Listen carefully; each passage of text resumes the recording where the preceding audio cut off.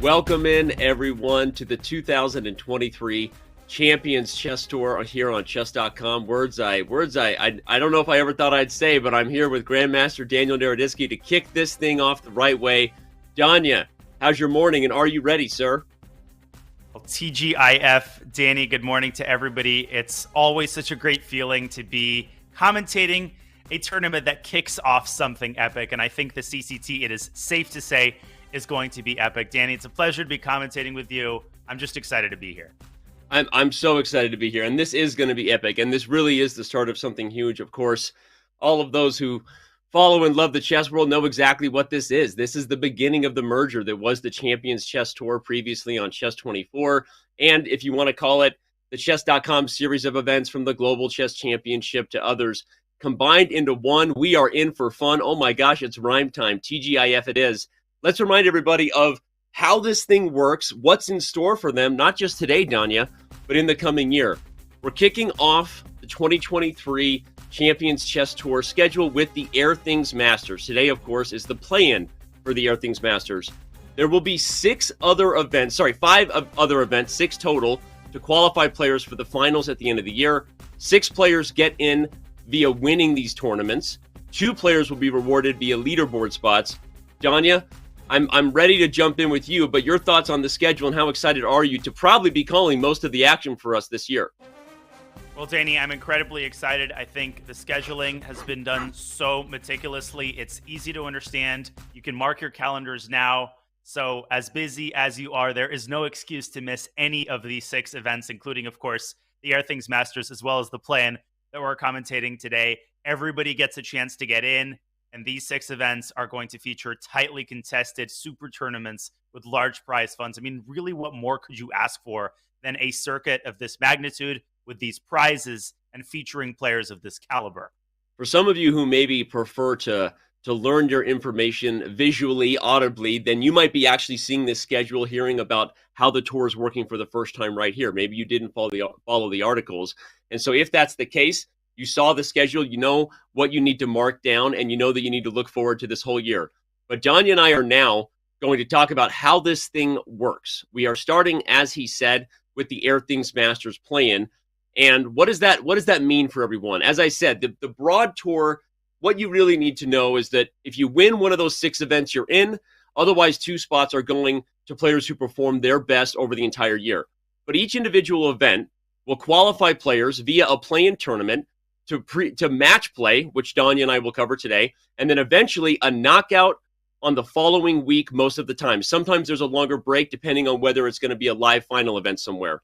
The basic rules of the game, Danya, are that if you finish in the top, you get to compete in Division 1. The winner of Division 1 gets that coveted seat, directly punching their ticket to the finals at the end of the year. But the winners of Divisions 2 and 3 also have a ton on the line, not just massive prizes, Danya, but if you win Division 2, the next play-in, the next match play and knockout around, you're already in Division 1. If you win Division 3, you're in Division 2. This allows us that balance, right? That balance of rewarding the top players in the highest prizes, but everybody is competing for something every single event. Yeah, and I would broadly categorize things as 2 major sort of items at play. There are the winners of the tournaments themselves, and there are the large prizes. So Divisions 2 and 3 are mostly fighting for big prizes, and these prizes are really big.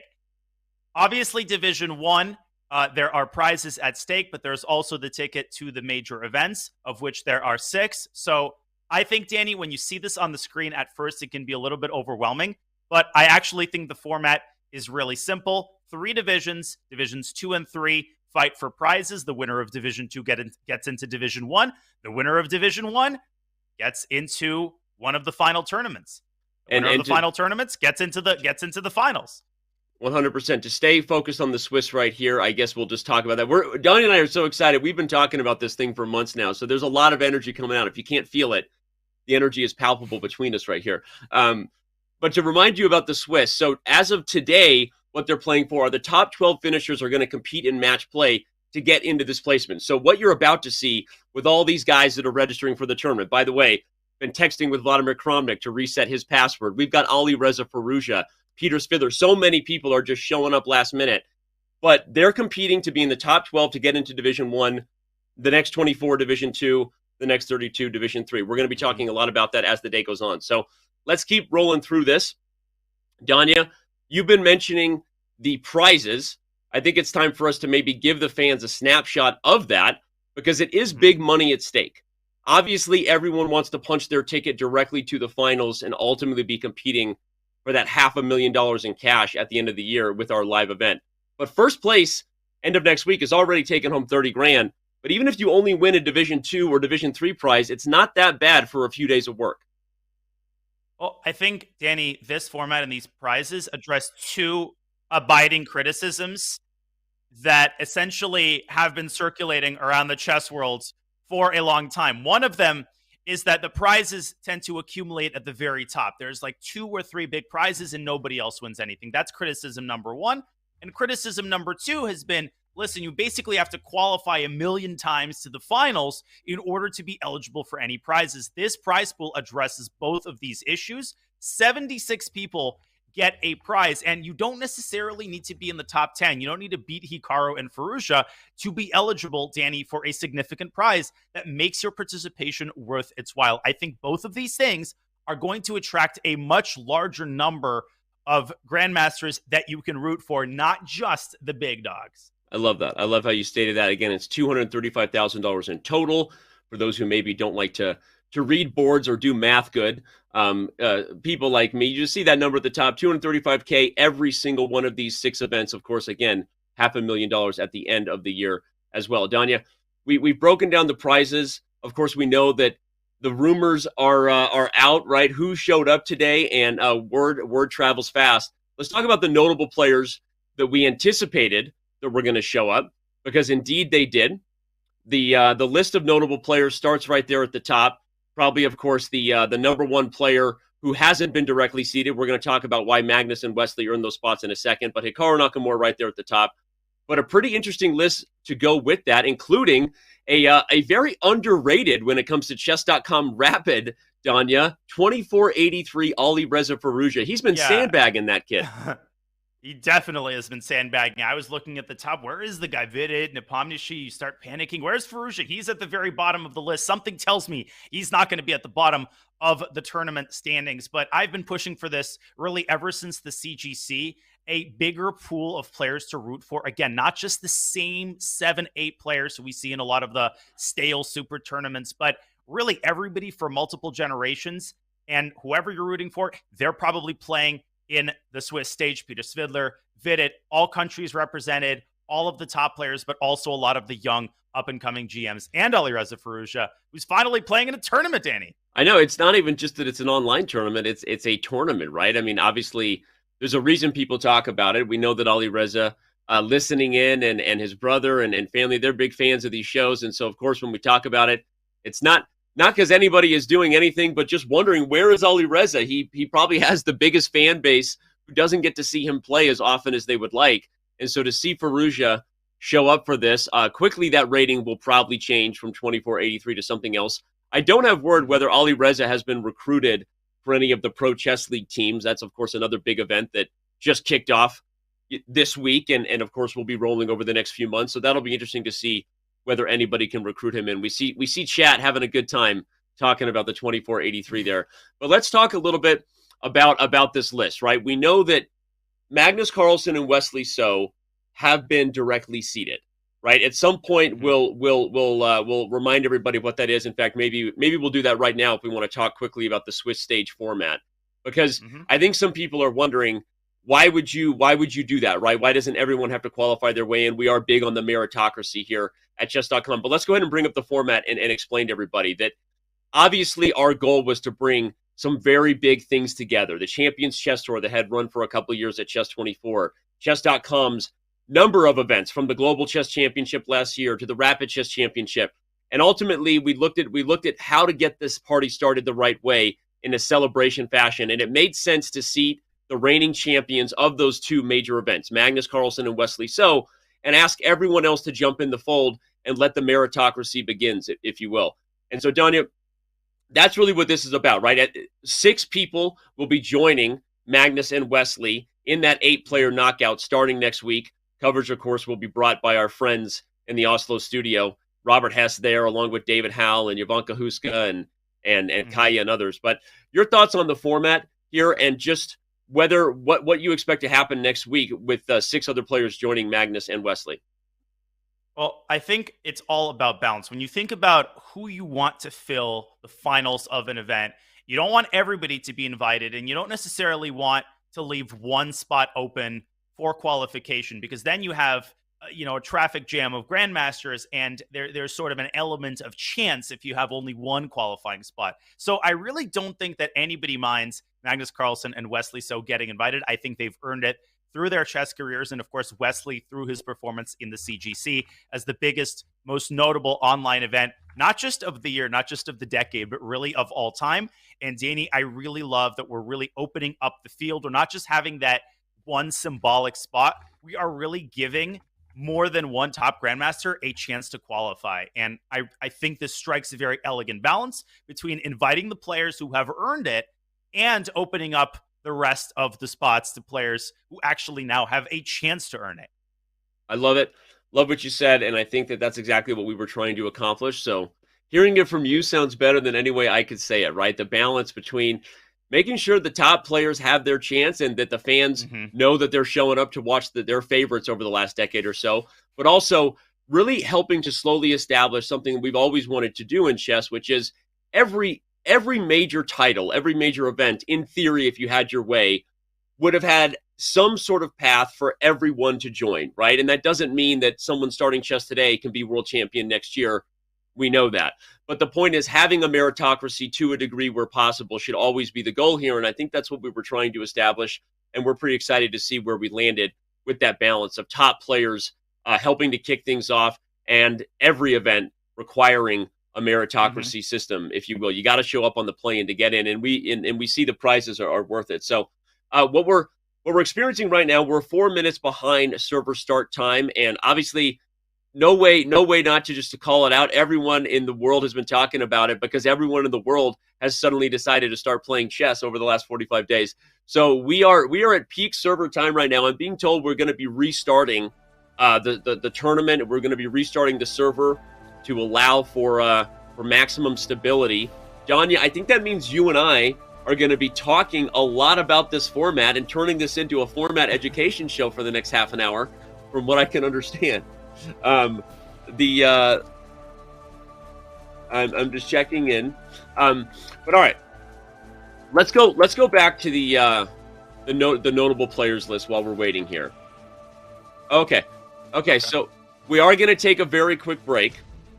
Don't go anywhere. Danya and I will be back. We won't keep you waiting. We're going to give you as much content as we possibly can as we get set to kick this thing off. We know you want it. We want it too. Gives us a chance to refresh our coffee. Everyone go grab a snack. When we return, we will be getting closer to kicking off the first event of the 2023 Champions Chess Tour on chess.com, and that, of course, is the Airthings Masters Plan.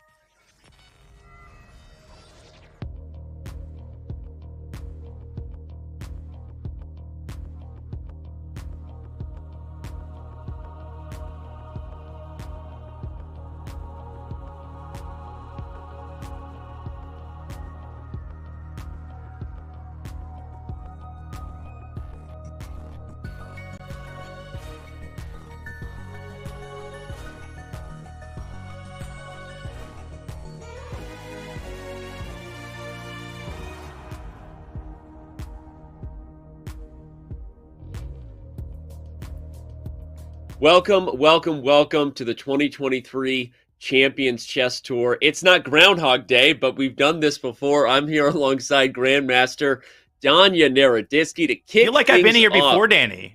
I feel like you've been here before. I had a dream. I just woke up. Am I sleeping? Man, all I know is we just had the I'm dizzy. best. We just had the best tech rehearsal of all time, and we are going to kick things off. For those of you who've been with us since we first went live about an hour ago, we do appreciate your patience, and it will be worth the wait. I promise you that. The best chess players in the world are here. The Champions Chess Tour is kicking off, baby, and it is the Airthings Masters playing right off the top. Danya, why don't you tell everybody what the schedule has for them this year? Of course, we start things off with the Airthings, and go ahead and break it down for us.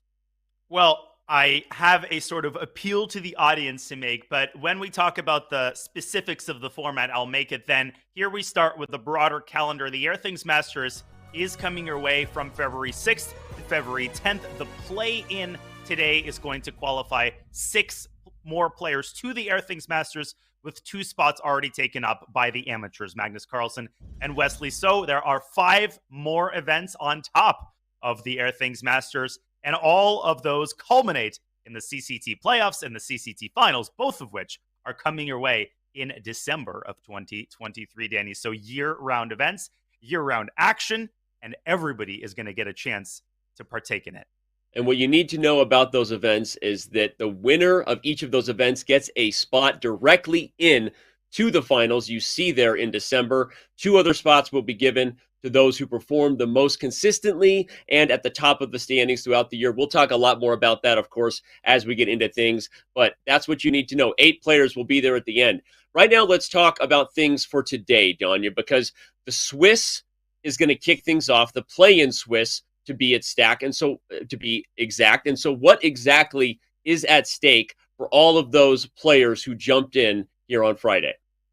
Well, I'm going to delve into this slide, Danny, but just to get something out of the way, I think some people watching this might already start getting annoyed when they see this slide, and they might start thinking, well, this is too complicated. Trust me, when I first learned about the format, I had that initial eye roll. But as I delved a little bit into it, I started to give it a chance, and I realized that the format is not only simpler than it appears, it's also elegant and actually gives a lot of people a chance to qualify. So my appeal to people watching is to spend 2-3 minutes with us to understand the format, and I promise you that you're going to understand exactly what's going on, why things are the way that they are, and everything will be made clear. So suspend your disbelief for a little bit.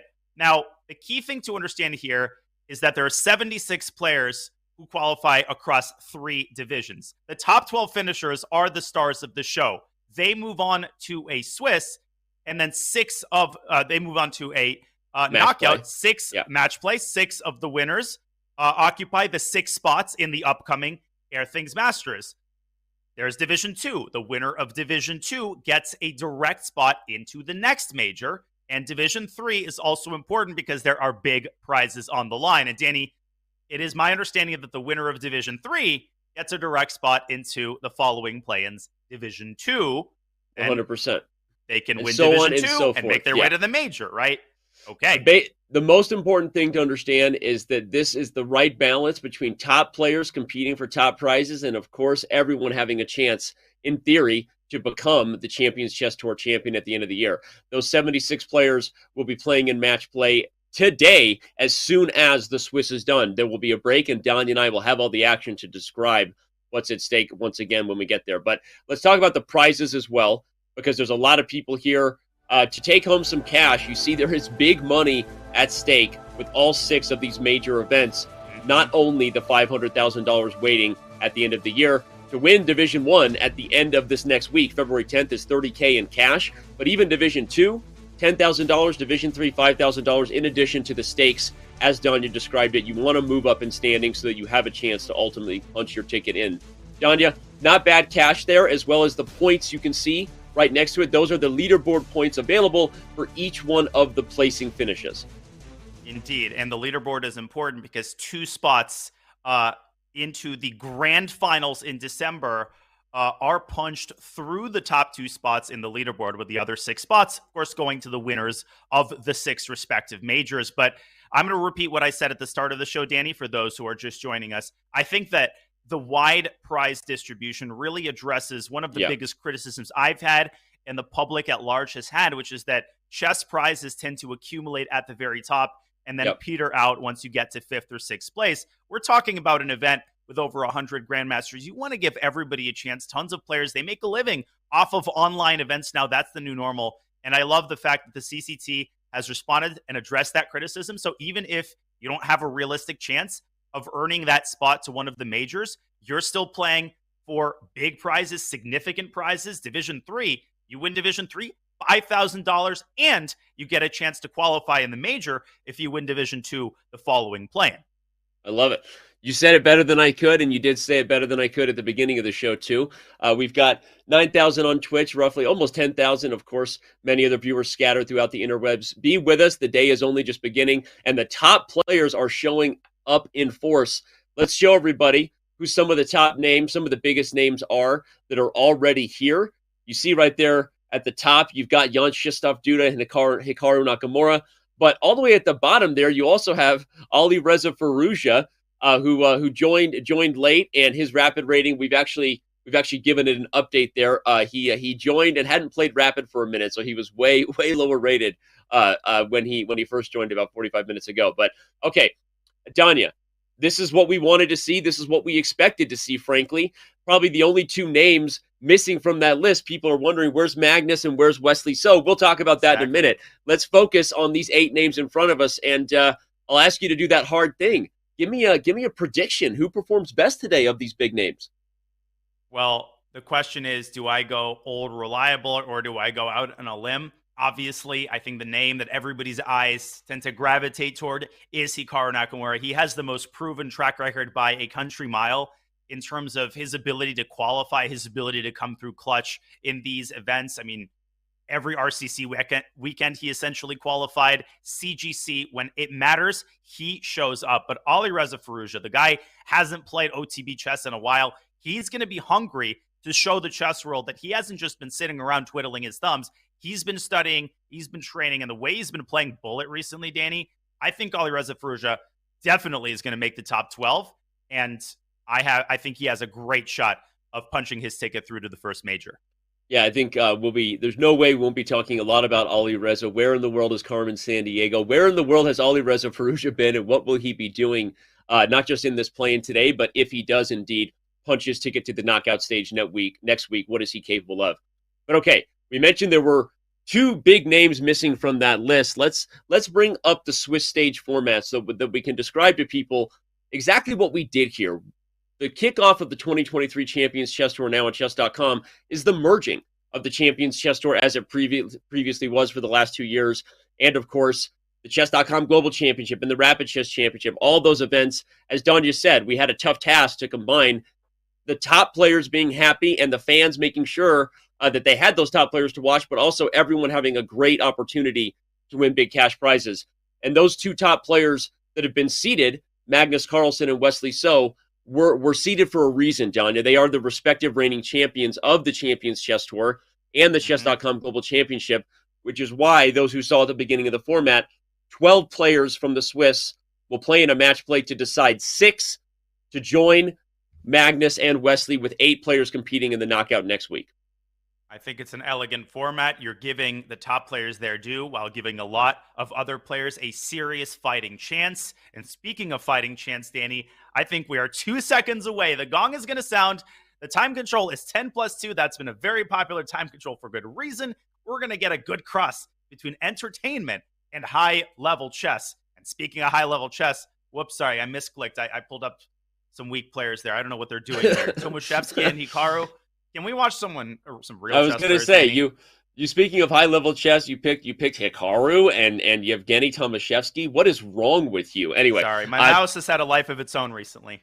Jokes aside, that's what this event is going to bring you. It's funny because obviously we all are already looking forward to the knockout next week, Nanya. And shout out to the team in Oslo waiting. You're probably watching Robert Hess, David Howell, Jovanka Huska, Kaya, Tanya, everyone who's there. But I think that this play-in for all 6 of these big events that are going to happen throughout the year will have just as many fans showing up and be excited, because it's that moment where it's almost a free-for-all, right? You get, how often do you get names that we're looking at here with Firouzja, Hikaru, Svidler, Rajabov, Aronian, Jan Nepomniachtchi, right? Vladimir Kramnik, by the way, shout out to the 14th World Chess Champion popping in for kicks and gigs. And here we go, Danya. Let's do this thing.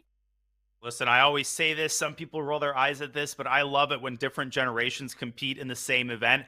I love it when we have different formats all as part of the same tournament. Whatever you like, whatever gets you going, whether it's a Swiss system, whether it's a knockout, whether it's match play, you're going to get a little bit of everything. And as I said before, Danny, the time control, perfect cross between, we're going to get some time scrambles, we're going to get some craziness, but we're also making the older players happy with that 2-second increment. I won't name any names. It's not just the older players.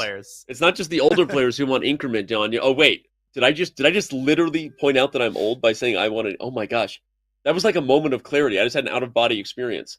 They keep telling me I'm gonna start wanting increment. When I hit my late 20s, early 30s. It hasn't happened yet, but I can definitely appreciate its positive impact on the quality of play. Quality of play. On the subject of quality of play, Danny, Hikaru getting a very tough pairing in round 1. Tomaszewski is no pushover.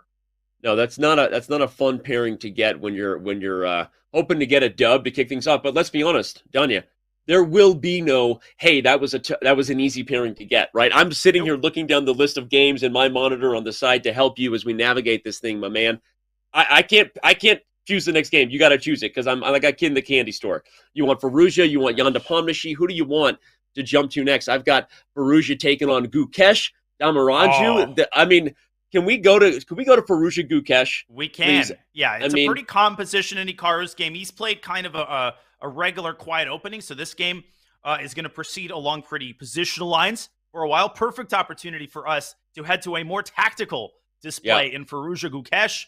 Ali Reza has the white pieces. Definitely an E4 opening, Danny. This was a Rosalimo Sicilian, and Ali Reza trying to orchestrate some shenanigans here on the queen side.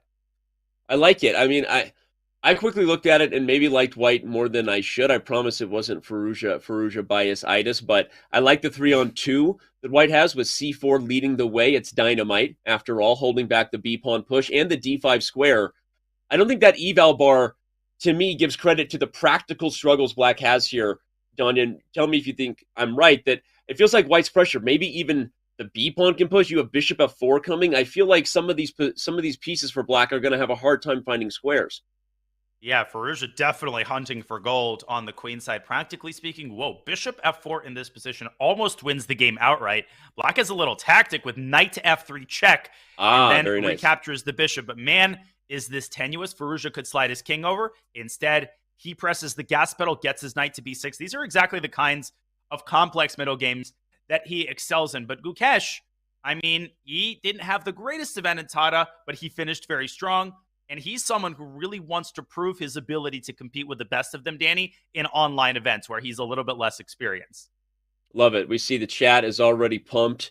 Ali Reza playing chess. Poggers, where have you been? Ali Reza, Furusha, the world wants to know. But okay, knight to B6 played. And I like that he's postponing C5, Donnie. I think it's instructive to point out that while you have a grip, you want to keep the pieces held back. If you played C5, you actually open up the square. D5 maybe for black's knight. Maybe the C-pawn is actually good right where it stands. So he plays knight B6 instead. And it's actually kind of tricky for black to find an improving move here. Yeah, this is a hard position to play for both sides. White, as you're hinting at, runs the risk of overextending. If you grab too much space, you start weakening key squares. Black just has a problem finding squares for his pieces because he's essentially confined to the last few ranks. I have my eye on a move like queen to C7, trying to pin the knight to the queen, but then Ali Reza could support his queen and grab a little more space with B2, B4. White could grab the bishop pair on the next move if he so desires. So Gukesh definitely thinking about going bishop E8. Okay, bishop C6. So he says, you're welcome to take my bishop, but then my knight's going to slide back and kick your queen out, and then my bishop can slide over to B4. So Ali Reza, it's like driving a bus. I mean, one wrong turn and you're going to fall off a cliff here. Yeah, I love it. I love how you broke that down. I don't know how to drive a bus, by the way. I was going to say, do you have your CDL? Because you want to know a fun fact about Dan? Dan has a CDL. Okay? Dan knows how to drive a commercial bus. Long story, previous life, don't want to talk about it. Any Hooters. There's Ali Reza, and he wants to talk about his position. Do you even know what a CDL is? I assumed it's a commercial driver's license. Oh, okay. Sorry. It's not hard to figure that out. Do you think I don't know my abbreviations, Danny? Fine. All right. Ali Reza Furusha looking dapper, looking focused, and gonna do everything he can today to make sure he punches his ticket for the knockout next week. There's a lot of prizes in store, and I think if Furusha had his way, he would just show up, win the Airthings Masters, Danya, and then disappear again for 12 months and come back and win the championship in December. So I think he has big goals for the next 10 days of his life. Yeah, that's kind of been his modus operandi through the years, as we see the intensity on Ali Reza Furusha's expression. This is a 9-round Swiss, even though essentially all these top guys, they're trying to make one of the top 12 spots. And we know from the RCC how far a loss in the early rounds can set you back. So they're taking it seriously from the very start. I like Furusha's position. Gukesh starting to drop a little bit on the clock. I also have my eye on some guy named Peter Svidler, who I wanted to check in on, if you don't mind, at some point. Yeah, I'm open to that. Let's give one more thought on what's going to happen next year while we have Ali Reza on camera, because you pointed out white can't play bishop f4. Highlight that again for everybody. If bishop f4, knight f3. I'll play the moves out. But wait, now if you play knight f3, is there g takes f3 and the bishop's hanging? No. What does black have? There is. No, I think black sacrifices the bishop. And you go for bishop d6? Wide open here. Is it bishop d6? Building a battery. No? Here there is e5 intercepting E5 the battery. forks. So what's the move? It's not queen g5 because white's queen defends that square. it looks like there's something, but what is it? Rook takes d4 doesn't seem to work either. Knight Clearly, e4 Gukesh maybe. has Maybe seen just knight something. takes e4 is simple because f2's hanging. It is knight takes e4. Just the attack Okay. on f2. You're absolutely right. White's pieces are stuck on the queen side. They once mattered, but they don't anymore. This And is fascinating. Because I was actually going to... look Oh, at wow. this. We've seen several moves. Okay, what happened here? We saw bishop to g5 and rook takes d4 from Gukesh. Has he surprised Firouzja? Missed it. Oh, Firouzja definitely missed it. That's another tactic. He ain't going for knight f3, Danny. He's going back to c6. Those retreating knight moves, the hardest type of move in chess. And I'll tell you what, after rook takes d4, knight c6, there's also the problem of bishop b4. White could end up losing both of his rooks right now. Yeah, you can see by Firouzja's reaction, his palm is almost extended. I don't speak Firouzja facial expression as fluently as I do Hikaru. I'm currently in school studying to improve my Firouzja body language reading skills. But this was definitely like a, wait, what? And I think he missed. I think he missed rook takes d4, and I think he's going to have his work cut out for him. I'm happy to jump to another game. Remind everybody, you can choose your own adventure. Of course, you can watch the games directly at chess.com/events. You cannot watch them directly on the live server, or you shouldn't be able to, because we're using our private server fair play mode. If you do find a way to watch them directly at chess.com/play, let me know, because you're not supposed to. Cough, cough. But you can go to chess.com/events or stick with us right here on Twitch or YouTube, wherever you are, and we will guide your ship. Let's choose another game. Donja, you're in charge. Go ahead, take it away. Flip the script when ready. Danny. But we got to come back to the final moments of Firouzja Gukesh before it's over. Go ahead. No question. Let's bookmark this game. Let's make a mental note. We'll come back to this one. I was looking at Svidler, but I'm seeing so many other amazing names from Nepo to Caruana. Let's check into Peter. Let's give him a little bit of love. I don't think anybody will mind that. Then maybe we can check out Fabiano Caruana. I'm just looking at this position, and I'm thinking this is some juicy stuff. Castor is a nightmare first-round opponent. That's Rodrigo Vasquez, one of the strongest and most experienced blitz players on the site. You always see him in top 10 in Title Tuesday, and he's already sacrificed a piece. He's gotten right to work. Yeah, I'm sorry. I was also doing that distracted kid thing. You were bringing it up, and I'm like, I'm looking at Fabi's game. I'm looking at Nepo's game. I'm looking at Hikaru's game. What is the world we live in? How excited are we to have everybody here in this event? All right, but I will give you the chess attention as if you need it, Donja. You're pretending like my opinion matters. A5, though, this is a game right out of my book. I mean, can we just play bishop takes b4 or show everybody why that's checkmate? I mean, just for kicks and gigs. Yes, we can. Some of us are visual learners. There you go. Okay. Yeah, I don't think Peter Svidler is a visual learner. Yeah, I think he sees that in his head. He does. Queen controls the b1 square. This is, of course, a discover check, followed by a checkmate. Something tells me we won't see this on the board, and we do not. Svidler pushes the c-pawn and says, two can play at that game. Speaking of discoveries, the pawn discovers the queen's path to b5, which will be a very nasty counter check. Again, black is not down a piece. I thought he was for some reason, but he's not. Well, normally when you get this kind of pressure, you are down a piece. In this situation, you're not, but I love c5 from Svidler, as you pointed out. That queen to b5 check is super irritating to deal with for black. We see some love for Swidler in the chat. Swidler's not a bad nickname for Svidler. It sounds like the Riddler and Peter Svidler had a baby, which would probably make for a very tricky chess player, if I'm honest. It would indeed.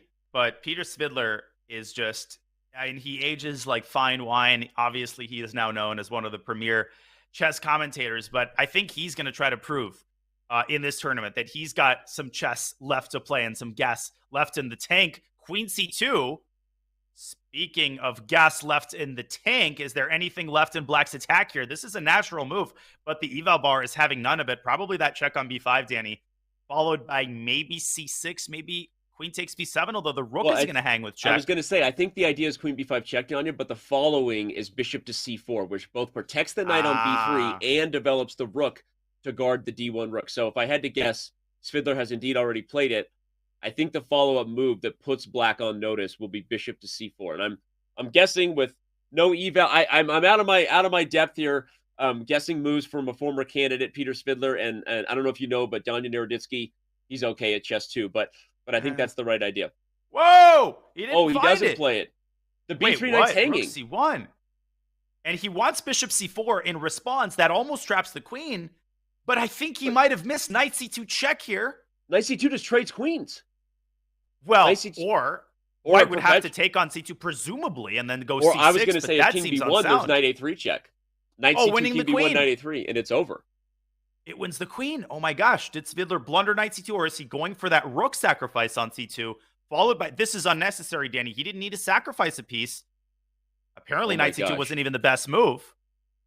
He's showing confidence in his body language and in his speed of movement, right? He played it very quickly, but I'm not sure he likes what he did with rook c1.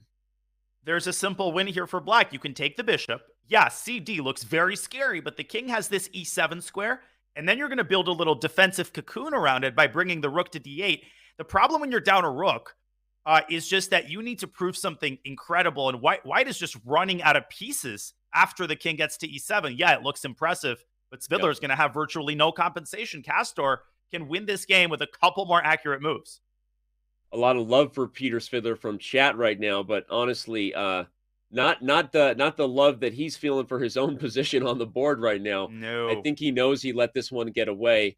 Castor taking his time before deciding whether he's going to take d2 or not, but I think we're going to use this time and opportunity to check in on another game. Just so everyone knows, today's going to feel a lot like that in moments. We are trying to balance following. By the way, Vladimir Kramnik, look at that dub.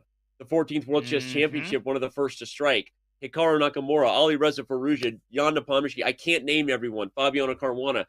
We're going to have moments today that make you feel like we didn't catch every game, but don't worry. 12 players are getting themselves into Division 1 for match play. When that break happens in a couple hours, you will have all the focus in the world. This is designed to be fun and crazy, and we're along for the ride. And I'll tell you what, someone's going to be annoyed because they're fans of everybody, but bear with us because there are 9 rounds, and we promise to cover everybody in equal portions. You know, you just can't get to everybody every round, so we're going to try to find the entertaining games. This is very much an entertaining game. It features a queen sacrifice, Danny, but it's out of necessity. Right, it's out of desperation. It's out of desperation. He's going to win the bishop on e4. He also has knight to d7, intermezzo. Does he throw that fork in queen f4? I think Gukesh might be saying, Ali Reza, this is what happens when we don't play in serious online events for a little bit. You got to get your tactics sharp right away because I came to play and I'm going to be rhyming all day. Hashtag TGIF. Hashtag don't forget to tip your waitress. Actually, without queen f4, this would work to perfection. G takes f6, and if knight d7, queen f4 hits that rook on d2, LPDO, loose pieces drop off. Ali Reza is going to have to take on e4 and pray. He has clearly insufficient compensation for the queen. He's got 1:30 on his clock. This should be a win for Gukesh unless he blunders a fork or some sort of sudden attack on his king, but white doesn't have enough really to create anything against black's king, which can just hide away on h8 if necessary. Did you just say LPDO? Is that a thing that I'm supposed to be aware of from your other comment? I mean, hey, you're the abbreviation guy, so I'm stunned that you don't know what that stands for, Mr. CDL. Loose pieces drop off. Apparently, I thought it was like back in the '90s when every boy band was abbreviated. But okay, we're gonna stick it right here. Rook takes e4, knight e5. Both guards the d7 square, right? And activating the pony. The pony. Okay, now can you activate the rook? You want to get a pair of rooks off if you're Gukesh because that greatly limits white's ability to create active counterplay. He does just that. This is winning for black. Take the rook, go queen c7 maybe. Very natural play. Hit him where it hurts. And if white loses c5, the game ends, Danny. So Farouja, he's going to have to go b4, support that pawn with a3, and continue praying. Probably a5 can be thrown in now for black. White will play a3 anyway, but there's all kinds of weirdness with the knight coming back to c6 at some point. The b4 pawn is tender. Black can even play moves like f5, king g7, king f6, right? Stabilize and expand. Very tough position, especially given the Farouja will be under a minute here in 18 seconds. Excellent move by Gukesh. White's pieces just don't have purchase, and this is ultimate desperation. Ali Reza is going all in. I think he's going to take b7, and he's going to pin all of his hopes on that c5 pawn, which is going to become passed if he can eat up that b7 pawn. First, he defends b4. Can Gukesh use his active queen? combine it with an active knight. But Danny, that requires calculation. And 3.5 minutes by Gukesh. A very wise decision by Alireza. This is his last chance, and it may just work. I've seen so many of his swindles. He pulls wins out of the most improbable places. Agreed. I'm actually, it's funny, the eval bar is still favoring black as it should, but I'm actually looking at this and looking at Gukesh taking his time with a little more nerves than I did. I kind of like that knight on e5 and that plan I was describing with f5 and bring the king in down because I feel like you've made it very concrete. And if b7 falls, remember a6 is falling. Don't forget that bishop on f1. Yeah. Spying it. So I think black might have to play a5 right now to try to start undermining things in a hurry. I agree. I'm also looking at queen to c1 with the idea of getting this knight actually to e2 Okay. and knocking the king away. Obviously, that bishop on f1 becomes a sitting duck. By the way, quick side note, as you see on the lower left, Hikaru has won his first game, as has Jan Nepomniachtchi, as has Dmitry Andreikin. So some of the usual suspects, Danny, off to a pretty good start. As has Alexei Sarana, that is Mishanik, for those who don't speak chess.com username, as has Christian Kurilla, which is the Count. Look, shout out to Christian getting a dub to start things off there. One of the founders of the C Squared podcast. If you're not checking that out, him and Fabiano Caruana bringing you some long form content on YouTube. Good stuff. Okay, here it goes. This is what time pressure does. This is what Firouzja does. He's quickly and immediately met knight d4 with knight c4, Danya. He was on top of this. The b7 pawn still under fire. And by the way, now knight d6 is potentially on the agenda, with f7 being something to watch out for. There's a voice in my head that says Firouzja is not going to lose this game. It just feels to me that there's been a momentum shift. Yes, black is still winning. And the reason, Danny, that knight d4 was a mistake by Gukesh, at least practically, is that now you cannot go queen c1. And that is a crucial attacking move. If you go e5, which very well might be the correct move, you're creating serious weaknesses and allowing the knight to jump into d6. There are some mating constructions against the black king there. And now Gukesh is down to 90 minutes. This basically has become a bullet game. Yeah, 90 seconds. And by the way, that was what I felt. Regardless of what the eval bar said, I was feeling nervous. I liked the knight on e5 earlier, preventing that rook from coming to d7. Whatever I said, for some reason, activated Siri. Maybe I should ask Siri whether Firouzja is going to come back and win this game, because the future is Firouzja, as many have said. All right, e5 comes, but here we go. The eval bar slipping. Look at him scooch his way in after e5. Like, all right, here we go. Got to be some chances because the light. Yeah, exactly. Knight d6, bishop c4, light square problems, and he's got some. Knight e3 is a very careful move that actually might be the key to the kingdom here. Prevent the queen from jumping into c1, because that's Gukesh's only idea, but Firouzja's too greedy. He grabs the pawn, allowing queen c1. Pretty shocked at this move. What is his follow-up? Now he plays knight e3. What is the idea? Well, now... But knight e2, you're exactly right. Get this knight off of e3 if you're Gukesh. But time pressure is sinking in.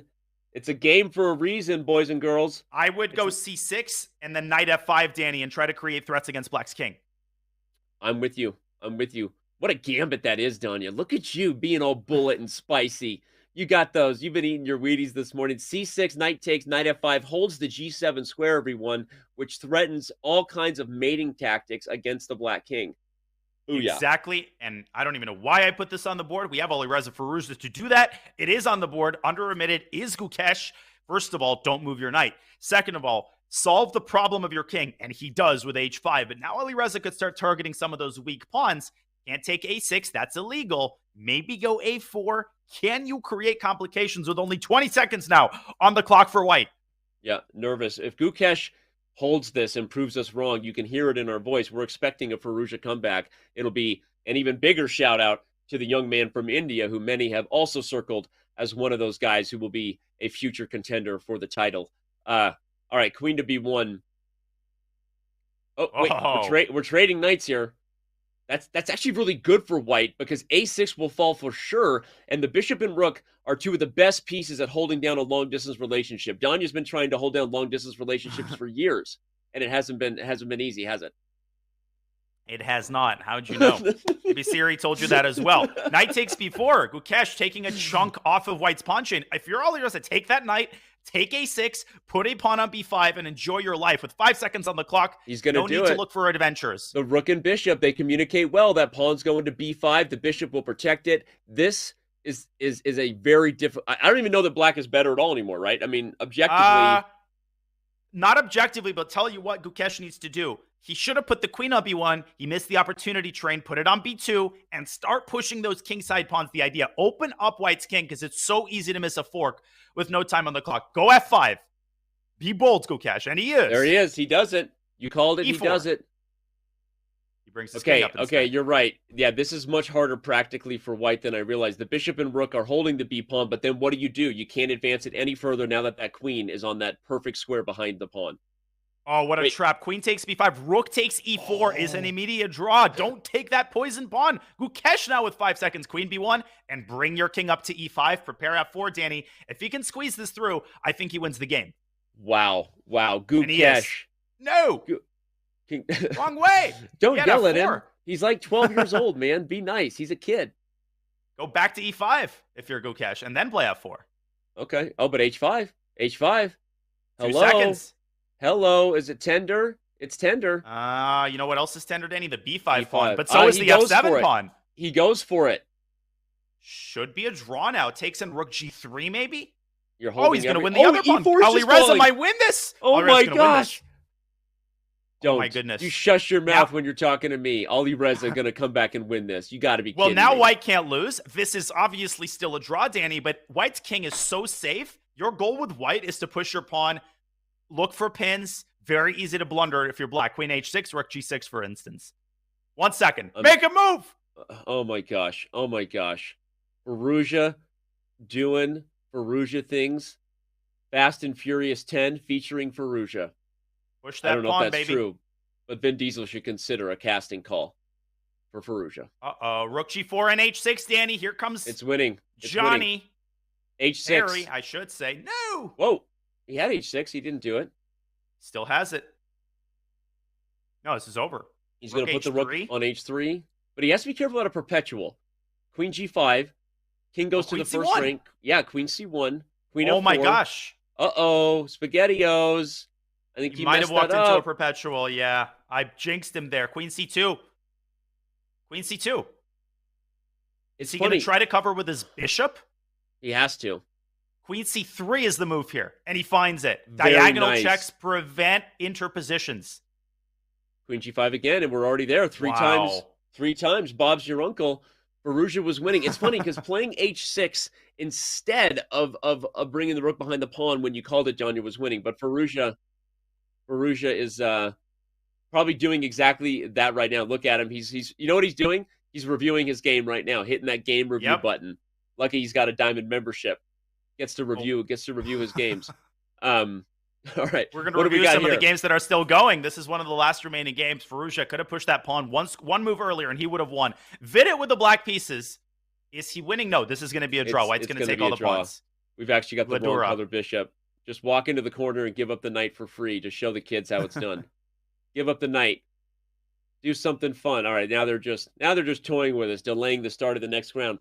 Boy, am I excited about what's going on here. Oh my gosh, already entertainment all around. There are still a couple games going. Oh, this is still in a middle game. And the position incredibly clogged up. Amin against Hammer, Danny. And this is like board 70 we're talking about. Jan Ludwig Hammer and Amin Tabatabai, who played in the Tata Steel Challengers. They're like 50 boards down, which speaks to the insanity of this event. Now, can you speak to the insanity of this position? I was going to say, like, the insanity of the event only matched by the insanity of the position. Can somebody walk their king to, like, h4 for me just for kicks and giggles? Like, just play imaginary chess here. There is no breakthrough. Obviously, Black does have one potentially with the move b4, but, yeah, there's nothing to this position. Sorry for the... Wait, is he going to play b4 and then... You know what I'd do? I'd put the g8 rook on c8, put the b6 rook on a6, and in Hammer's time pressure, b4 is not to be trifled with, but I don't think, or sorry, in Amin's time pressure, I don't think Hammer is going to go for it. It's just not his style. He doesn't. He accepts that this game is meant to end peacefully. Yes, Trading queens. Although, hold the phone. Is he going to block it? Oh my gosh, he's going to walk his king all that. All right, everybody. This is your chance. If you needed to use the restroom or heat up your coffee, it's the time, because I think we're going to be in this position for the next 17 hours. It really Okay. depends on the disposition of the players. Now, hilariously, f5 followed by g6 is a serious idea here because black can't take with the h pawn because h7 actually promotes with the king on f8. But I think neither player is really thinking in that direction. But Amin might have brought his king to h4 to take a risk here and play f5. And he does! Oh, he does it! Oh my gosh! He's going for the win! Oh my gosh! Oh my gosh! Hammer had a million ways to prevent this, Danny. He should have kept his rook on e8 in order to keep e6 protected after fg. I think he forgot that the h-pawn promotes. He's going to have to take with the f-pawn and hope for the best. Dude, what a heads-up find by you, Danya. What a heads-up find by Amin Tabatabai. For those who don't know, remember that name. Now you heard. If h takes, h7, and you get a queen. If f takes, you could even just take e6 right away. I guess you should, right? And then king g5 to follow. But this is... Is he going to play king g8? No, he's going to take. Now, no, White could obviously lose this as well. Don't make no mistake. That's the funny thing is like, that's the funny thing is maybe all the hype was for naught because he may have pushed a little too hard. And White could get checkmated on g4. I think that's what Amin missed. After rook e4 check, the king is pushed away, and that's Can't go big. to g5, yeah. Hammer's going to win this, I think. He overpressed. You know what's funny is I was suggesting king g5 instead of taking e6, sort of accidentally, but that was actually the correct way for White to actually still go for the draw and not go for the win. But instead, he goes for the win by taking e6, and black has now turned the tables. But that's one of those losses where you take your hat off and you applaud. And maybe the gods of chess are going to applaud and give Amin a lucky break because this game is not over yet. He's going after h7. He has a passed pawn already. Hammer needs to find a way here to keep that h6 pawn contained while pushing his own passers. He's got a lot of choices and only 30 seconds to make them. No, not at all. He was supposed to play rook e7 first to guard the 7th rank, stopping rook d7 and then king g5 most likely. Oh my gosh. Win this, Danny. White could very well win this. I'm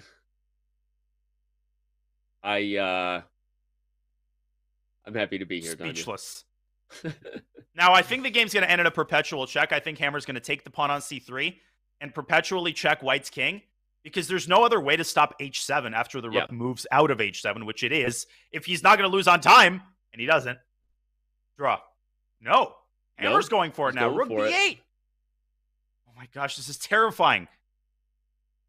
Checking in on the standings to my left here, by the way, everybody, don't worry. This is the only game still in progress here in round 1 of the Swiss portion for the Airthings Masters play-in. So, thanks for being with us. Don't go anywhere. The day has just begun. And you can see the leaderboard to the left there. A bunch of the biggest names in the game already got their dubs.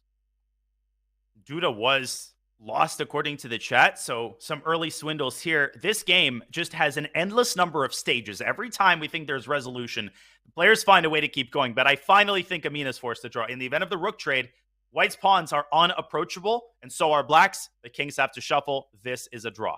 What a game. And what a fair result, honestly. Yeah, honestly. Poetic justice. It's fun to see that while the white pawns are not connected in the same way the black ones are, Danya, this is an instructive, king and pawn example for the viewers, that if you get those pawns a knight's jump away, my coach always used to say, the king is stuck in a cage, because if the king tries to go around to c7 and b6, the other pawn advances and they stay a knight's jump away, and the king is frozen. So a fun little instructive point. As you go too far, well, now you lose. You can't go too far. All right. Game on. The second round has begun. Welcome to the Airthings Masters play-in. So much at stake here in the 2023 Champions Chess Tour as we are officially underway. It has been a long time coming for this. Shout out to the whole team who worked super hard to get here. Both the Chess.com crew, those who joined recently to the Chess.com family from the PMG group of companies. Danya, I'm just excited. I'm like a little kid, and I'm a big fan of yours, by the way. Hi, big fan here. Big fan of Danya. Well, I'm a big fan of yours. That's quite interesting how that works. It's a two-way street, Danny. But I'm excited to be here. I feel like I've reached into the cookie jar and found like my favorite treats. No, please. The floor is yours. No, I was going to say, what is going on in this interesting little opening with the knight coming to d2 by Hikaru, but you're right. As long as you don't get your hands stuck in the cookie jar, then we'll have plenty of cookies to watch all day, because we can go here. I've got Jan Nepomniachtchi taking on Alexander Lenderman. That's a fun one there for those who follow Lenderman. We've got, so where do you want to go? Where do you want to go? You choose. Let's go to Jan, because Hikaru, again, he's played a quiet opening. He's actually shown a propensity for 1d4 in his recent blitz games. Yeah, So Hikaru, I think, chooses an opening or a first move, and he essentially plays it for a couple months, and then he switches it up. Here he's yeah, playing an offbeat Trumpowski, pretty quiet position. Let's go to Jan's game. All right, I'm going to click into it. Alexander yep, Lenderman, one of the top American players now for many, many years. Total nightmare opponent in Rapid, Danny, because he plays very quickly in Classical yeah, as well. He yeah. is just one of those guys that nobody ever wants to face in any tournament.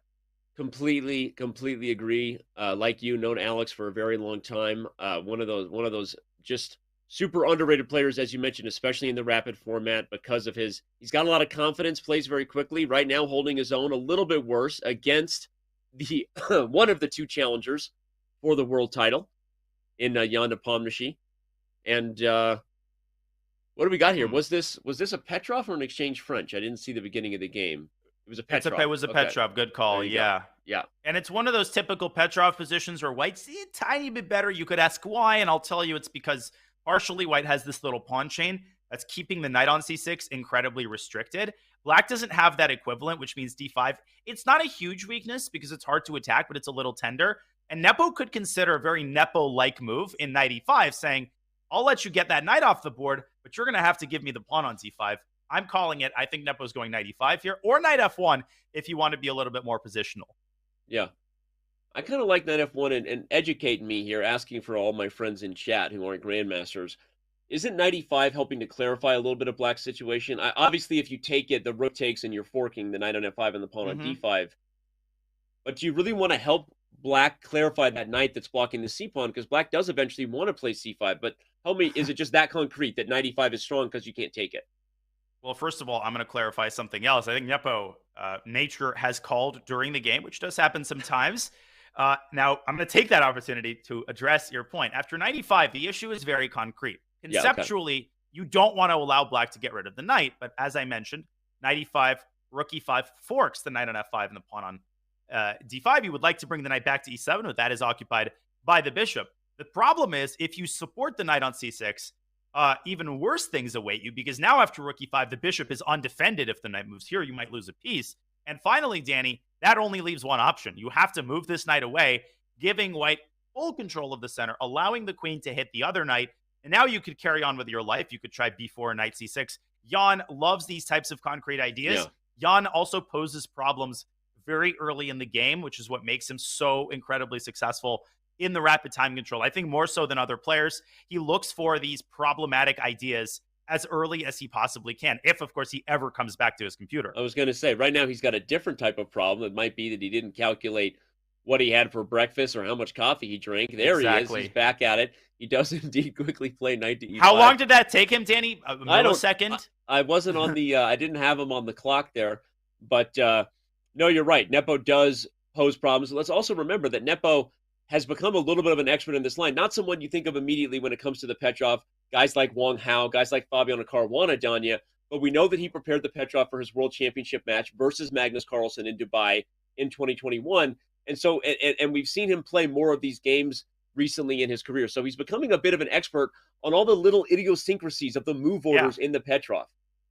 There's a common piece of chess wisdom, Danny, that I call total BS on, pardon my French, which is that if you are a expert in an opening, then you hate facing it from the other side. And that might be true emotionally, but if you're a Petrov player, which Jan now has been for several years, you might not like facing the Petrov when you're on the other side of the shoe, but you're going to know, as you said, all of the idiosyncrasies. You're going to know all of the little ideas, all the little ways to needle your opponent, which you can definitely do on the white side of the Petrov. This is precisely what Jan is doing. Alex, he kind of admits defeat there with knight b8, and Nepo continuing to tighten the screws and, you know, squeeze things up in the center. He's now much better. So his slight advantage has morphed into a more serious and more enduring advantage. I love what you said there. I actually think it's instructive for a lot of our motivated improvers out there. Shout out to the hashtag ChessPunks movement. I think it's funny, Danya, when I was younger, I almost tried to design my repertoire so I never had to face my own openings, which if you do the math is actually not possible. But that's the emotional bias we have. We don't want to face our opening. But as you just described, being an expert in something actually makes you even more effective at playing against it. And even though it's an emotional thing, like you said, here Jan's showing just how well he knows the white side of an opening that he used effectively as black Hmm. against Magnus Carlsen. And so I love that point. I think players out there trying to map their repertoire should take note of that and really just allow themselves to dive into learning and becoming Hmm. experts in a position rather than trying to emotionally navigate those Yeah. circumstances. So yeah, And if you want to really become an expert in opening, you actually should play it with both colors because, as I said, exactly, when the shoe is on the exactly. other foot, you just get a different perspective. You deepen your understanding of what ideas are actually annoying. Yep. And Jan's showing us how to pose problems in the Petrov. His advantage has stabilized. Can we go to Fabiano Caruana's game? Can we give one Oh of the my top gosh, American players oh some my love? gosh, oh my gosh, we're completing each other's.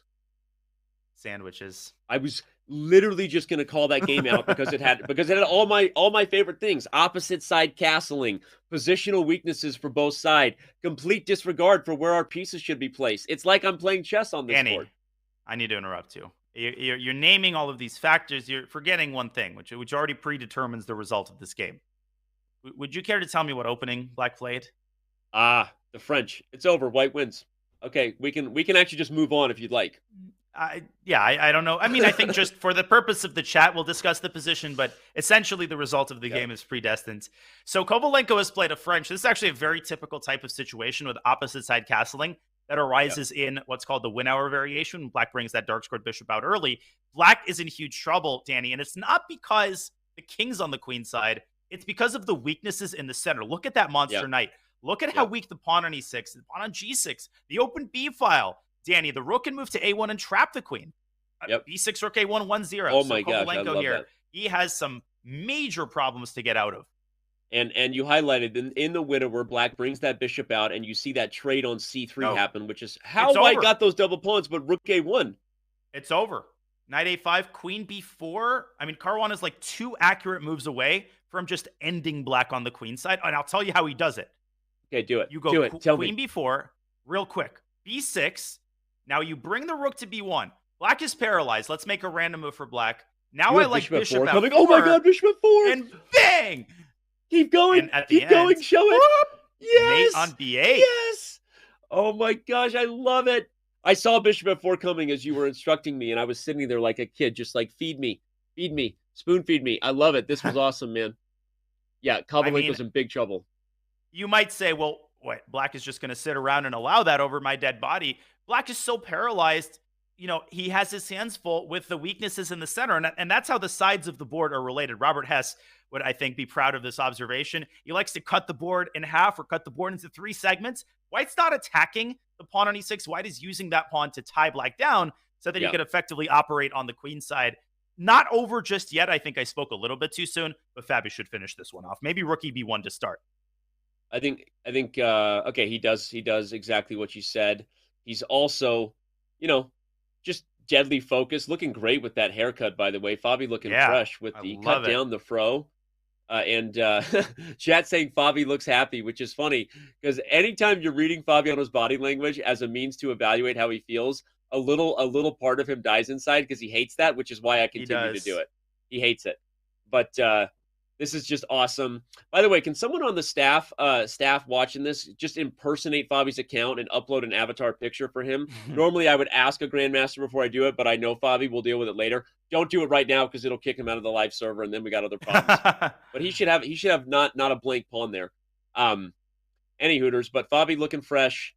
Fabi looking like he's about to move to 2 of 2 as long as he puts this one away, and good stuff. Ooh. And again, kids, don't play the French. That is a very Fabi move right there. Queen b4 was winning. Queen c1 also looks fantastic. He's massaging. He's enjoying the position. And when I say Black is paralyzed, I'm not exaggerating. Queen b7, nope. Rook takes a5. Try to move your rook, you're going to lose e6. Try to move your knight, queen's going to get to e5. Queen's going to get to e5 anyway. And that check on b8 is going to send the world crashing down. I love it. The queen slides to e1. Here comes queen e5. You actually can't stop it. Like, how many times are you in a position? Danny. How many times are you in a position, Danya, where a queen is obviously trying to move to a central square, and there's not a single move on the board that can prevent it?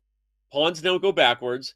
The pieces can't maneuver. This is such an instructive lesson in the weaknesses of a color complex and the dark square dominance White is capable of in a French. That maneuver, by the way, was sick. Queen b2 to c1 at e1 at e5. I mean, how many times do you say those words? Kovalenko just, biting some chunks off the king side. Fabi says, ask me if I care. I call this Yep. pinching a dinosaur. He is looking squarely at the center and at the queen side. Okay, Kovalenko eliminated White's bishop. Big deal. White still has all the pieces that he needs. He's now up in exchange. And White could even go in for the kill with queen d6. You could even just ignore that knight because it's in the lion's den on g2. It's not getting out of there. I love it. I want to see this finish because I think we're moments away just for fans to know. Perugia looks like he might be bouncing back with black. We could check over there. Lachus SQ, which is Yana Pomnishi. Also in an interesting exchange stack versus Lenderman. So many games. We'll try to get to them. As you know, we are only in round 2 here as we kick off the 2023 Champions Chess Tour and the Airthings Masters plan. Hikaru also still in battle in this particular round 2. A really interesting one. He's actually on the worst side of a position right now, so we might want to go check out. Let's do that after this the game. biggest streamer in the chess category here in a second. Kovalenko's going to resign literally any second now because he's lost one knight. He's going to lose the other one on g2, and at this point, checkmate isn't the problem. The problem is White's going to trade queens and be up a full rook in the endgame, and Igor admits defeat. What a textbook game. That was an amazing game. I recommend people in the chat to look at that from the start. Textbook game, and that's what 10+2 produces. You get that quality of chess. Speaking of quality of chess, you can expect quality from Hikaru, and clearly you can expect it from his opponent. Hikaru is in big trouble here with the white pieces.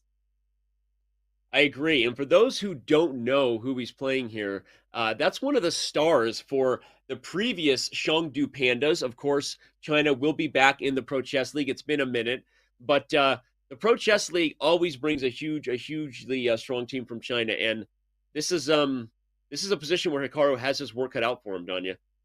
Yeah, but he wins about 95% of losing positions, so I'm not getting too worried yet. Rook a to d8 was an alpha move. I think if I read his opponent right, after rook takes a7, he actually wants to push the pawn to f3 and get the rook to d2. And I love he that. Just senses that the threats against White's king are going to be overwhelming. The problem is that when you're playing Hikaru, no matter how many pieces you have around his king, and I've experienced this firsthand countless times, he is unmateable. The rules of physics do not apply when you've got your forces around Hikaru's king. It acquires superpowers. Every time you start talking about your own experiences versus Hikaru, I want to check your pulse. I'm going to make sure you're not having any flashbacks. I want to ask you if we should do some trauma therapy, yes, all please. Those things, because he does leave a mark. And when he swindles his way out of tough positions, even against the world's best players. But right now, though, let's give credit where credit's due. There's a reason Hikaru's head is in hand, because f3 and rook d2, as Danya highlighted, are coming. You can't take a7 because of this idea, or can you? Should we just take a quick little peek here, right? Can we just do it? Not only can you, Hikaru does this all the time. He just doesn't buy his opponent's main ideas. I'm calculating this, Danny, and I'm getting skeptical about f3 in this position. So is the eval bar. Rook d2. Yeah, that produces fireworks, but the simple queen g3, well, no, that's not the move, apparently. Let's check why. And you want to know why, Danny? This is amazing. F2, and now the most anticlimactic looking move ever. You actually take the queen. What are you doing? You can't. Pawn isn't promoted. F5, no, not rook f4, rook f5. No, I said rook f5. Yeah. No, I mouse slipped. Okay. And now rook takes e5. You combine it with the other idea, which is to get the rook to e1. Let's just stop. That is a ridiculous idea. You just stop. You shut your mouth when you're talking variations like that. Oh my gosh! But Danny. I don't. Here's the funny thing. I don't think Hikaru saw that. Maybe he did, but will his opponent see it? Because it's h4. H4 would hold the position. I see. Not queen and g3. Win for white. So long story short, as Hikaru takes on a7, black needs to double back and go rook f7 in the live position, which I'm going to get to. Right here, I am really worried that Shang Yu has missed the move h4 in that position. This is what Hikaru just spent 3 minutes trying to find. I can guarantee you that he will play it. This is a big moment. f3 actually loses the game. Ridiculous. Yeah, He's thinking about it. He's down on time. One of the other things that makes Hikaru so hard to beat, of course, is great stuff by black. He finds restraint. Zhu Shengyu is the person playing black. Again, he plays for the Chengdu Pandas now. I think the China Pandas in the Pro Chess League, I believe. But Zhu Shengyu is is going to be a name you get to know over the next few months, ladies and gentlemen. Just be ready for that because he is dynamite when it comes to these fast time controls. He helped lead the Pandas to a live finals in San Francisco the last time we held it in 2019. And he's a monster that, China has become kind of like Russia, Danya, in that there's just so many strong players, right? The culture runs so deep. Eastern Europe, you just get grandmaster after grandmaster, and China has so many players you don't even know about that are some of the best players in the world. And you look at their rating, and their rating doesn't necessarily breathe fear into your mind because you're so used to seeing the top guys. And if they don't have a 7 in the hundreds digit and a 5 or a 6 in the tens digit, whatever. No, not whatever. And this is what I love about these qualifiers. They're giving people new players to root for. And some of these players might be a little bit lower rated. They might not get all the invites to the top events, but they will capitalize on the opportunities when they get them. And Shang Yu is one of those players. Rook F7 is a great move, but Hikaru is not ready to die just yet. He tosses the queen out of G5. I think he's going to bring his final rook into the game. And there's a sense in which, Danny, maybe the eval hasn't changed objectively, but I feel like Hikaru has repelled the immediate threats.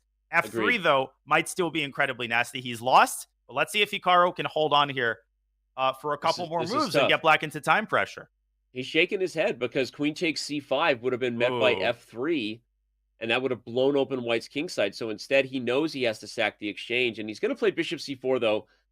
I think that as much as he's shaking his head, as soon as that bishop lands on C4, I don't care that much about what the eval says. I'm looking at a Hikaru. I know that shake head nod. You know what that was? That's Hikaru number 11. Yes, he's acknowledging he's worse, but he actually already sees the path toward rebounding. That's Hikaru number 11. He's actually going to come back and win this game. I'm calling it.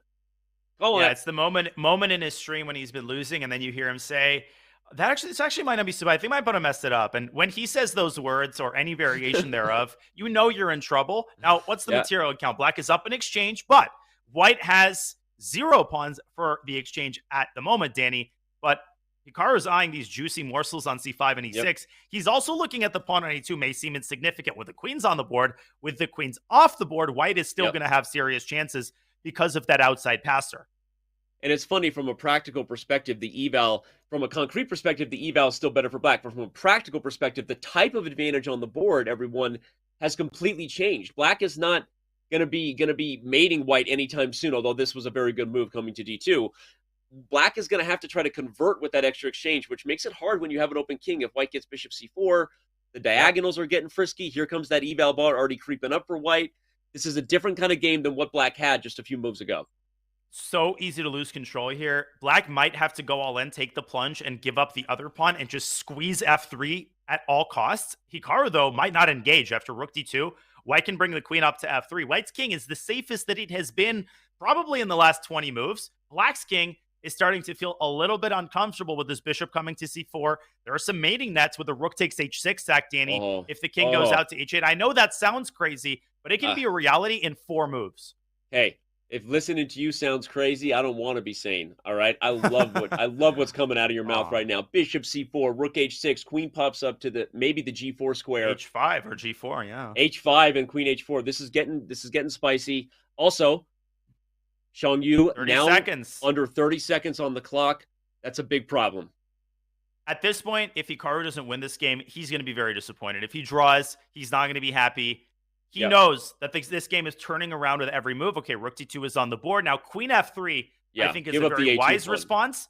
But given black's time situation, Danny, maybe he grabs this pawn. I don't know. He goes back to E2. I'm surprised at that one. I don't think that was an interesting move by Hikaru. He obviously likes his A2 pawn. I think that queen F3 giving up A2, followed by bishop C4, was more what the doctor ordered. Obviously, it's not something you do often when it comes to doubting Hikaru in these formats and in these moments, but it looked like a strange decision. Yep. That was a very bad move by Hikaru. I mean, I think he got excited at the prospect of not getting checkmated. Too much so, because now the remaining rook is active. Queen E3, Danny, is a huge positional threat. The queens get off the board, and black gets the rook to D2, and white just might not be able to push these pawns in time. Not over, though. 23 seconds. Let's see what Hikaru can come up with to confuse matters here.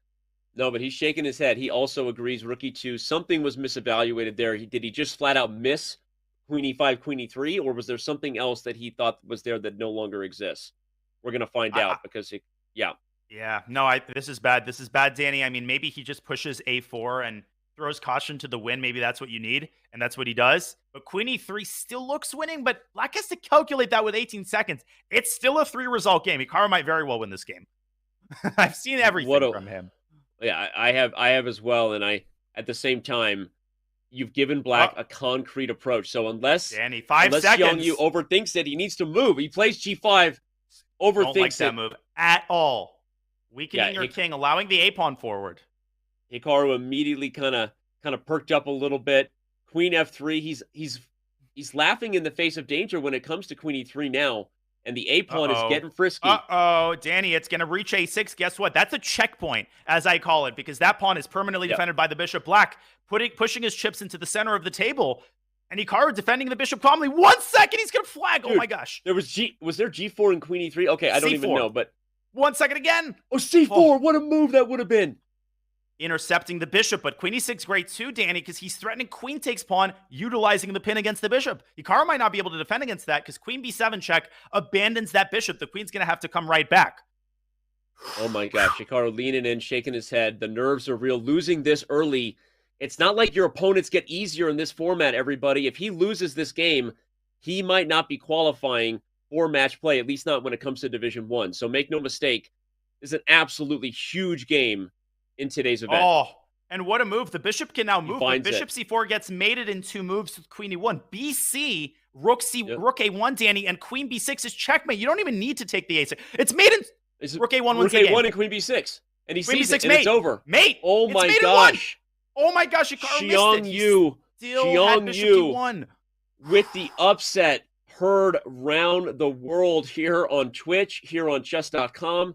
Just like that, we have drama, everybody. Buckle up. This is what happens when you get a whole lot of the world's best players in one room. This isn't going to be a cakewalk for any of them, including the best, known as Hikaru Nakamura. So don't go anywhere. Danya, we're going to take a very, very quick break. When we return, it will be round 3 as we kicked off the 2023 Champions Chess Tour today with the play-in for the Airthings Masters.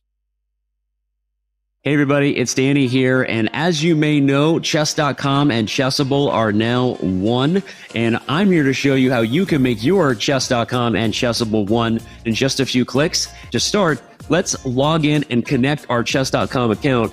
I just scroll right here above the browser and click login. Scroll down and click continue with chess.com. Now, if you're already logged into chess.com, it's just going to ask you if you want to approve that connection. I'm going to say yes, sir.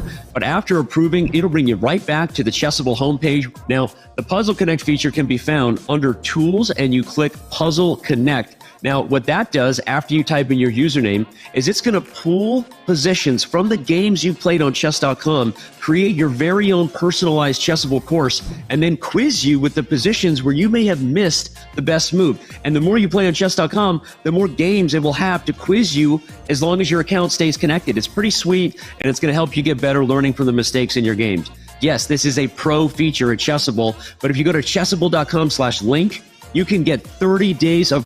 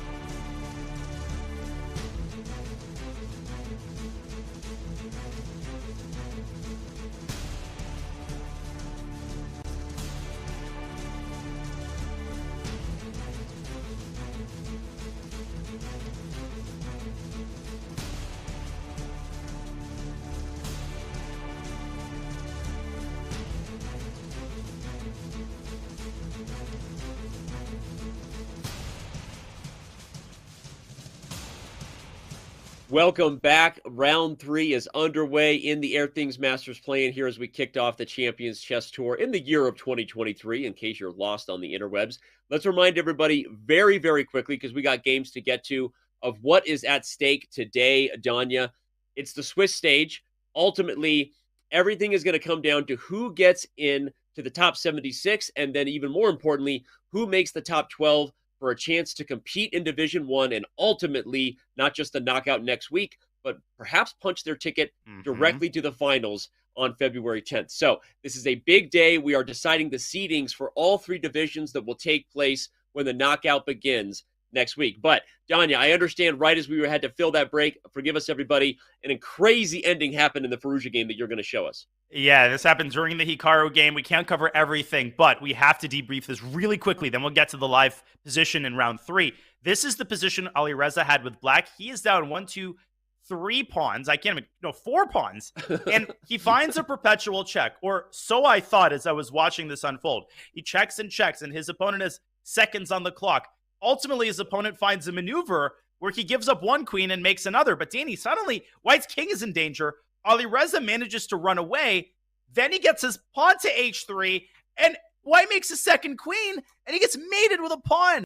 This was insane. Oh and my this just gosh. shows you that anything can happen in time scrambles. Those are not empty words we say to keep people in front of the screen. This happens on a round-by-round basis. Alireza has earned our coverage of his next game against Azerbaijani GM Wasif Durarbeli. What a crazy finish. For those wondering, that was not paid acting by me. I hadn't seen the game yet. We all wanted to get to it. That was absolutely insane. I'm in my head, Danya, I'm like, what was white supposed to do instead of allowing h3? There must have still been a chance for a draw there. But okay, we're going to focus on the moment and shout out Fallujah, who found a way to own it and get that checkmate with a pawn on h2. And he needed that win too, because let's not forget, he narrowly skirted a loss in round 1, made a draw against some guy named Gukesh. Now he really has a chance to make a push, but Durarbeli, he played very well yesterday in the PCL qualifiers. Yeah. And the Ferocious Tacticians ended up losing their finals match. They didn't quite make it, but he is not a pleasant opponent. Yeah, for those who don't know, Durarbeli, one of the absolute strongest chess players in the world, Azerbaijan Grandmaster, and he is a force to be reckoned with, especially in these faster time controls. Yeah, he's a very strong GM. He plays for the win every game, just like most Azerbaijani GMs, white, black. He's going to play something unbalanced with a lot of life. And in this game, he played the Najdorf. Maybe not the wisest call against Alireza Fallujah. And Fallujah has gone very positional, Danny. He's castled kingside. He's clamping down on the d5 square. And that's why he made his last move, bishop g5. This directly prevents the breakthrough with d5 because white will take the knight and recapture on d5 with a fork. Last thing I'll say, Danny, queen b6, queen takes b2 there was not a blunder because white traps the queen with rook f to b1. Yeah, and knight a4. No, not knight a4 because queen d4 was rook f b1. Okay, yeah, great. All right. So queen b6 check wasn't a threat. He puts the king on h1, though, just to avoid any checks in the future. It's interesting. You say Fallujah played positionally. Totally agree. But that d6 pawn right there at some point is going to tell the story. Will white find a way to get pressure on the d file? Normally in a Najdorf, you have a bishop on e7 or something to guard that pawn. Black has actually played, whoa, a Dragador with the Fianchetto. Hello. Knight f5.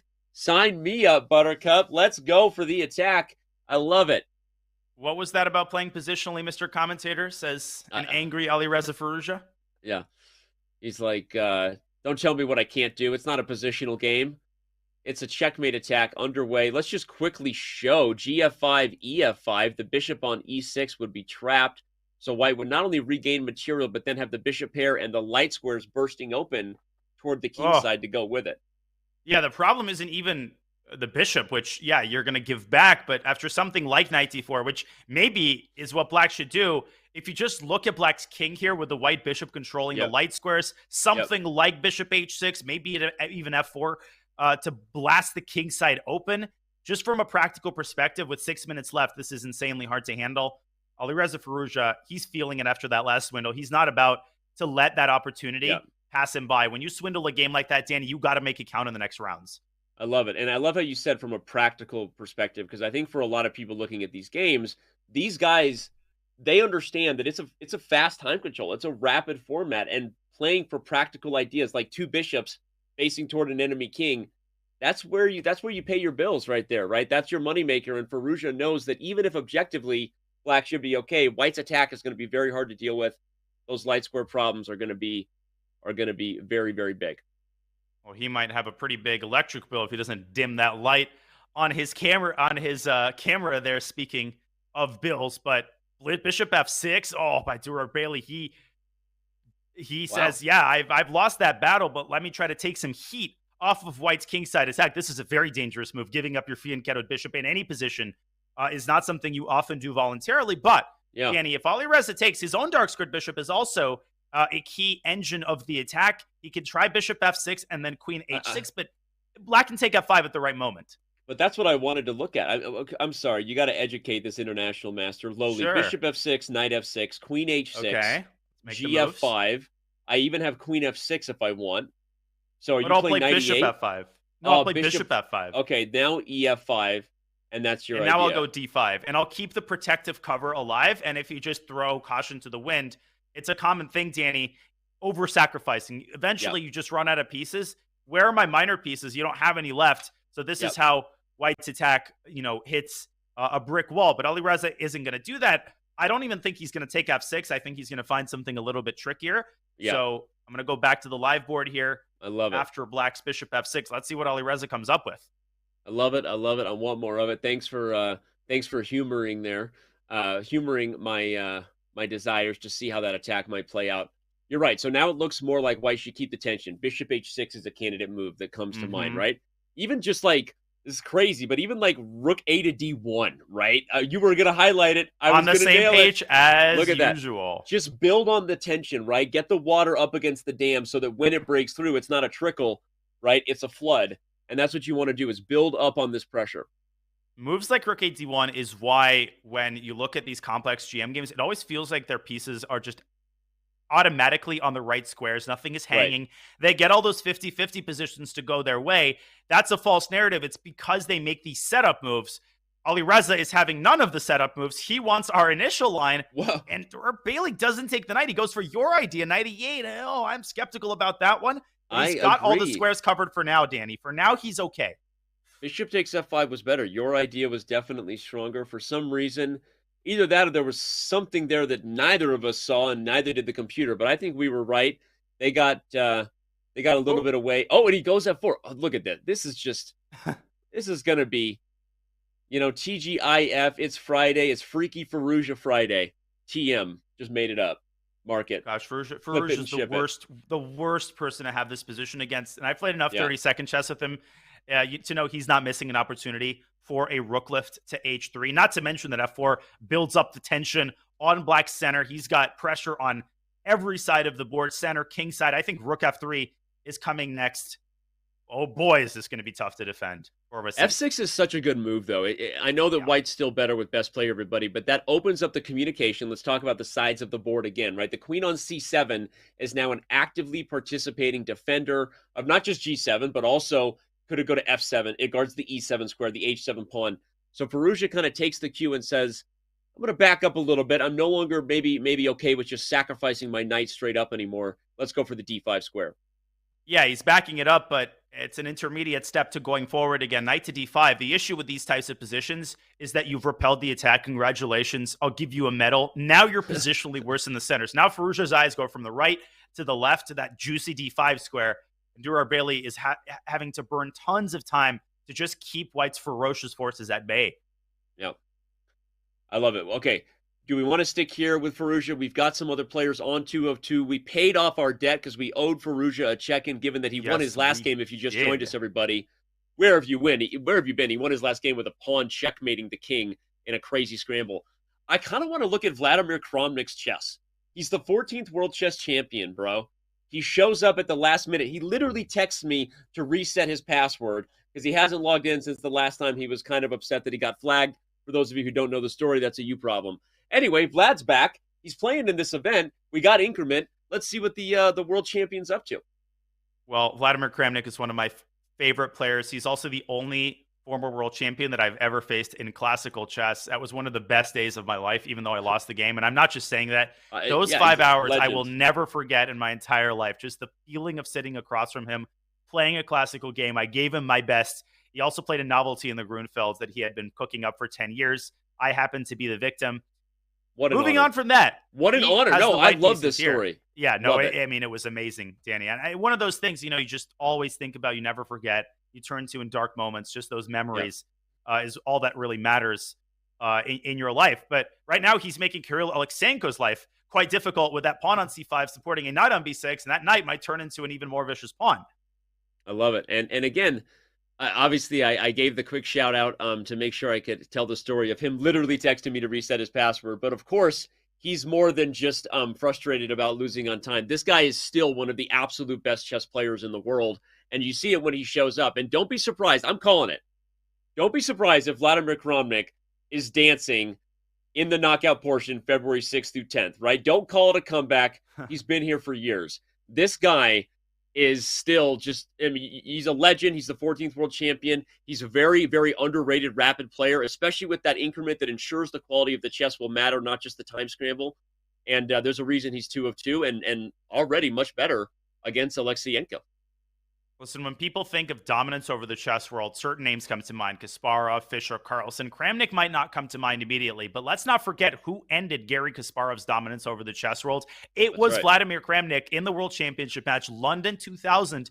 He defeated Kasparov in countless other games. And Danny topped that off with the fact that Kramnik in his prime was probably the best blitz player among the super GMs, something people might forget. So he is a nightmare opponent. He's lost a little bit of the speed. He might have lost a little bit of the luster. He's lost none of his incredible opening preparation, tactical ability, and just the ability to make life difficult with both colors. We see him there, calm, chill. He's sitting on his throne. Sitting on, who has a purple chair unless it's a throne? That is a throne. Look at that thing. That's a full zoom in on the purple chair. The throne of the 14th world chess champion is well intact.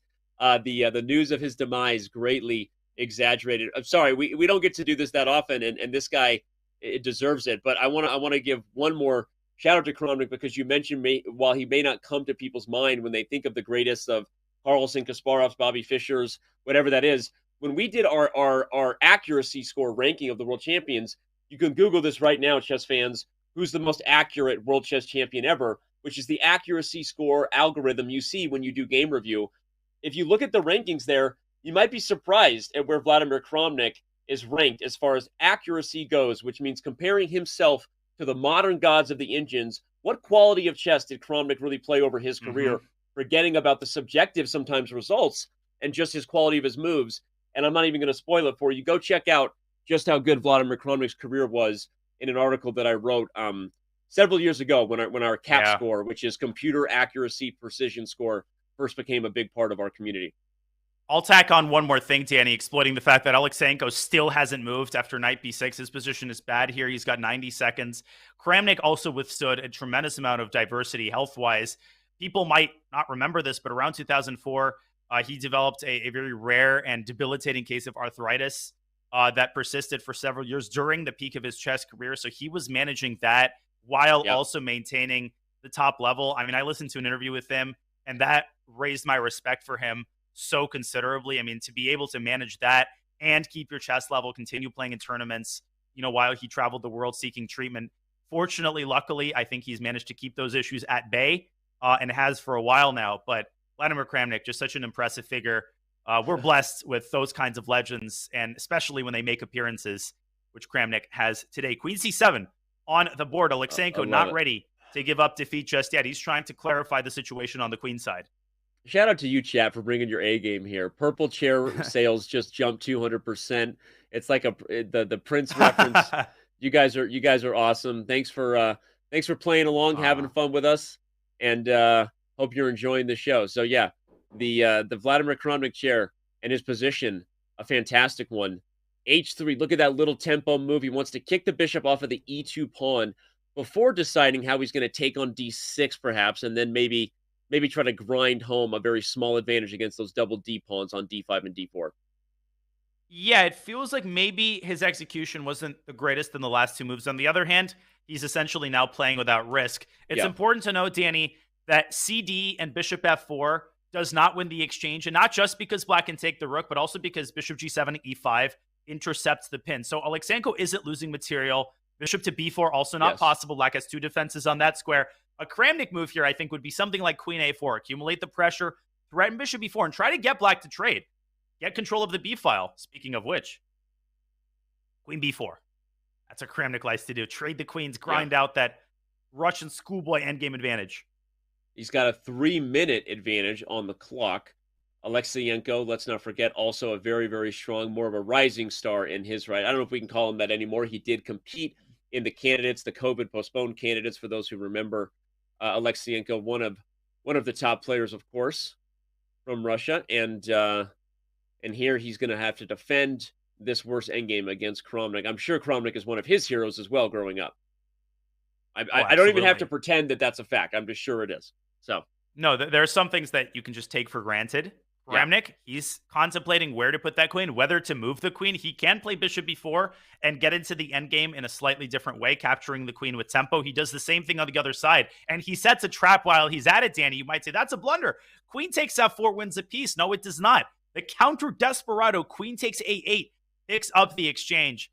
What a sly little devil. Danny, guess what? Bishop e5, man. Another trap. Queen takes a4, wins the pawn. Brought it out of me, man. It's like a couple of cowboys just sitting down, play a board game. Ain't nothing better than on a lonely prairie night. 6 months in North Carolina, you just sound like this for the rest of your life, man. I'm telling you. All right.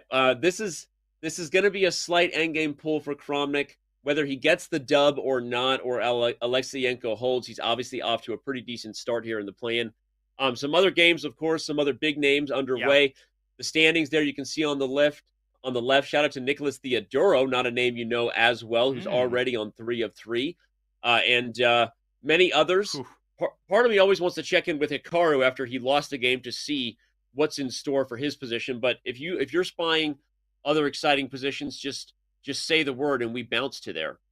I like the look of Andreykin and Yuyangi, but I also want to check to Hikaru. Let's take a quick look maybe at Hikaru's game and then travel onwards to Dmitry Andreykin. I'm going to click into Hikaru, who plays Jumabayev. Jumabayev, top Kazakh Grandmaster. That is a nightmare pairing after a loss. Danny, he knocked out Fabiano Caruana at the World Cup. You swim in these seas, you might get bitten. Every fish is a piranha.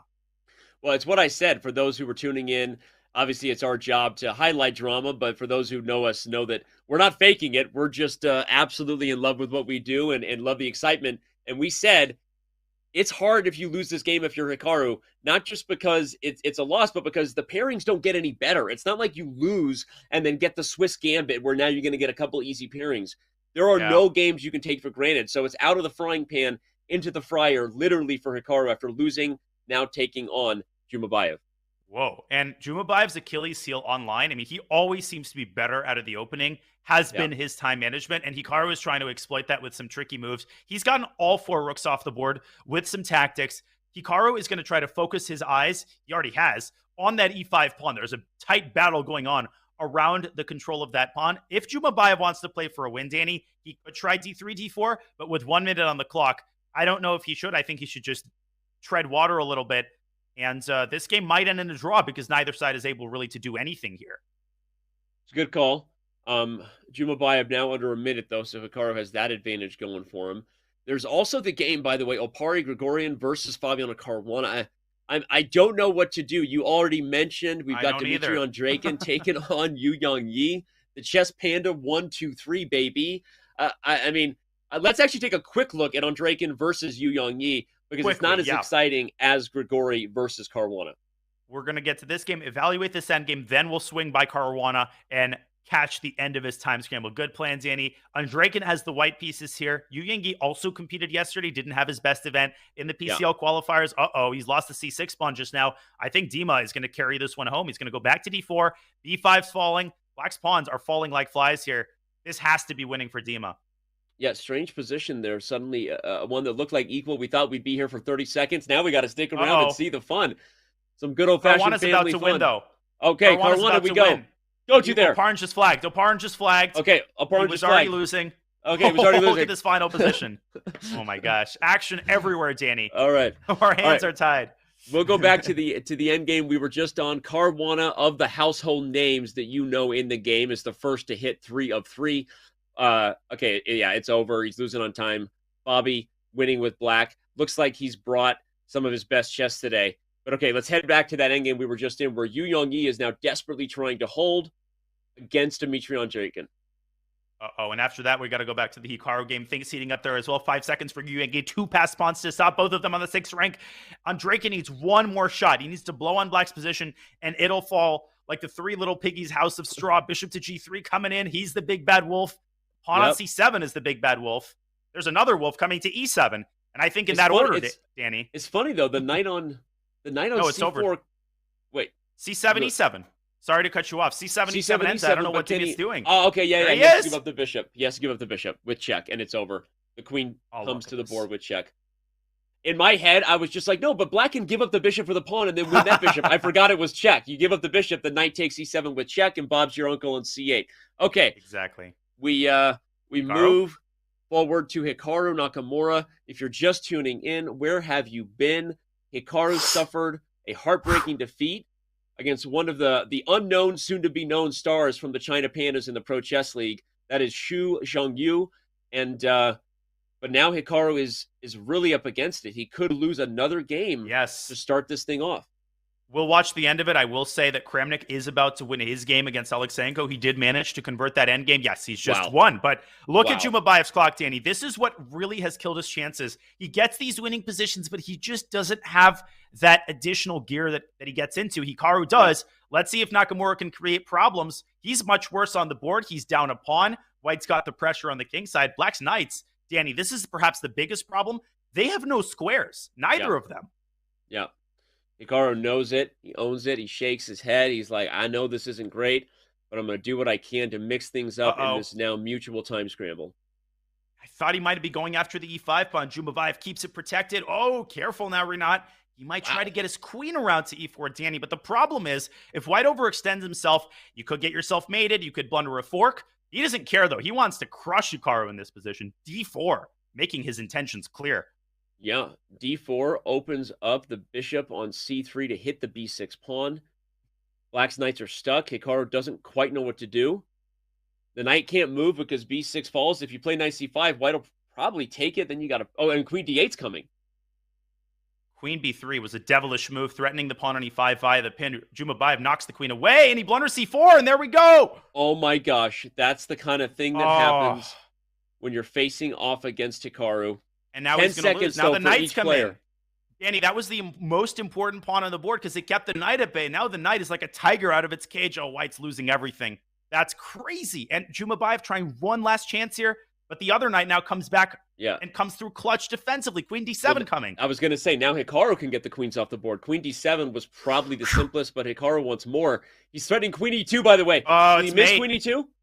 I think Queen E2 is mate, but King G3, where's the decisive crush? I didn't see the mate. Oh, Queen H3, you can't even play Bishop G2. Knight E2, knight takes... No, he just takes all the pawns. Also possible. Queen takes H5 is even completely winning. He's up 3 pawns by now. Yeah, I can just push. Wow. That's it. What a swindle. All right. Save lost positions. Crab cakes in football. That's what Maryland does. Saving lost positions. That's what Hikaru does. And just like that, he's going to keep his Airthings Masters playing alive, assuming he finishes the job here against Jumabayev. What a crazy, swindlish turnaround that was. All it takes is one blunder, and we're just so used to Hikaru winning these positions. Our expectations are so outsized that when he actually loses a lost position, we're like, how did he do that? How did his 2650 opponent win this +6 position? But wait a second, Jumabayev is still trying. Yeah, he is. It's actually kind of awkward. Hikaru made it hard for himself, and he only has 6 seconds. Ooh, knight b6 was a nice move there. Uncapturable because of the b-pawn. Yeah, Jumabayev is not going away. It shows you how hard it is to deal with a centralized king Danya and a bishop pair. The bishop pair and the centralized king are not easy. He's chopped off one pawn, but here comes the others. Take b6 and bishop b6 was a draw. Oh my gosh, you missed it. God, Jumabayev getting bishop b6. knight f2. But it's not over. The bishops passive here. No, but the bishops are so irritating. I mean, look at them. They're just devilish, making it super crazy. You could mate yourself if you're Hikaru. You have to be careful. Yeah, but G3 wins. There's no... Oh, he picks off the bishop. Jumabayev had his chances this game, but he misses him, and Hikaru stays ahead with a win. Wow. He plays knight c3. That's like a Hikaru Nakamura number 16 hand wave. You don't see it that often. It means he won, but he knows he didn't deserve it. He deserves most of his wins, so he's like, whatever, let's move on. I can't take this anymore. All right.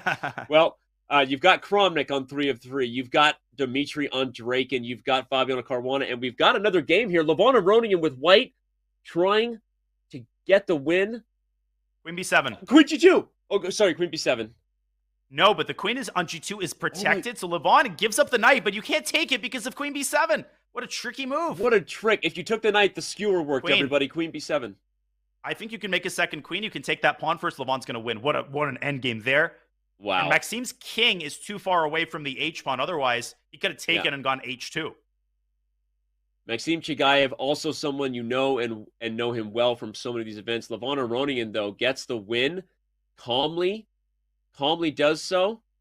We can take a quick look at Levon sitting pretty in his big chair if we can. He's got a Secret Lab chair. Shout out to one of our sponsors of the Champions Chess Tour, Secret Lab. And Levon's got it, along with a nice little painting of a king. I can't tell if the king is falling, if it's a metaphor. Let's move on. I'm no good at art.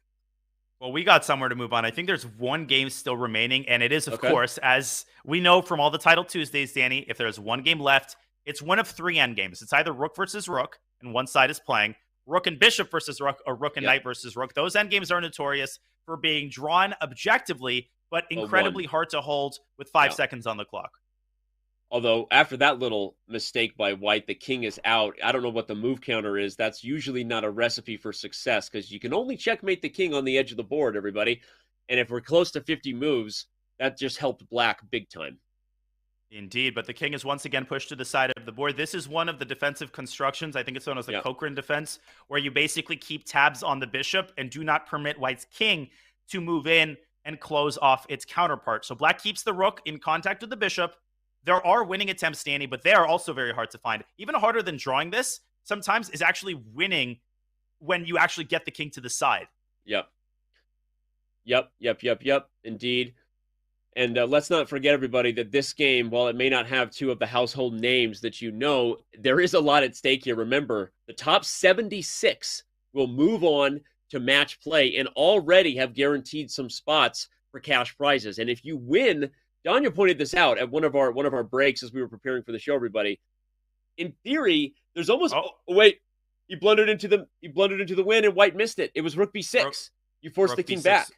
Yeah, but that actually there was a sequence after that was hard, but now I want to hear your point. I think black is stabilized again. The point is, even if you're a top grandmaster who misses out on Division 1, winning Division 2 guarantees a spot in our next major event to be in Division 1. So there's so much at stake with all 3 of the divisions, and there is not a single game here that doesn't matter for any of these players. So it's just it's a fascinating format. Shout out to the team for that, and it's something that's going to make sure that people are focused all the way down the stretch. Yeah, I agree, Danny, and I'm not one to just praise the format. Danya, is there a Swiss gambit? Danya, let me ask you, is it easier for a top player to finish 13th, win Division 2? You sacrifice that you're obviously not going to punch your ticket to the CCT finals here at the Airthings Masters, but you're guaranteed a spot in Division 1 when our next event takes place in March. Is there a Swiss gambit potential where you just say, you know what, I'm just... If there weren't this many Grandmasters playing, and I'm going to flip on Nico Theodore's last game. Black has just lost on time, by the way. That is infuriating, like 3 moves out of a 30-second draw. We're going to show you the mate from Nico Theodore's 3rd win out of 3 games. Danny, but let me quickly address your point. No, and that's because Division 2 might actually look harder than Division 1. It's like the Western Conference in the NBA. The reigning NBA champions are in 8th place. Some wild Hikaru Nakamura or Levon Aronian could be in 56th place. Good luck winning Division 2. Yeah, good call. And good luck winning against Nico Theodore when he's in this kind of form. Look at that mate, Danny. This is sexy. Knight G5, Knight F7, and Knight F6. And you know what I love about this aesthetically? The knights stacked on top of each other on the G file, and then stacked on top of each other like a slinky on the F file. Show them the end. G takes F6, Queen H6 is mate, just for those who, as we said, are most visual learners. All the Vin Diesel fans out there with their coloring books. There you go, right there. Sorry, I don't know why I'm always picking on Vin Diesel or coloring books. First of all, coloring is a fantastic way to calm your brain. It's actually very good for mental health. I don't know why I said that. I apologize. I love you coloring books. Let's move on. Talk about the standings. Well, the standings are wild. Look at how many top guys. I mean, Vladimir Kramnik, I always love seeing him at the top of any tournament standings. You've got Dima Draken, Caruana, a lot of the usual suspects on 3 out of 3. But Danny, far from everyone in the field, has thinned out considerably. Veruja, he's given up a draw. Hikaru has given up a loss. And we're not even seeing a lot of the top guys who are on 2 out of 3 or even 1.5 out of 3. I'm looking for what games are still going here, because shouldn't round 4 be underway? It is. It is, and I just didn't go to it. Oh, it's underway. Let's go. Okay. Yeah, let's go. I was experiencing decision anxiety. I didn't know whose game to click on, but round 4 has just started. Parham against Veruja is what I decided to click on, Danny. But your call, we can go somewhere else. I love it. I love it. We got Veruja just recently. We got a story right here, right? Obviously, Alireza Firouzja no longer representing Iran, the country in which he was born. Parham Maghsoodloo still from Iran. So these guys are a couple of former countrymen, still countrymen, grew up together, a couple of the most talented people to come out of the Middle East in the last several decades. So this is going to be an interesting one with a lot of fighting chess. And of course, Iran just producing incredible amounts of chess talent like India. This is just a great time to be a chess fan, because you got so many countries putting out exciting talent after exciting talent. Speaking of exciting, Alireza Firouzja, one of my favorite aspects of his style is the fact that he plays a King's Indian defense. Danny, I'm supposed to be unbiased in every way as a commentator. I am not unbiased when it comes to praising the King's Indian. It is the best opening against D4. We'll leave being unbiased for Robert Hess next week. For Robert Hess next week in Oslo. You and I can be biased while we're here, you know. Robert's not here to yell at us and say, stay unbiased. Take that, Robert Hess. Watching somewhere from your comfortable hotel room in Oslo. I'm sure it's wonderful. Anyway, G4, look at this. This is a King's Indian where white is like, hey, remember how black is supposed to get F5 and launch that King's Indian mating attack? Not so fast. I'm going to be all in with G4 and H4, and let's go. Well, a trick that only the King's Indian insiders know, Danny. This is the secret code word. If you know you're a King's Indian player, that pawn on H6, you might think it's been hanging for 5 moves. What are the players smoking here? Bishop takes H6 is a trap because of knight F takes E4. This is uncommon. You don't see this in any other opening. Well, here I would actually take that knight away so it doesn't cause headaches. Then Queen H4 picks up the bishop. And when all is said and done and the brouhaha has subsided, black has not only a bishop pair, but easy access to the F7, F5 pawn break. White is worse here. So that pawn is essentially untouchable. Yeah. So let's go back to the live board, because we've got more tension on the king side. That pawn has inched forward to H5. Firouzja's dropped his knight back, and he still wants to deliver that check to H4 in response to G takes H5.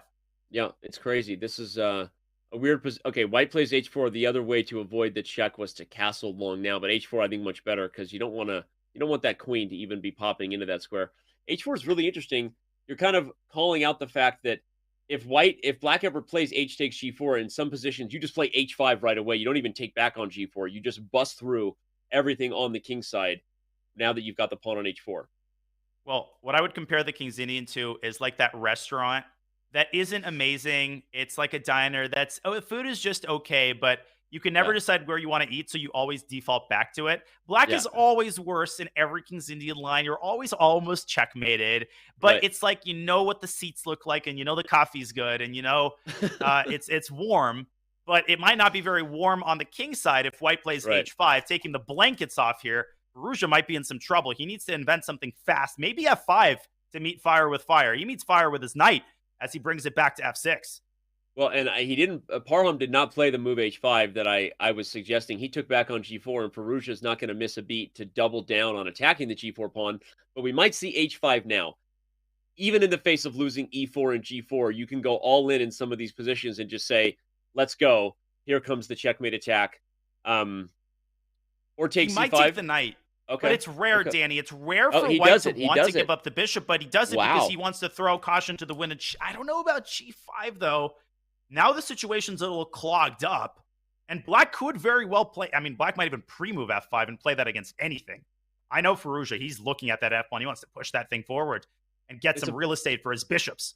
It's a funny position, Danya. Talk a little bit before we check in on some other games on the way the computers evaluate space, right? Pawn structure.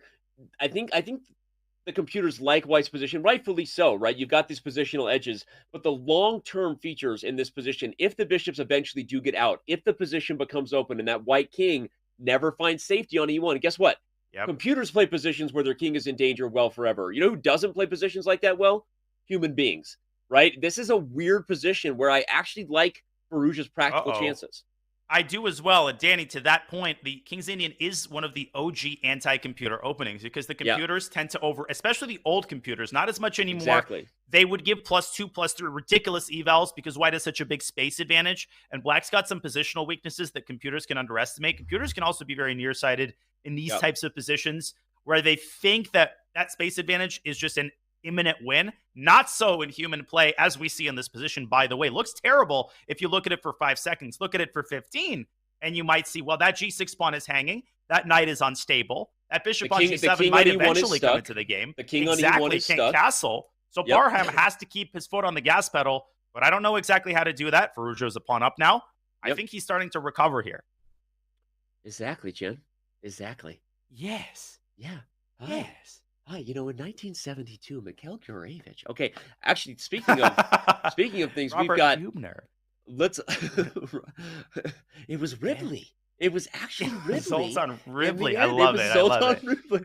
All right, that is not a name you hear much anymore. I love it. Let's go look at a game between two of the guys on 3 of 3. That's Dimitrion Draken and Nicholas Theodoro, because they have had a spicy affair, and that position is still messy AF, as the kids say, which is messy as Fabi, I've heard. Give me an Advil and give me some stockfish. That's the only way I'm figuring out what's going on here. I'm still counting the material. Okay, so 5 pawns versus 6 pawns. Pieces, 4 of them. Rooks, 1 of them for each player. Okay, he's not up a pawn anymore. Draken has just recaptured it. This looks like a King's Indian got all haywire. It looks terrible for black, Danny, but the eval bar holding steady.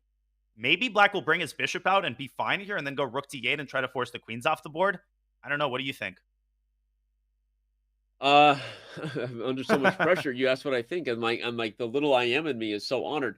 I also feel like black can come to life quickly. I know he's underdeveloped, but the moment that bishop hits f5, the rook comes to d8. There is no material advantage. I was like you. I was still counting things because this position was such a mess. The more I look at it, the more I feel like black has actually kind of seen the worst of it. When I first looked at it, I thought, is Draken putting a knight on f7? Is this game almost over? But no, black is defending and doing okay. You're exactly right. And case in point, this was actually also a King's Indian. I guess they all know who's commentating. The knight drops back to f3.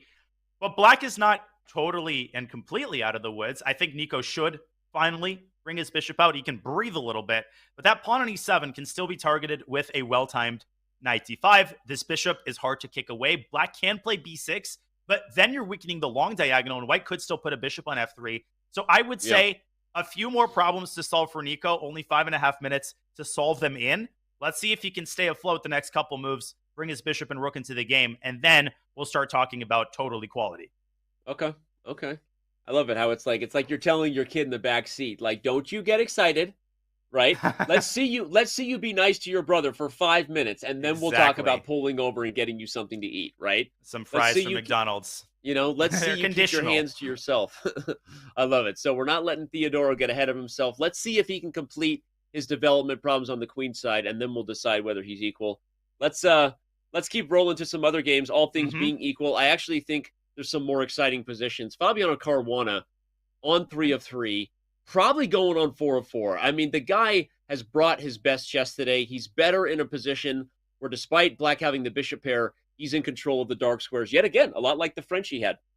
Am I misreading the clock, Danny? Is he 7 minutes up in a 10-minute game? Hey, there's 2 things I know you do well. There's 2 things I know you do well. One of them is read good. One of my eyes is always on the clock, and everybody in the chat knows it. I have not kept that a secret. Now, black's eyes, the bishop's eyes to be exact, are on the king side. The problem, Danny, is that black is incredibly weak in the center, that e5 square, backward pawn accompanying it. White's bishop ain't anything to sneeze at. In fact, bishop takes g7 here should very well be calculated. Maybe not worth opening up the g file, but Fabi's wheels are definitely turning. Maybe queen d4. So very exciting position for Fabi. The move I wanted, Danya, was actually bishop e5. Because if you take f3, the queen can take, you hit the rook. And if you take e5, the knight comes in. So rather than knight e5, which probably gives white an edge in any opposite code bishop position because of the clamp on the dark squares, but is bishop e5 a candidate move here?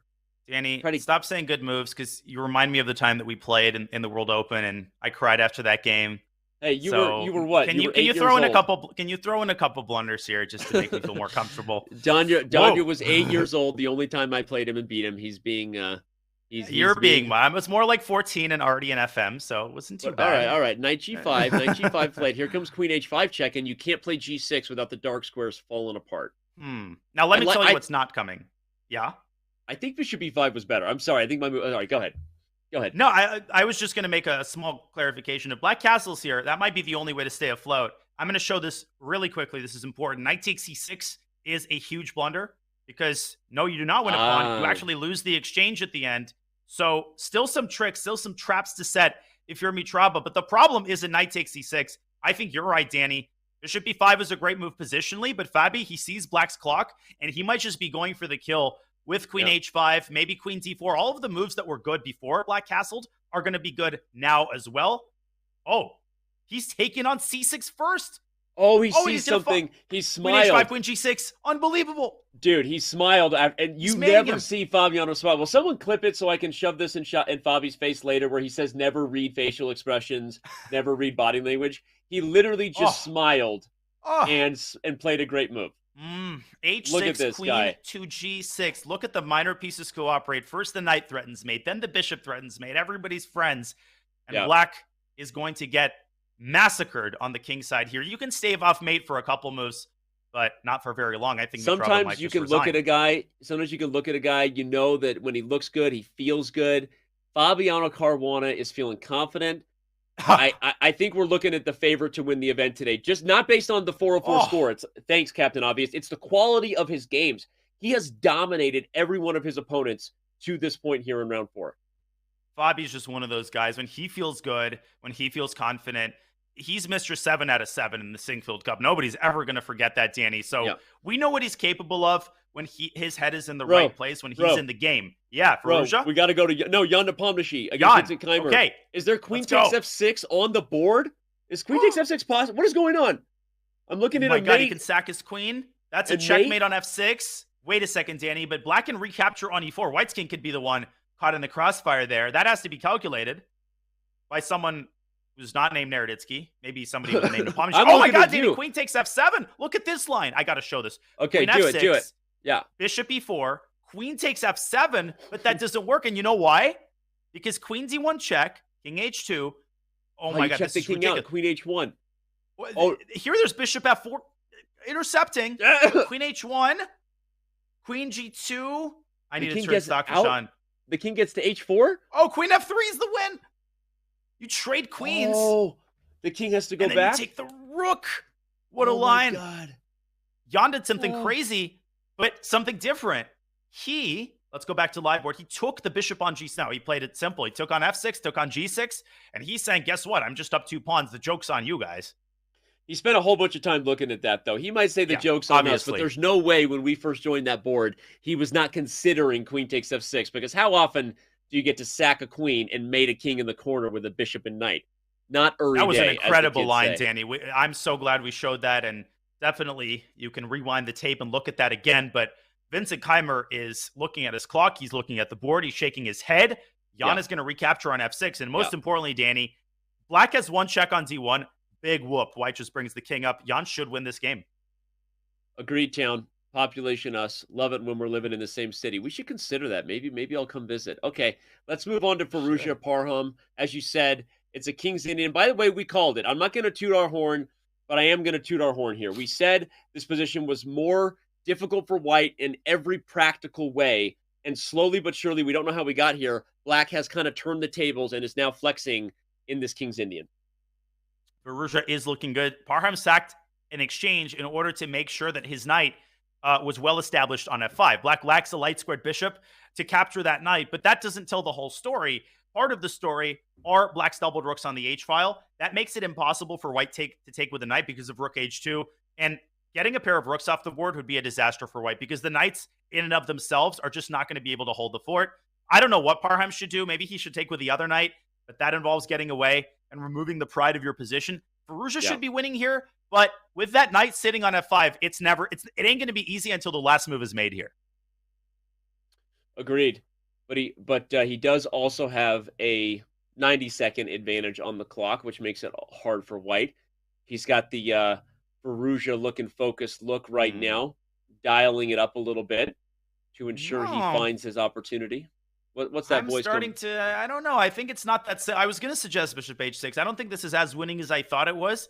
Firouzja can deliver that check on c1. White's king has a path down those light square. Bang, bang, bang, bang. He can end up on c6 before long, and that's probably the safest square on the board, Danny. c6 right here is where the white king wants to be. That's actually I'm not kidding, by the way. That is true. I know, and I knew you weren't, which is why I was like, that's hilarious that is true. Like, king to b3, objectively good. Like, I mean, bang, bang, bang. It's wild.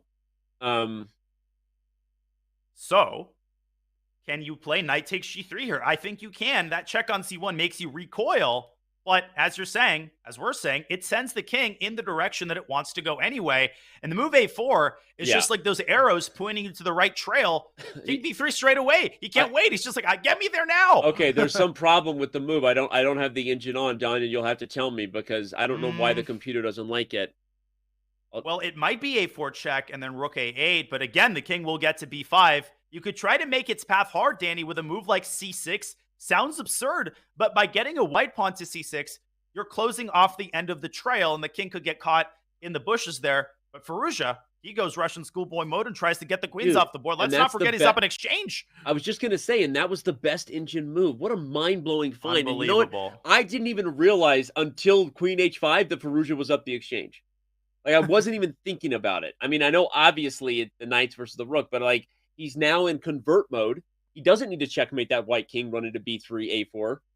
He's going to convert the position and try to use his rooks. Well, like Jan with knight takes g6, bishop f6, the players know when to create fireworks. They also know when to dial it back and play those simple moves. And we take those moves for granted. Parham is desperate right now. He's trying to create counterplay in the center, but he's hamstrung. He couldn't play queen takes d6 because of the fork. So there goes his king. It's running amok on the queen side. But can Firouzja bring the hammer down here on the king side? I don't see exactly how to do it. White's got the squares covered for now. What a move. Queen e8. Queen e8. Queen e8. Wow, this is amazing to watch, honestly. Parham survived a crazy king walk versus Fabiano Caruana at Tata Steel. I don't think he's surviving this crazy king walk versus Alireza Firouzja. Yeah, Alireza just came and chopped down the king's pathway. King b5 doesn't help. Okay, Parham might as well take the pawn. Queen e8, king has to go back to b3. a4, king will go all the way back to where it started. And Danny, this is still not over. Let's not pretend the game is over. Okay. I'll stop pretending. But I do like the idea of playing a4. Oh, he goes to a3. He doesn't allow a4 with check. Okay. Queen d8 maybe? Oh, just get the ladies off the board, use the d file for the rooks, and, ship this one home. Parham's not going to cooperate, though. He's sliding on his queen, dancing and dodging and meandering, and there is a check on d3, but it can be covered with the pawn, and the king can restart its journey, potentially. This is a crazy game. Queen f7 instead, he attacks c4, but you can't take it, Danny, because you get checkmated there, potentially on g7, so Firouzja just trying to sort of consolidate his pieces, taking a breath here. It is very much a 3-result position. Obviously, the eval bar favors black for a reason, everybody, but it can be evil in these scenarios, because one move, and that thing's going to shoot up and give your old guy a heart attack here. That's this guy. Your boy falls off his chair when things like that happen. I'd spend a tempo on rook g8 there. Make sure you have h8 for your king. Now, rook h2, by the way, is in the mix. You could promote that pawn, but that has to be calculated. I don't know if you can get away with it. The black king gets mighty vulnerable there. Man, I love how you just sometimes... One of the most enjoyable things in life is slipping into an accent you didn't see coming. It's so incredibly satisfying. You know what I'm saying, man? It just happens, and then before you know it, you're back in normal. And it's like, it just... There are very few things as fulfilling in life than slip... Yeah, go ahead. You found rook h2. A glass of extra sweet lemonade, some Alireza Firouzja, and you got everything you need in life.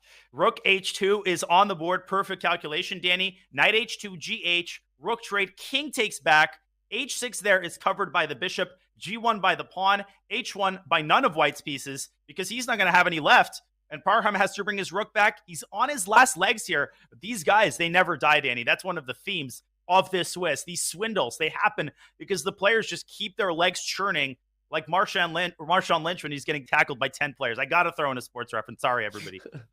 No, it's true. It's nothing like seeing the, it's locked up top, but it's a party down low, right? He's being tackled, but he's not quitting. And that's what Parham's doing here. I'll let that one slide. Okay. All right. What does Black do here? How does he finish it up? Bishop C1. Bishop C1 is coming and B2 is falling in some weird positions. I know you can take H2, but I'm just pointing out that there's some weird threats over there.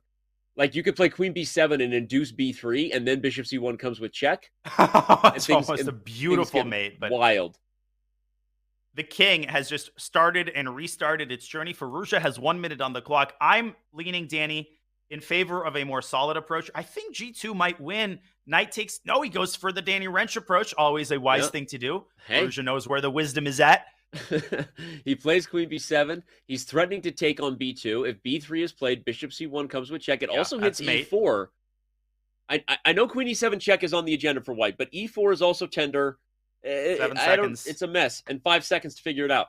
Rook H1 is forced here. I think you can't take that. Well, he does take the rook. Firouzja could even queen in this position. He could recapture the rook. The question is, can white orchestrate last stage counterplay against the king? You know why I think the answer is no, Danny? Queen to B4 check actually is possible in this position. Just do it right now. The game. Queen B4 check. B4. What a move. Queen B4. The queen's get off the board. He finds it. He finds it. And it's over. The bishop dominates the knight. The knight can't come back to G3 and stop the pawn. This is incredible. That was an amazing ride. Gosh. What a finish by Firouzja. Firouzja knows how to finish. That is such an... I know we're freaking out, everybody, but that was such an instructive moment to keep your head under pressure and remember that you're not committed to this wild affair of sacrifices and checkmates and perpetuals. Simplifying the game, never forgetting your opportunity to keep your eye, as I like to call it, seeing the forest through the trees. That move, Queen B4 check, taking the rook, and it's over. I love that. Loved it. That was very well said, Danny. I was listening. I hope you didn't mind that I flipped on the Hikaru game in the meantime.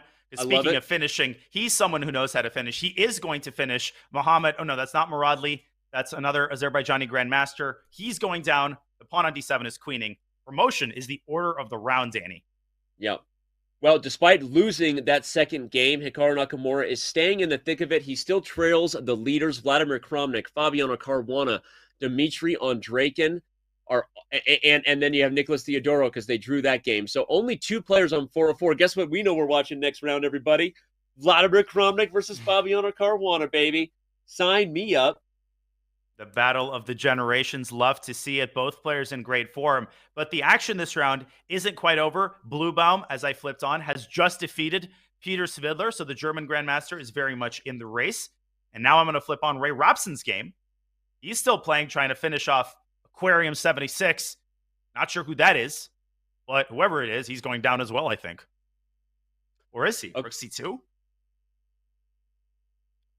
Okay, I don't know who Aquarium 76 is either. I clicked on it, but Ray Robson, everyone knows the caterpillar whom is spicy. So that's Ray Robson, the best puzzle solver in the world. But can he solve this puzzle? No, he cannot. He's just blundered his bishop. King F8, and the knight can't keep contact with the rook and defend the bishop at the same time. He's got to push his pawn. He's lost his bishop. Rook H2, and black still has a passed A pawn. Danny, this is a wild endgame, actually. I think Ray might swindle this one, though. Rook takes F4. No, he's pushed it. H7. Oh, he's going to get checkmated. Or is it King E6? No. Oh, my gosh. Wait, what? Oh, what's going on? King E6? I like King E6 here because that sets up mate threats. He pushed the pawn to E6. Oh my God! 1 second. You have to be super careful. If the black king gets out, that pawn on A2. Just did. What is going on here? Oh my gosh! Rook E1, F5. Here comes the other pawn. I was just gonna say the pawn on A2 is just as big of a problem as white's pawns. Oh my gosh! A1. This is wild. 2 pawns and a knight versus 2 rooks. How often has this happened? And Ray could win this easily. Easily. Very, very rare do you see some sort of dynamic like this on the board. But it's a 3-result position for sure. A single move in that eval bar is gonna punish a mistake. The eval bar is just itching to skyrocket, and Aquarium using his rooks wisely. He might just take the knight and try to draw this. Norbek Yakubayev, by the Move. way, Yakuboev is 2 pawns on the 7th rank versus 2 rooks. Oh, he's gonna lose. Oh, he gives lost the queen both with check. promotions. He And blunders the queen with check. Oh my god! I don't know, Danny. I don't know what the move was there. I think he had to check the king perpetually with the rooks and take one of those pawns. That was he the forgot draw. to do it. Oh my! Now draw. Ray has to win this, but he is with 9 seconds. This is indefensible. Yeah, the queen does beat the rook theoretically, everyone, regardless of what the situation is on the clock. So Ray should win this. But what a freaking crazy game with the 2 pawns on the 7th rank. You know what it was, Danya? If you checked with the H rook and the king goes to the 2nd rank, then you use the rook on B4 and you can check on the 4th rank and he can't get out and it's a draw. That's what it was. Sorry. Yeah, because you lose one of the pawns. No, you're exactly right. That was the in mechanism. my head. Yeah.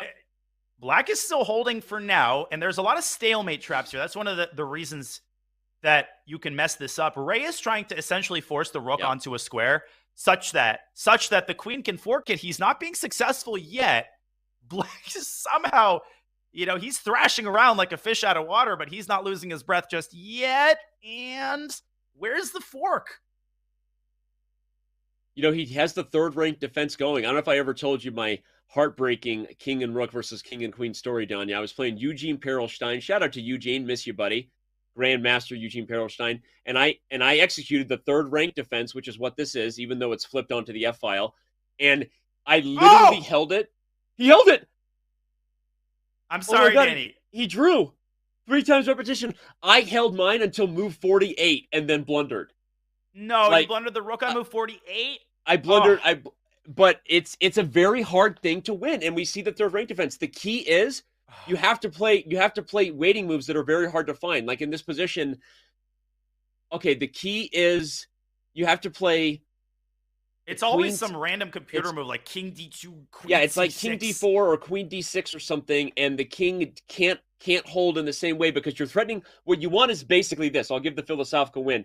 You want to threaten things like queen h2 where you further separate the king and the rook, right? If the queen gets to a square like that, so when you put the queen on d6 and you force the king over to, like h3 or something, that's the idea. You can play like king e2 and then centralize the queen, and eventually the 3rd rank defense becomes the 2nd rank defense, and that's how you win. But all right, I'm rambling, and that was educational. That was wild. That was wild. Oh man, you know what else is wild? What's that, Danny? The Airthings Masters, because it's what you're watching. And I'm going to give a shout out right now because the Airthings Masters main event begins this Monday. It's February 6th, boys and girls. Players will recharge over the weekend, and then we are right back at it with nonstop action, competitive chess of the highest level. We are bringing it to you the week with the knockout rounds. Monday through Friday at 8 a.m. Pacific time is when it starts. It comes to a head this time next week on February 10th when we will crown the winner of the first event of the 2023 Champions Chess Tour. Don't miss chess history being made. It's right here at twitch.tv/chess. Danya and I are right here. We're not going anywhere. So much more action ahead. Tune in as the Airthings Masters play-in continues when we return. It doesn't look like much, but neither would a Sicilian defense to the untrained eye. This is a performance enhancer.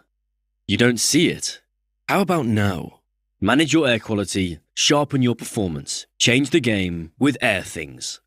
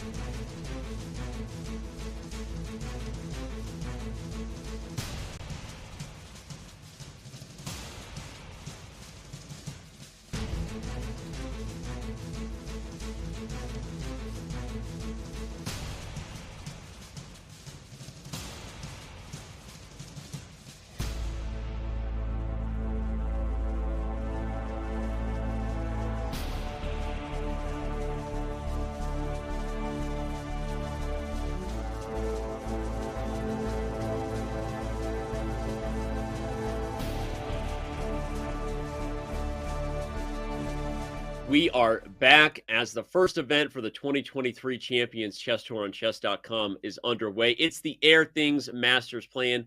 Shout out to our sponsor, Airthings. And shout out to everyone who's been with us. This day feels like it's just beginning and there's still so much more ahead. Let's talk about the schedule, Danya. Speaking of what's ahead, we know that we are in the first event of what is the Champions Chess Tour this year. Your quick highlights from this schedule. Well, it's just an incredible assortment of tournaments, 6 in total. Right now, we're watching the play-in that will seed 6 players that will join Magnus Carlsen and Wesley So, 2 players on the screen there, who are already seeded into the first major, the Airthings Masters, February 6th. Danny, you don't have to wait long. Hikaru Nakamura is the third person in the photo. He hasn't made it yet.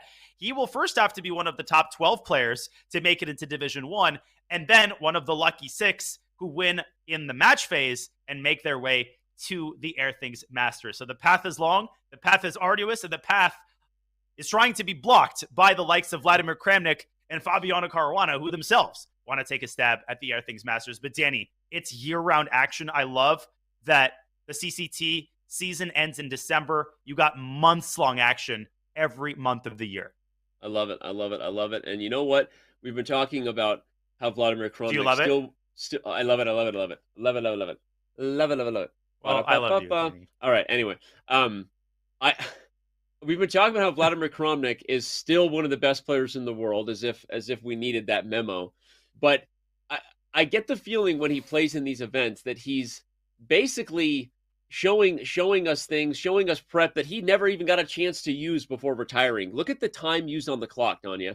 He's up almost 2 minutes against one of the best prepared players in his generation in Fabiano Caruana. And well, he's got a good position as white. I mean, it's not great, but it's... No, it's okay. We'll get into it in a second. I just wanted to contribute to your great point.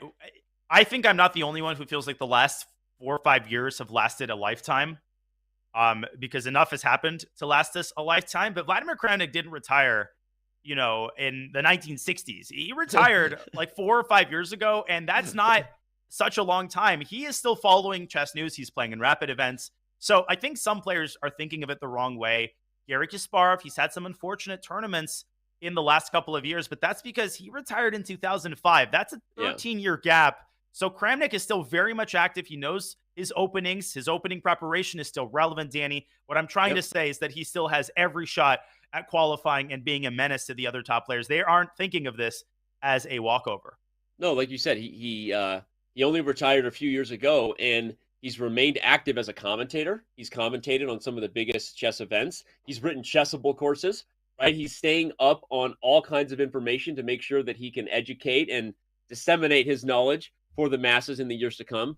And he's also continued to play from time to time, in whether it's exhibition events, No Castles chess events. We know that he's been working hard as the chess advisor for Google's DeepMind crew that worked on the AlphaZero project. For those who don't know, Kramnik was involved in that before anybody knew he was involved in that as the confidential chess advisor. So you're absolutely right. And don't be surprised, again, like I said, if he's not only dancing in the knockout next week, but turning some heads and doing it. What a wild story that would be if Vladimir Kramnik was competing in our championship tour final come December. I would lose my giddy little schoolgirl mind. I would lose it as a fan. Well, first of all, he's got to survive this position he has against one Fabiano Caruana. This particular game, I don't think, has gone Vladimir's way in the early going. We have an endgame. That is encouraging. Kramnik is an incredible endgame player. But what's not encouraging, Danny, 2 things in particular. The placement of the white king, which has lost its castling rights. That might not seem significant in an endgame, but black's got enough pieces to cause that king a lot of headaches, especially if a rook gets to d8. Second thing I'll point out is the pawn structure. White's doubled pawns on the b file are sitting ducks, and there's a weak square that accompanies them. Bishop to e6 to b3 is a maneuver. Kramnik has to get his pieces out very quickly. He's got to find shelter for his king. He's got a lot of items on the to-do list. Okay, fair. And he's also playing Fabiano Caruana, as we know. Fabi's also, decent. Yes, Jen.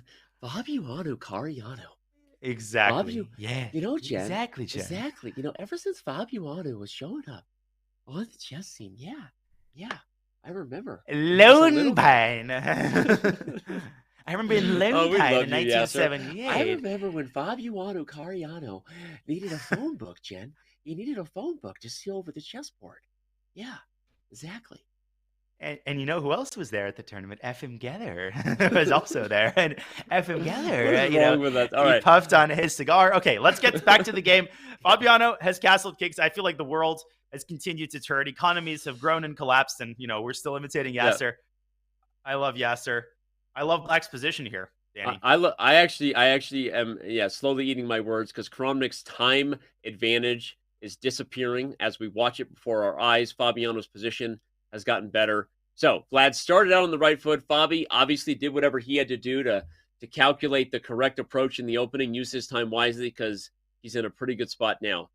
And we've got a lot of other games to look at. Of course, we can't. What? No, keep going. I had an eye on Nepo's game, and it seemed to me that he blundered in exchange. But now I think he didn't blunder in exchange. Is it okay if we take a quick detour?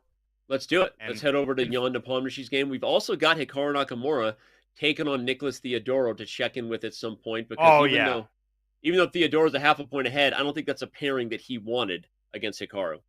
No, it is not, and we will go there next for sure. But hopefully I can be forgiven. I saw this, and I was like, whoa, what is Jan doing? It turns out that Queen C2 is a saving grace because you are not only hitting White's queen, but what's defending the queen is the very same rook that is hanging. This construction ensures Black, I think, is more or less safe, and the queens are now off the board. Yeah, Nepo is doing, still unpleasant. Knight C8 is in the cards here as well.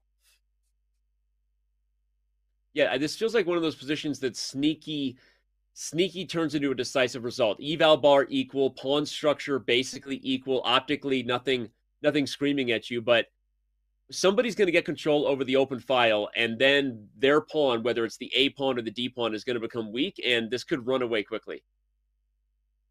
It could, and Jan brings his other rook to B2. That's a great move because he takes the sting out of Knight C8. But I do feel like the endgame has more or less stabilized, so probably a good time for us to go to that Hikaru game, which I'm really antsy to take a look at. Let's do it. Let's take a look. Jan Nepomniachtchi versus Gukesh. We'll keep our eye on it, but agreed. Hikaru Nakamura trying to get his way back in it here at the Airthings Masters play-in. This is the first event of the Champions Chess Tour. The Airthings Masters will be brought to you all week. Look at this. Hikaru's actually doing fine, I think, but that pawn isn't going anywhere. That extra pawn doesn't look very happy. Nico's last move was also accompanied with something called a draw offer, which something Hikaru is not really known to take much, but he might in this position because those pawns on the queen side, White is licking his lips looking at that A4 pawn. Theodoro offered a draw? Let me go to there. Ooh, I see. Yeah, exactly, Jen. Exactly. Hikaru declined the draw. Theodoro offers a draw. Hikaru declines the draw. Hikaru said, take that draw offer and put it in a place where the sun doesn't shine. Rook D to C8. It's a risky decision because he is worse, Danny. Let's make no bones about that. White can take that pawn on A4. Black, that is an extra pawn. So Theodoro would be restoring the material balance, but he would also be creating a massive weakness on B3, which I think Hikaru is planning to defend with C4. Yeah, it's a weird position, though, because it was also a psychological thing by Theodoro. You offer a draw when you know you're about to get the edge to kind of get it in the back of your opponent's mind for the rest of the game. Remember that draw you didn't take? Are you regretting it? It can make you play even worse than you would otherwise, right? How many times have you been the victim of a psychological ploy like that by your opponent? Because you keep running the tape, right? Had I taken the draw, I would have been better in the tournament. It's not just the draw for you declined. It's the subsequent tournament standing that you forfeited. So you get into that worst position. You're absolutely right, Danny. And Nico knew that Hikaru would not take this draw. Not with his tournament standing, having already dropped a point. Hikaru's mad. He wants to prove it in the next couple of rounds. So queen to c4. Nico is not actually rushing to take this pawn. He wants to take it under the right circumstances, Danny. And the right circumstances are those in which Hikaru will not be able to play c4 to cover the other pawn. Yeah. Agreed. Population. Agreed, Tiana. A little bit of a shuffle there in the nice Hawaiian shirt there. I wonder how many Hawaiian shirts Hikaru has in his wardrobe, by the way. Like, what's the over-under on that? What do you got on that? Yeah, he's doing the Mark Zuckerberg where it's like a new one every day. Probably 11 definitely and a half. over 10. Double digits, I would say. Okay. All right. We'll get maybe a vote, a poll on that Twitch chat. How many how many Hawaiian shirts does Hikaru have in his wardrobe? I'm going to put the over-under at 9.5. So you got to go either 9 or 10. We'll find out about that later. All right. Black is worse, but it's not that big of a deal as long as you find the right moves, in the sense that if you could just pass in this position, what is White's next move is what I would ask, right? How is White improving on it? Well, Queen I think it's time. Nico might have overcooked it a little bit, and he might be regretting not taking that pawn with his rook, because now if he takes that pawn with his queen, Hikaru counters with queen takes h5, and you can't take b3 because the rook hangs.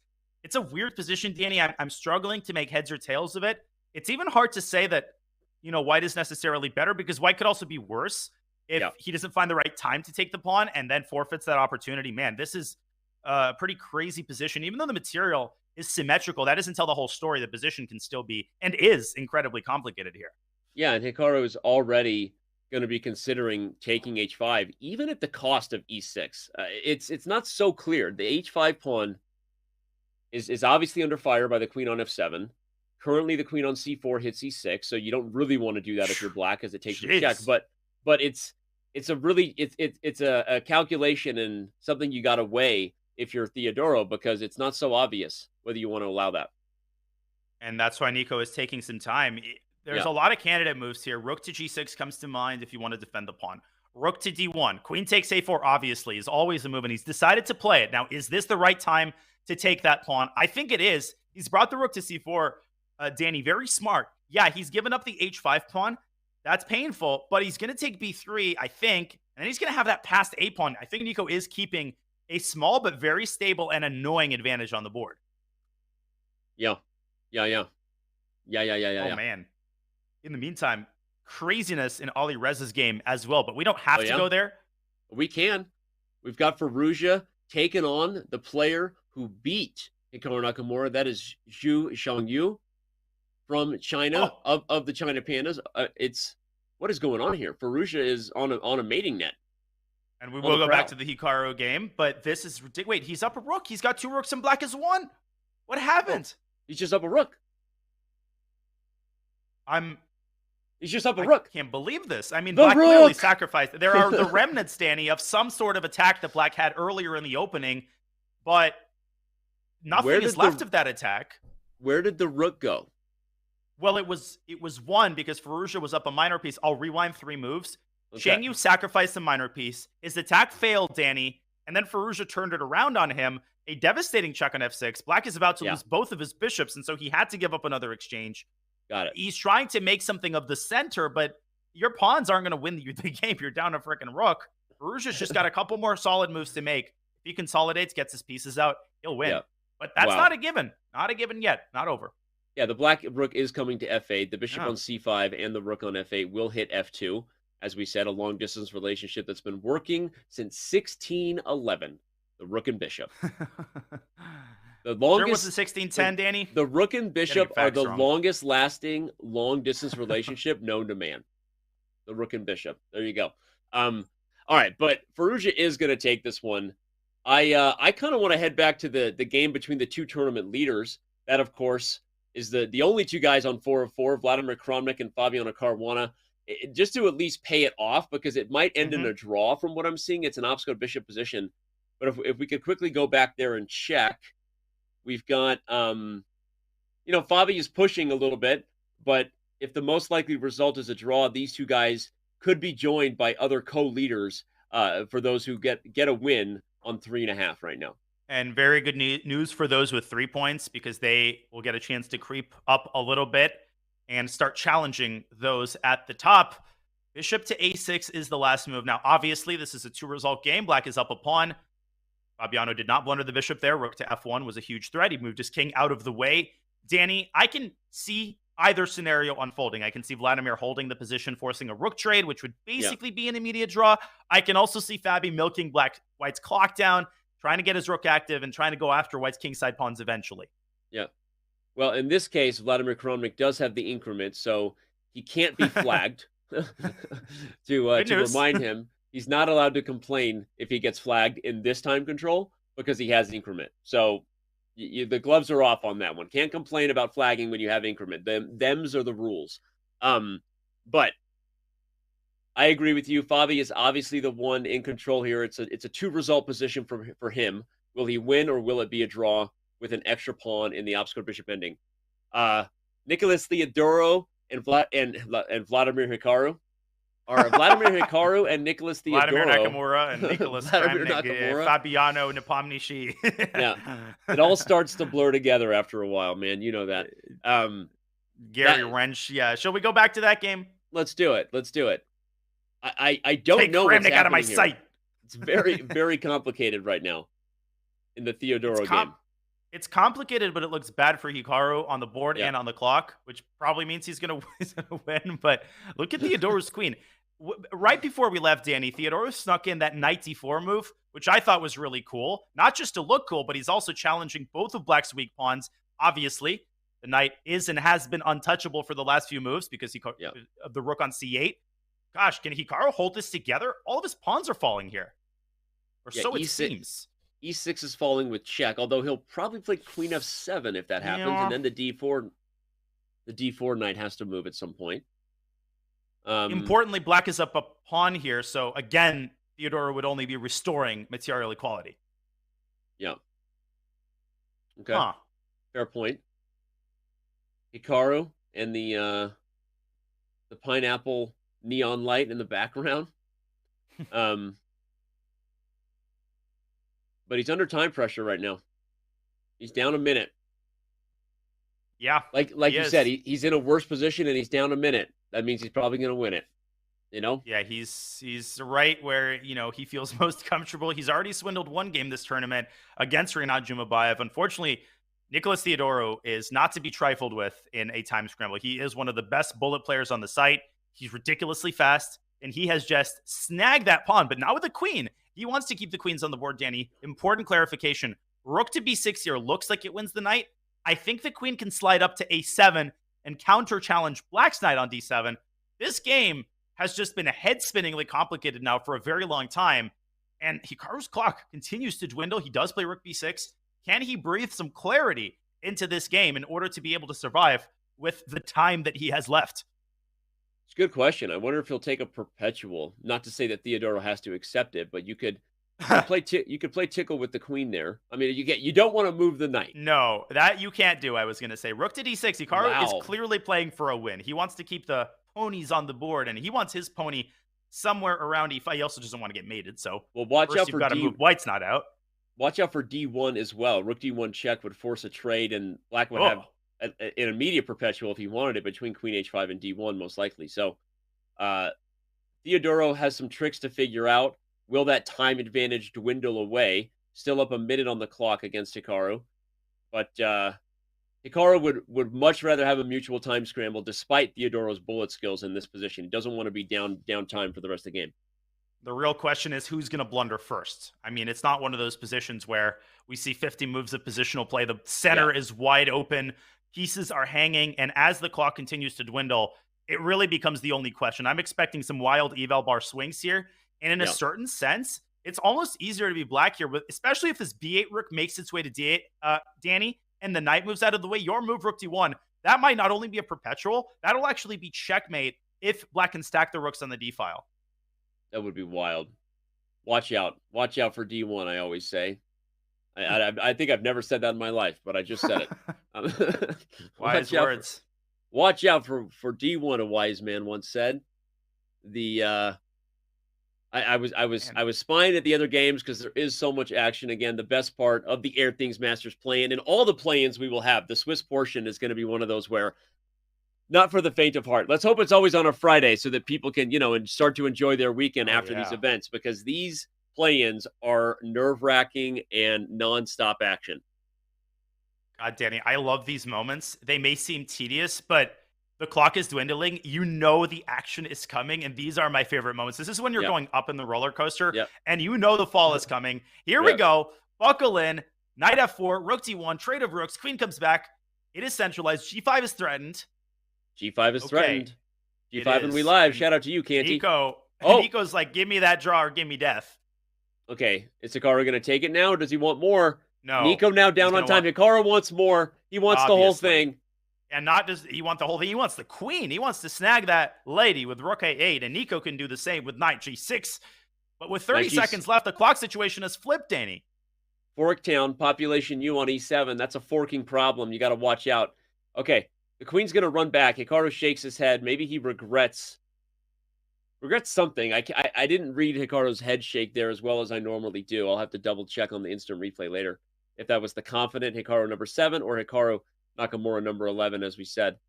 Queen Anyway. C3, knight e5. Danny, how easy is that to blunder? The rook would have been trapped. Nico, though, sidestepping the landmines, and he is starting to encircle the pawns on the queen side. That's what we started with, right? That was his original mission, and now he's finally coming back to it after repelling Hikaru's kingside counterplay.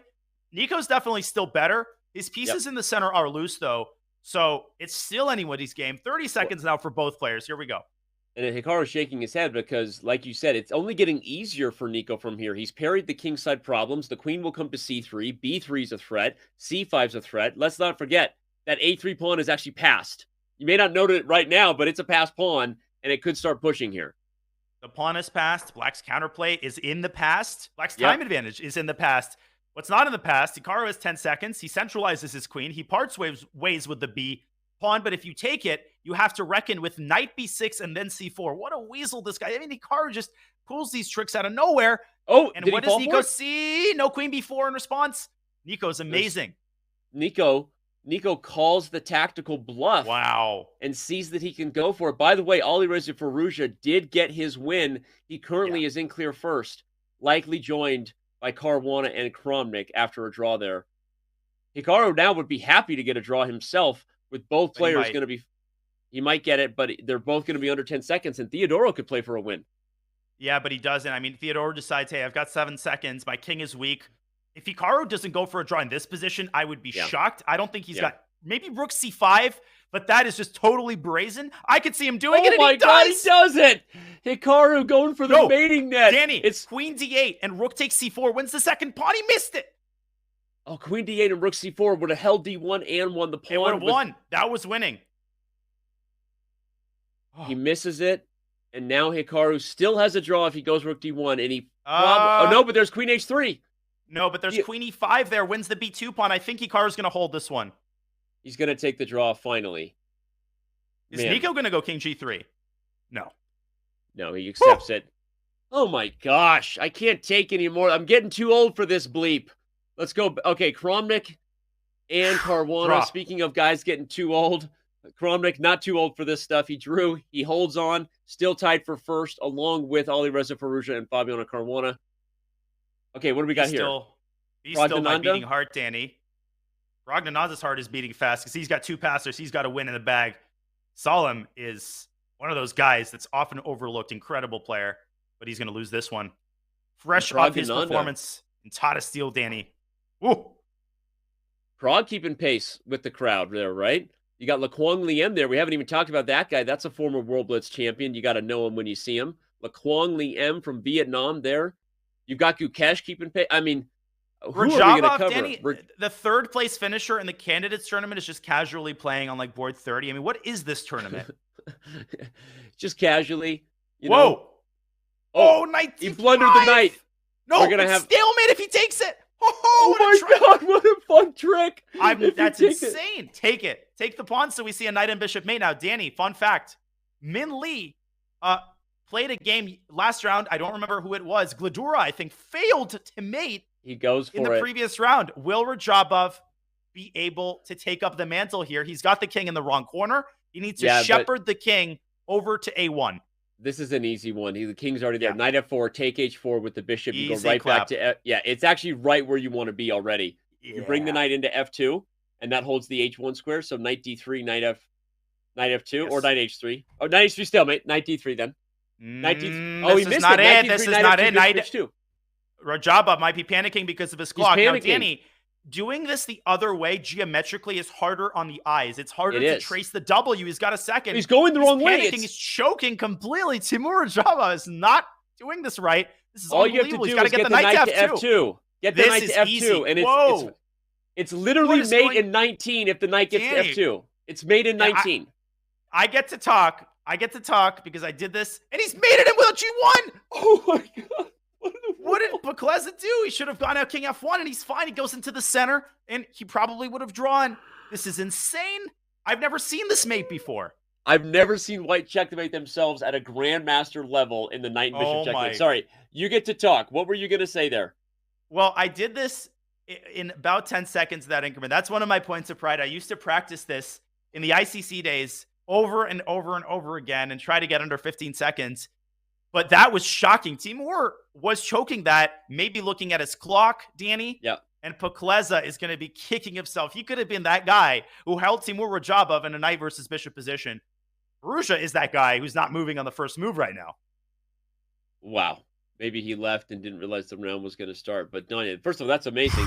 Second of all, I actually used to do the same thing back when we were so old. It wasn't the ICC days. We used this thing called a chessboard, Danya. Stay still. What's that? And then we used a clock called a Chronos clock. It was a Chronos digital clock. Come on, Danny, I still have a Chronos.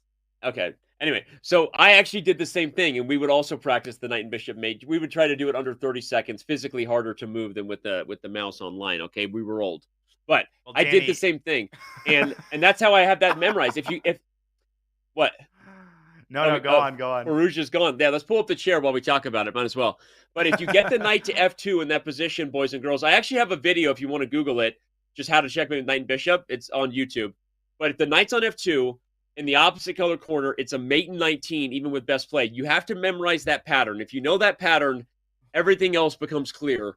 And Rajabov got lucky, frankly. I mean, he had many opportunities for that pattern, and instead he didn't find it, but his opponent checkmated himself.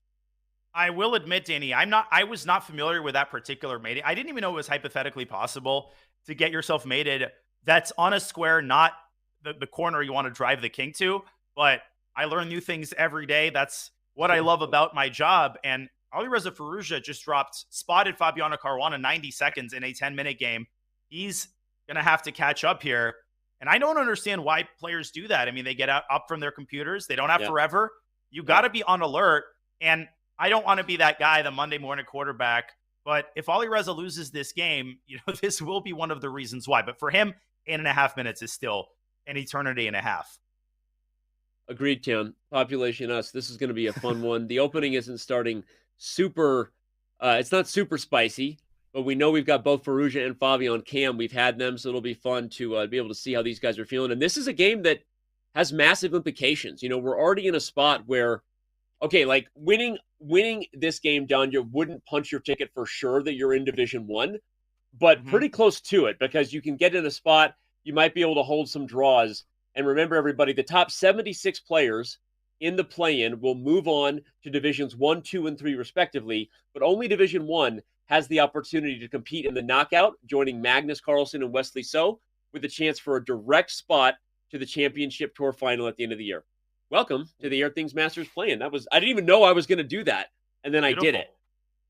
That was I blacked out. Danny. Yeah.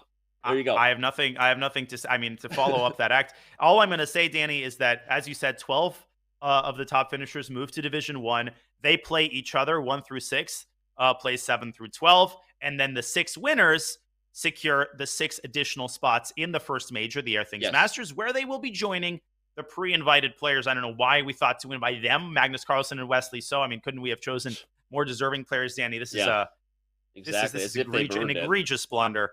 But man, this is fun. This is exciting. Nobody has a perfect score, which I personally love. That means there's more competition at the top. There isn't someone just pulling away and then making a bunch of quick draws.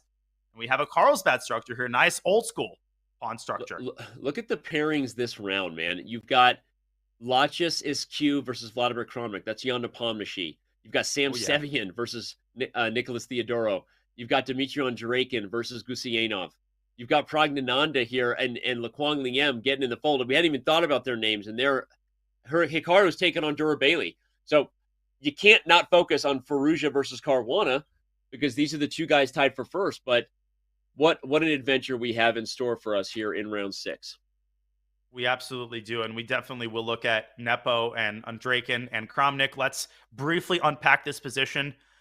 Perhaps, and then we can move on because this is definitely on the quieter side. And 94 is very standard fare for Black. This idea has existed since the times of Capablanca, who, by the way, contributed a great deal to our understanding of this structure, we stand on the shoulders of giants.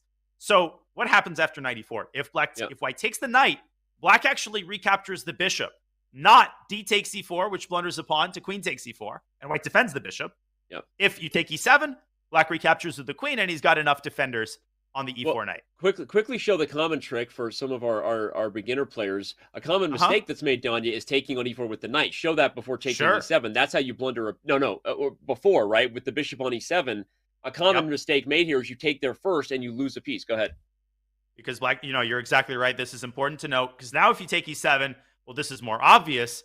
And if you take e4, you lose the bishop on h4. So you can't sit on two chairs. You either lose a piece in the center or a piece on the king side. Either way, you lose a piece. Somehow, Fabiano Caruana knew that. I mean, I don't know how we knew that. These guys are good. Carlsbad. Queen's Gambit declined. Carlsbad structure is old as time, and somehow Fabi knew the trick. But seriously, this is an interesting one, because note that white shifts to the king side with rook a to e1. Often white's plan in these structures is a minority attack on the queen side, where you're actually advancing your pawns in hopes of creating positional weaknesses. Not so when a4 and a5 have been played. The queen side is locked up.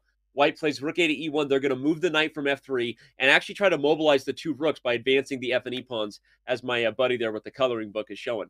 There you go. That is a much juicier plan, and no surprise that Fabiano Caruana is adopting the kind of modern treatment with f3 and e4. Mikhail Botvinnik is someone who had a couple of incredible games in this line, Danny. It's so fun to review games from that time, because players like Botvinnik and Capablanca were so ahead of their time that they would essentially implement the same plan in every game, and nobody would know what to do against it. It was like Wilt Chamberlain approaching the rim. Who is this 7-footer just dunking on everybody? Nowadays, all of the plans are well known. The way to fight them is well known. But let's see how Alireza Firouzja, now 2 minutes down, is going to respond to what I think is going to be knight d2, followed by f3. Well, the last point, speaking of well-known, is a shout-out you and I have to give to a mutual coach we both shared, Grandmaster Alex Yermolinsky, Uncle Yermo, as he's known. Also very good at these positions, very well-known for the Queen's Gambit decline structures on both sides, right? How many times you go over a structure like this with a, okay, now, Danny, Daniel Neroditsky, now. That understand about endgames. No, I don't have my Yermolinsky impression. You know what's funny? Right, it might be the only accent I'm better than you at. Might be the only one. You got a Maine Irish accent, Lion. Your Southern accent. It's as if you lived on Boone, South Carolina for 5 months. I mean, anyway, but your old no, Danny. Let me tell you, 1997, when Daniel Neroditsky was not even born yet. Now, I was living. I'm older than that. Okay, in San Francisco at the Mechanics Institute. No. Okay, no, we're moving on. All right, that's Yermo. Shout out to Uncle Yermo. QGD Orthodox, Carlsbad minority attack structure expert. Here, white changes the structure. We have an IQP. That means isolated queen pawn on d4. And it is petering out a little bit, but black's doing well. We'll see. Firouzja should be able to hold this. He's slightly worse. White's got the pawn lever d5. The rook is awkward, but I vote we go Vladimir Kramniktown, population 2, because Jan Nepomniachtchi is dancing with him in a fascinating position where white has the bishop pair, but a very weak king on e2, and a trapped bishop on g5, and a hanging bishop on g3, and a complicated position, as usual in Kramnik's games. Wait, you can take b5, you can take g3? I was going to say, you could take b5 first. That might be one that, what? They just agreed to a draw? Oh, wow. Hess just had I don't even know what to call it. Just had a tantrum. Over in Oslo. Hess, don't break anything in your hotel room, because chess.com has to pay for that. Don't you break anything in your hotel room. All right. I heard that cry of anguish all across the way in the South here. Well, it's an early, it's a bold strategy, Cotton. We'll see if it pays off, right? The 5 Ds of dodgeball: duck, dip, dive, and duck, dip, dive, dodge, and draw. That's what I was going to say. The 5 Ds is draw there, and that's actually not a draw we want to see. It is not, and I think we're all in agreement on that, Danny. We're not in agreement on a lot of things anymore, but those quick draws, we want to avoid them when possible. At the same time, and I always feel like I play a little devil's advocate here, especially when I'm commentating with my boy Robert. The players' ultimate allegiance is to making the top 12, to fulfilling their goal in the tournament. And sometimes that does mean hedging their bets and getting that half point and securing their place atop the tournament standing. So I want to see that minimized, but it's going to happen occasionally, and we can forgive Big Vlad the occasional quick draw. He's still a fighting player. What I was going to say before I got tongue twisted and had an unfortunate slip of the tongue on camera, but I'll say that what I was going to say is that it's a bold strategy, Cotton, because this early on taking these draws, they might get leapfrogged. That's what I'm saying, right? We obviously know that all the players are hopeful to be in the top 76, make their way into divisions 3, 2, and 1 respectively. But this early on, trying to draw your way into Division 1, that could backfire on both Nepo and Kramnik.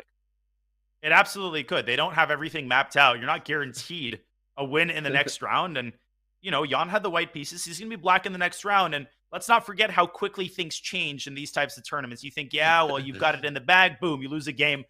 You're somewhere in 20th place, behind total unknowns like Peter Svidler and Dmitry Andreikin. I'm sorry. Chat is never going to let me live down that one. No, it's not. First of all, what I said is just the name of Richard. It's not a curse word. It's not anything awkward, chat. Let it go. It was a dodge, dip, duck, dive, and draw. I know what happened. We got to move on, Danya. I'm gonna lose my mind. I'm going to recuse myself from the conversation. You don't even know what I said, Danya. You're too young for that. Danya, could you earmuff it for me real quick? I basically had my earmuffs on because I didn't understand a single word of that. But I am too young. I'm not being uncomfortable in how many times you're calling me. I'm pretty close to hitting 30 here. I've owned a Chronos for 10 years. You're doing great. It's, okay. It's I'm a little bit older, than you realize. It's true. And here comes Peter Svidler. Speaking of guys who used to be candidates, not anymore. He's still a great player, and obviously would love to punch his ticket into the knockout, just like Vladimir Kramnik. I'm rooting for the old guys because I'm old. I don't think Peter would like to be called old, but there's nothing to fear but White's position. I was going to say, White is checkmating himself here. Queen E3 check, King F1, Queen F3 actually looks over. Pretty good. Yeah. Or Queen G1 with mate if you cover with Rook E2. I'm assuming you got that pawn. Queen G1, Rook C2, and Queen D4. Peter's got the checkmate in the center of the board. Mate in 2. Goodbye. Rook C2. Alexander Fier, one of the great players, obviously from Brazil, for those who don't know Fier. Also someone who traditionally does pretty well in the Pro Chess League, good rapid player, but he just went down in flames. Fier was on fire. You flip those letters around, and not bad. Svidler takes him down. All right, we move on. Okay, in Hikaru land, meanwhile, trouble is brewing in Hikaru land. Danny, he has struggled this tournament. He's managed to withstand a lot of pressure by his opponents. He swindled the game against Zhumabayev. He held the draw against Nico. But right now, he's in trouble again with White. His center is collapsing. Yeah. Durabele is just one of those guys who doesn't care who he's playing. He plays for a win every game. I've seen his games now for many years. Super fun player to watch. And that D4 pawn I was going to say, about to disappear. I guess Hikaru didn't have a lot of great choices there. He was choosing between poisons and ultimately decided that losing the D pawn in order to get developed and have the bishop pair was his best practical chance. Not a bad classic Hikaru kind of swindled there. But Black is better, make no mistake about it. And Black could even take G3 and have an obstacle bishop position that would be hard to lose. Well, I'll tell you what Durabele is thinking about. I think he's deciding whether or not to flick in the move check. Rook HE8 check, which your logic would tell you should, and he does. But he was just making sure that you're not actually sending the king to a square that it wants to go to anyway. I don't think you are. Because after king D2, knight takes D4, Danny, I have a hard time believing he'll bail out with knight takes G3 when there's a juicy morsel over there for the pick. And that knight is also going to be threatening B3 with check and C5. And this is what happens when you lose the center pawn. All of your other pawns are like, WTF, where's our father? And Hikaru has to sidestep that with king D1. Oh, this is nasty. Nasty, and you also have positional weaknesses. The risk of Black's position is that if you lose D4, or even if Black takes G3, like you said, and plays Rook E3, it's like Black has the pawn and the compensation, as our buddy Yaz would say. What in the dickens did Hikaru do here? And king to D1, but this is what he does, Danny. He forces his opponents to make decisions. I've noticed that when he gets into lost positions, he engineers it so that he gives the opponent a lot of tempting options. And that's not a good thing because you necessarily spend a bunch of time trying to find the right one. And it's the Hikaru effect. It's what it is because you know you have to play perfectly to win. And you get into a self-fulfilling prophecy where then you spend too long deciding. And ultimately, you end up making a mistake. I love the way Duror Bailey's handling this. I said he wouldn't take on G3, Danny. But the situation has changed because now you have access to this E3 square. Yeah, but if you get G4 by Hikaru, can't you put the bishop on F3 and just start to hold everything? True. Well, perhaps Black will take the B pawn first and then try to come back for the G pawn and somehow evacuate the rook around. Duror Bailey is playing without risk, I think. He's trying to play for 2 results. Yeah. And that's not a bad thing. Now which pawn is he going to take? B3, G3, you could bring the rook up to E4. Again, Hikaru milking Black's clock by forcing him to make decisions. Yeah. Agreed. Hikaru going to have the time advantage on the clock, even if he doesn't have one on the board, something he does all the time. Speaking of time will get to us all. Father time. It's about time. Fabiano Caruana Ferrugia just drew their game. That never got off the ground, Danny. That was even all the way through.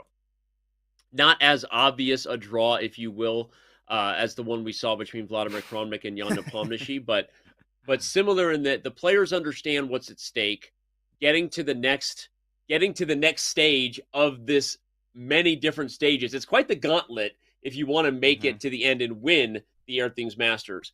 And so they understand that right now at the play-in stage, securing Division 1 is their top priority, which doesn't even secure the knockout, by the way. It only secures match play that Danya and I are going to be covering within a couple hours here. So if you just got here, where have you been? Mom has been calling all day. She's like, hey, will you pick up some groceries? I'm like, Mom, I already turned the corner. Will you go back and pick up some groceries? Plus, I'm late for the Twitch show. Anyway, we're here. We're in it. And yeah, we got a lot ahead. But I will double down on what I said. It's a little early to just think that these draws are going to secure top 12 for any of these guys, Danya. So we'll see if it backfires for the guys who are playing it safe. For sure. They got their work cut out for him. They still have 3 huge rounds to play. Hikaru, he's in trouble. He's going to try to hold this. Can we take a brief look at Nico Theodore's game? I think we should give him some love. And he's playing Sam Sevian, by the way, new 2700, incredibly exciting American player. And Nico is in a world of hurt here. Speaking of incredibly exciting player, new 2700, that's Sam Sevian. We haven't covered any of his games so far, but we might be covering a lot more of Sam before the day is through because he's about to get a second queen. 2 queens are better than 1, I hear. He had an incredible performance in the RCC. I mean, he's just a nightmare opponent in Rapid. He's just got the fixins. He's got a sharp style, great preparation, doesn't fear anybody. Just a great epitome of the new crop of talent across the world. This is over, I think, Danny, because knight F3 check. 1 queen replaces the other. Oh, queen H1 covering the E1 square. And D8 Beautiful. queen coming to a theater near you. 1-0 is the result. That was a nice to 5 out of 6. That was a nice instructive thing to show there, just that if knight F3 check would come, white would have just sacrificed the queen and then gotten a new one. And so there really was no way for Nicholas Theodore to keep this one alive, everybody. Sam Sevian is saying, hey guys, I'm 2700. I'm kind of new to the club, but I might win the event before we're all said and done. So buckle up. What else we got here? We're going to go back to the town known as Nakamuraville. Smallville. I don't know how many people will know that reference, Danny. If you know, don't tell them. Don't tell them. Wait for chat to show. Well, people know the TV series, but do you know the chess-related reference? I know you know. I know you know, and I'm saying don't say anything else because you're going to ruin it. I know that you know that I know that you know that I shouldn't say anything else. Well, Hikaru might be cursing his luck here in this position. Duror Bailey still hasn't secured a material advantage, by the way. Somehow Hikaru has kept the pawn count even. This is just black magic, and I think Hikaru's fine again. And now he's going to start playing for a win. I was going to say, and he's managed to increase his edge on the clock along the way. Classic Nakamura. Classic. All right. Well, we're going to stay right here. By the way, I'm just looking at the list here. There are so many amazing players in this event who we haven't even had a chance to look at yet, and it's just wild. We are going to have a lot of fun on these play-in days. I hope I get to do all of them.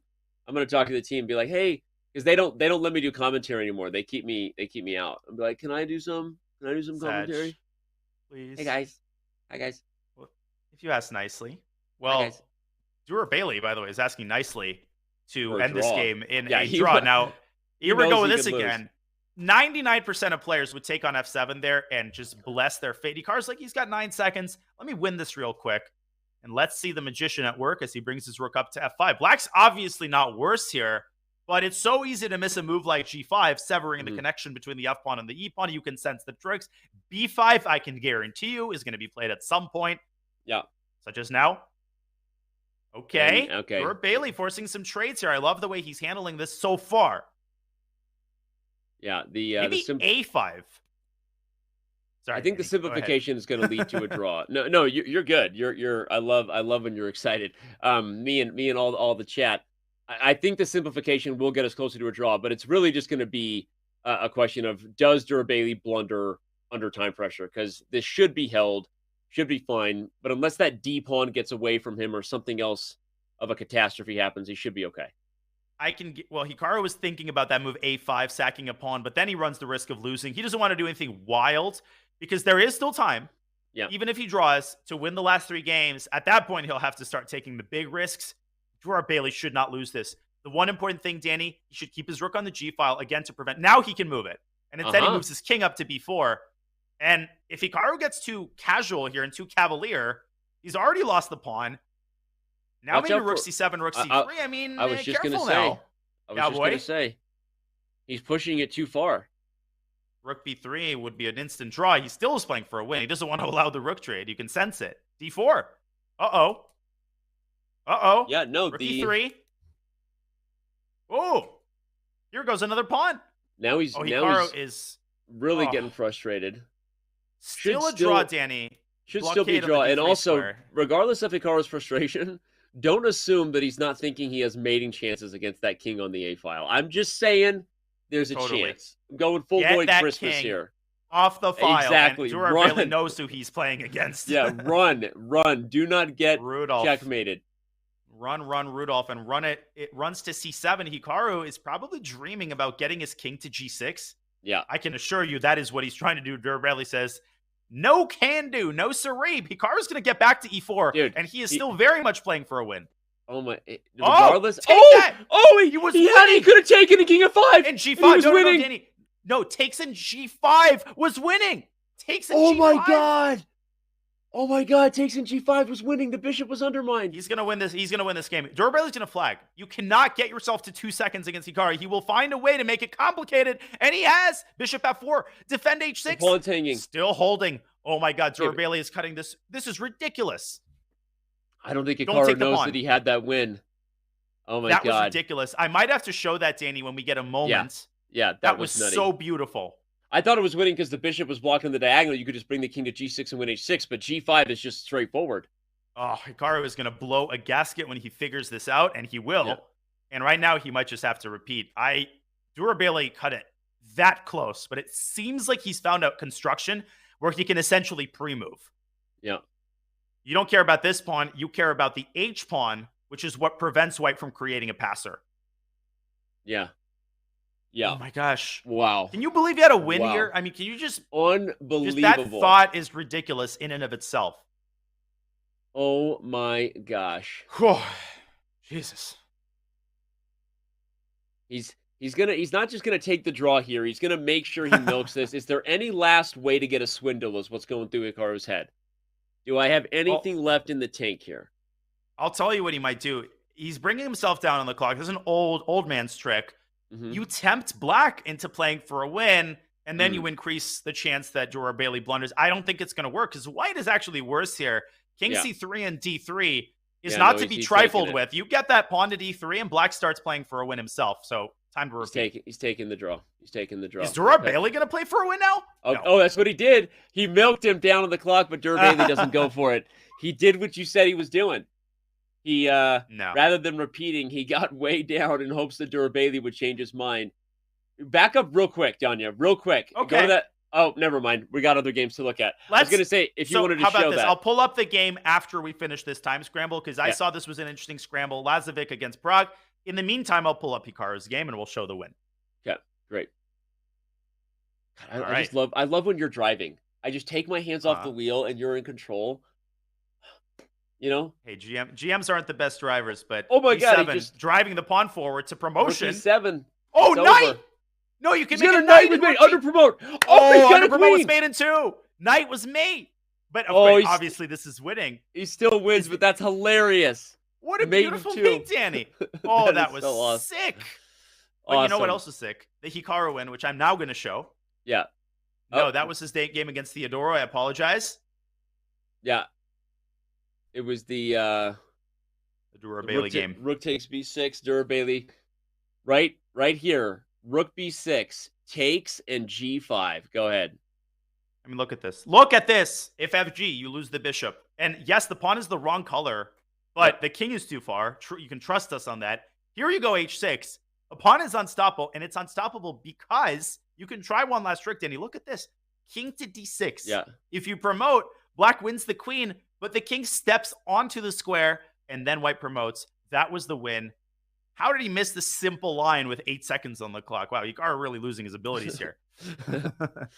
Obviously, the sarcasm is real.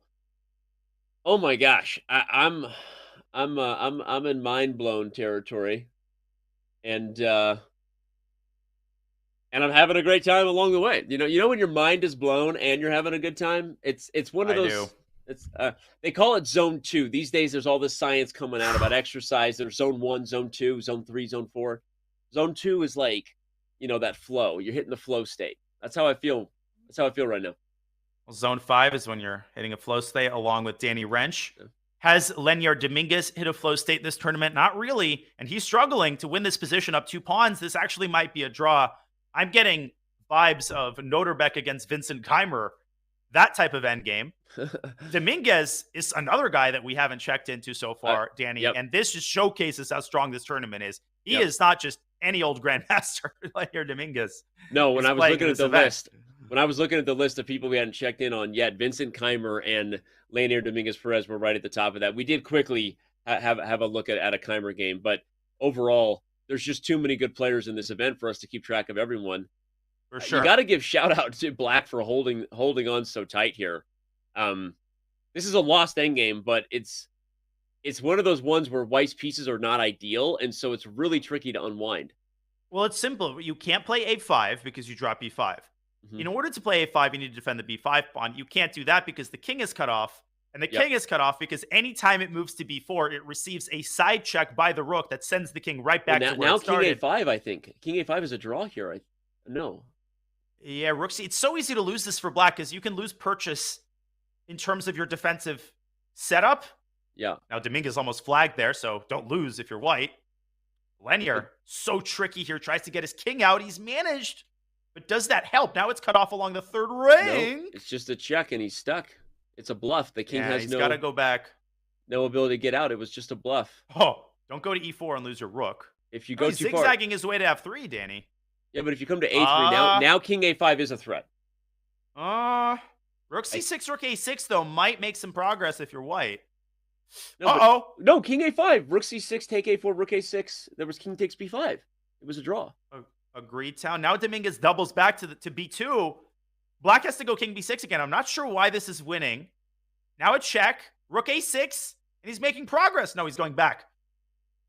Where's the win? No.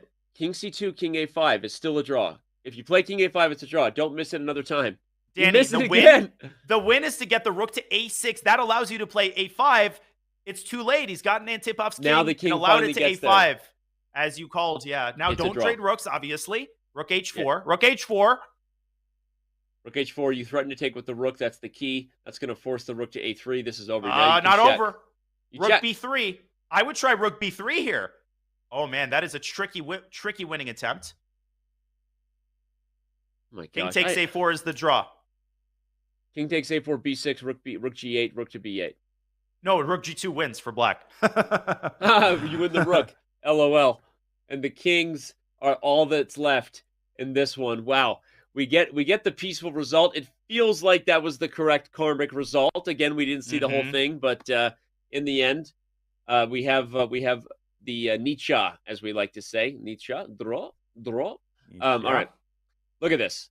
Firouzja, Caruana, Denlaz, I don't know who that person is. Vladimir Kramnik, Guket, Jamraju, Lukwang Liam. Go ahead. Who is Denlaz? On the topic, well, Denlaz is Denis Lazovic. Very strong Denis Belarusian Lazovic. Grandmaster. Okay. But I had a joke to share. Okay, I had a joke to share. This might not land, but since he mentioned Nichia, all you have to know to understand this joke is that Nichia is a double meaning. It means draw. It also means no ones, like the word no ones. So the old chess joke goes, two players are facing off. One of them is in a lost position, and he points to a cat that's running around. He asks, whose cat is this? The response, Nichia, no one's. And then he says, Siglyson, agreed. And they shake hands. Classic tomfoolery using Russian language tricks. All of us know those jokes. Of course we do. I have many more. But okay, we have games to analyze. And Firouzja, in an open Rui, Sevian, has been playing this opening now for a while. He played it in the RCC against MVL. He's played it in the US Championship. He's incredibly well prepared. Armed to the teeth with the black pieces in this line. Sam Sevian has more time than which he started with, as you can see. Just like Danya said, he's an expert in these variations of the Spanish. And Firouzja taking a think and making sure he remembers his theory. Big question: do you en passant or not? I always say, Grey Poupon, en passant. Don't mind if I do. Dijon mustard, a little bit of knight g5, maybe some attack on h7. Bonjour, croissant. Tiens, Maxime chez Lagrave. Where is Maxime? Maxime is what loans he didn't show up. He said he was coming. I'm gonna text Maxime, be like, yo, you said you were playing, brah. Where you at?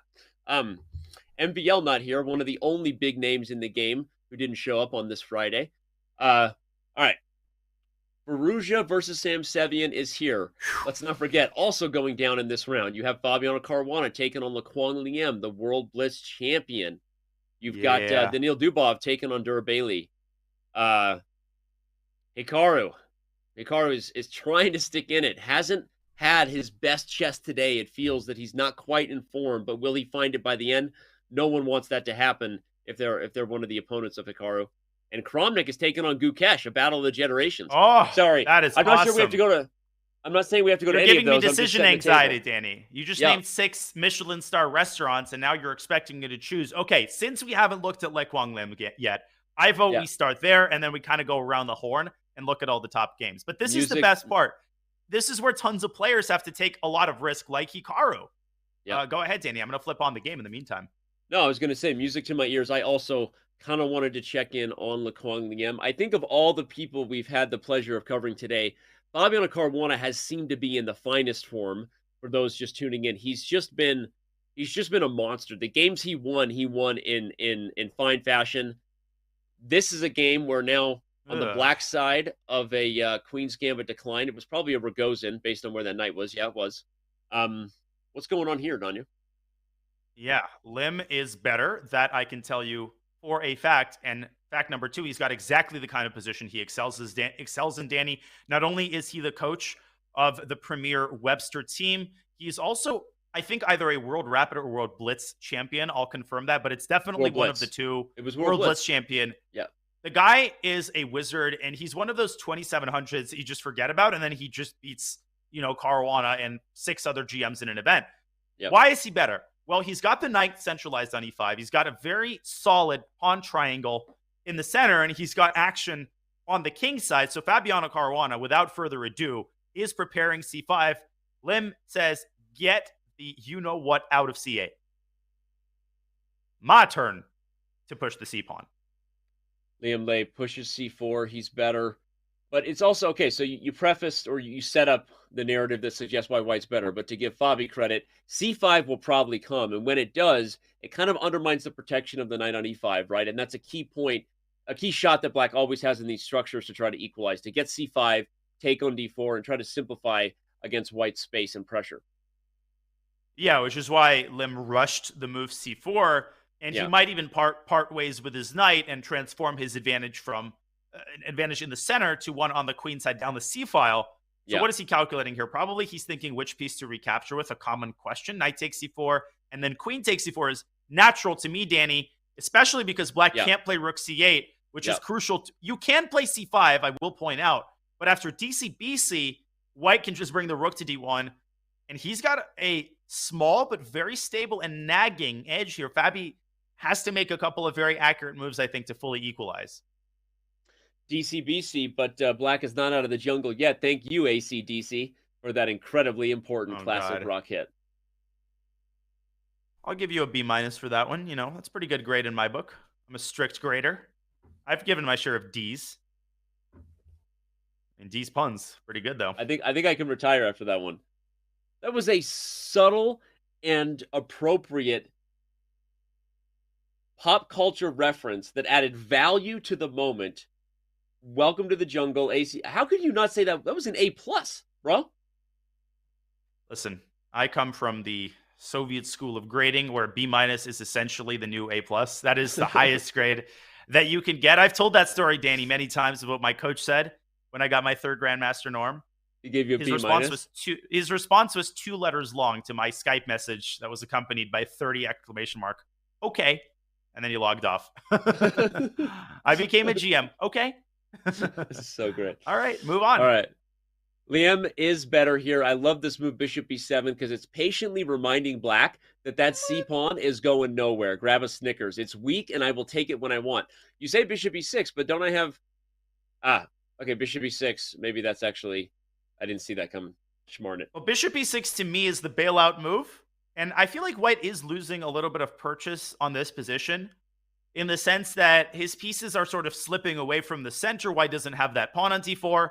Uh-oh. This is a tactical problem. Bishop B5 is coming, and so White might have to go rook B1, and Fabi then has dragged the rook onto an awkward square. Maybe then he wants to play queen E6, offer the queen trade, or bring the queen even to G6. Oh, Bishop E6.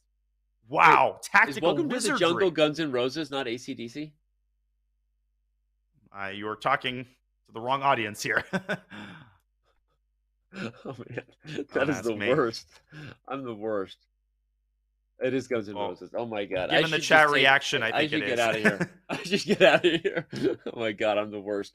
Okay, let's pretend that didn't happen, like everything else on the internet. Like Tom Brady's last season. You know, should have retired when he had a chance. You only get one emotional retirement response. So the fact that I took off my headphones and then ranted about how you didn't appreciate my AC/DC reference, I will never again be upset about lack of acknowledgement for a pop culture reference. You heard it. Flip it and ship it, fans. You have my word. I will make pop culture references, but I won't get upset anymore if I'm not being appreciated. We have a deal. We have a mutual agreement. I'm going to do it. I'm probably going to do it before the show's over. Who am I kidding? Let's be honest. All right, here we go. I love this question for Danya and Danny. How much has Fabi improved in faster time controls? I would argue 2 things on that, and I know Robert would back us up, Danya. One, Fabi's weakness, his reputation of not being good at fast time controls, I would argue was always a little overrated because not many people beat Magnus Carlsen in rapid tiebreakers. I don't know if you knew that, right? It's not the easiest thing to do. That said, he wasn't certainly on the level of your Hikaru's, of your Magnuses, your Jan Nepomniachtchi, or even Maxime Vachier-Lagrave. Like, he hasn't necessarily considered himself a great rapid and blitz player, and we know that he did go to work on it, and I think it's showed. I mean, he was one of the top performers in last year's Rapid Chess Championship. I think he likes this time control specifically. He's told me that. The 10+2 format, he just feels comfortable and at home here. But your thoughts, Danya? I gave my answer to it. I completely agree. I think it was always overrated as well. You know, sometimes reputations in the chess world can be hard to shake, and most of the time they're unfounded or they're based on one tournament performance, like, you know, Draw Nishigiri and all that jazz. And a lot of people might not remember that, to reference ICC again, Fabiano Caruana, his nickname was Adaptation, and he was one of the highest rated players in the 5-minute pool. So no, he has never been the fastest bullet player, the best blitz player, but we always compare these players to other super GMs, and Magnus Carlsen is the standard that we hold them to. And yes, he's not as good. He's not as reliable in time scrambles, but Fabi has done a great deal to improve his actual results. Yep. He was always good to begin with, Danny, but now he has stabilized in time pressure. He has won some time scrambles against some of the best blitz and bullet players in the world. We saw that regularly in the RCC. And he is no Well, pushover in the anymore. SEC, right? He surprised a lot of people by taking Yeah. down Arjun Iragaisi, right? And in a And comeback in fashion. amazing fashion. That was an Yep. amazing match. Yep. So for He those who did it in didn't, the bullet. yeah, I was just going to say, for those who didn't follow the match, Fabiano was actually trailing and came back in the bullet portion to beat Arjun Iragaisi, of course, someone who is an absolute star and monster, rising star from India. So yeah, and I think, there's our explanation of it. And I think in Rapid in particular, we're not claiming Fabi's one of the best bullet players in the world, just pointing out that he can do it and has. But I would say in Rapid in particular, Danya, it's a time control that actually he really kind of likes, and this format is showing, and he's obviously playing well today. So we'll see. He's playing well. He's got the initiative now. He sacked a pawn, but brought his rook to d2, and he's hitting, well, that pawn used to be on a2. Now it's on a4. But White's pieces are in a bit of a bind here. Yeah. And White's king is feeling a little bit uncomfortable. Black does have this move bishop c4 that he could play at any point to drive the rook out of f1. Instead, Fabi gets behind the pawn. So it's a sharp position. Yep. I would predict that this game bails out somehow. Maybe White should play queen b6 and just, accept that he's going to be defending in an endgame for a while. But I think Lek Kwong will pull himself together here and pull out half a point. But we'll see. We got a lot of other fascinating games. We sure do. Gukesh, I'll put you on the spot, Danny. Where to next? Well, I'm a little biased because I'm looking at the other leaders of the event, including Alireza Firouzja and Sam Sevian. It's a spicy Spanish. You know how I feel about some spicy Spanish, some good paella. Oh my gosh, I could go for that right now. What in the world would that do? You're making me miss Madrid. Man, some of the best food. Anyway, here we go. We got that. Okay, so I'm literally blacking out. Focus, Danny, on the games and not the food. Kramnik and Gukesh was the battle of generations that we talked about in the beginning. Let's check in on that one real quick. Boy, am I happy we finally got Madrid of that discussion. And Black trying to get Madrid of the dark squared bishop h4 g5, bishop g3, queen takes g3. Can't do that. No can do, boy.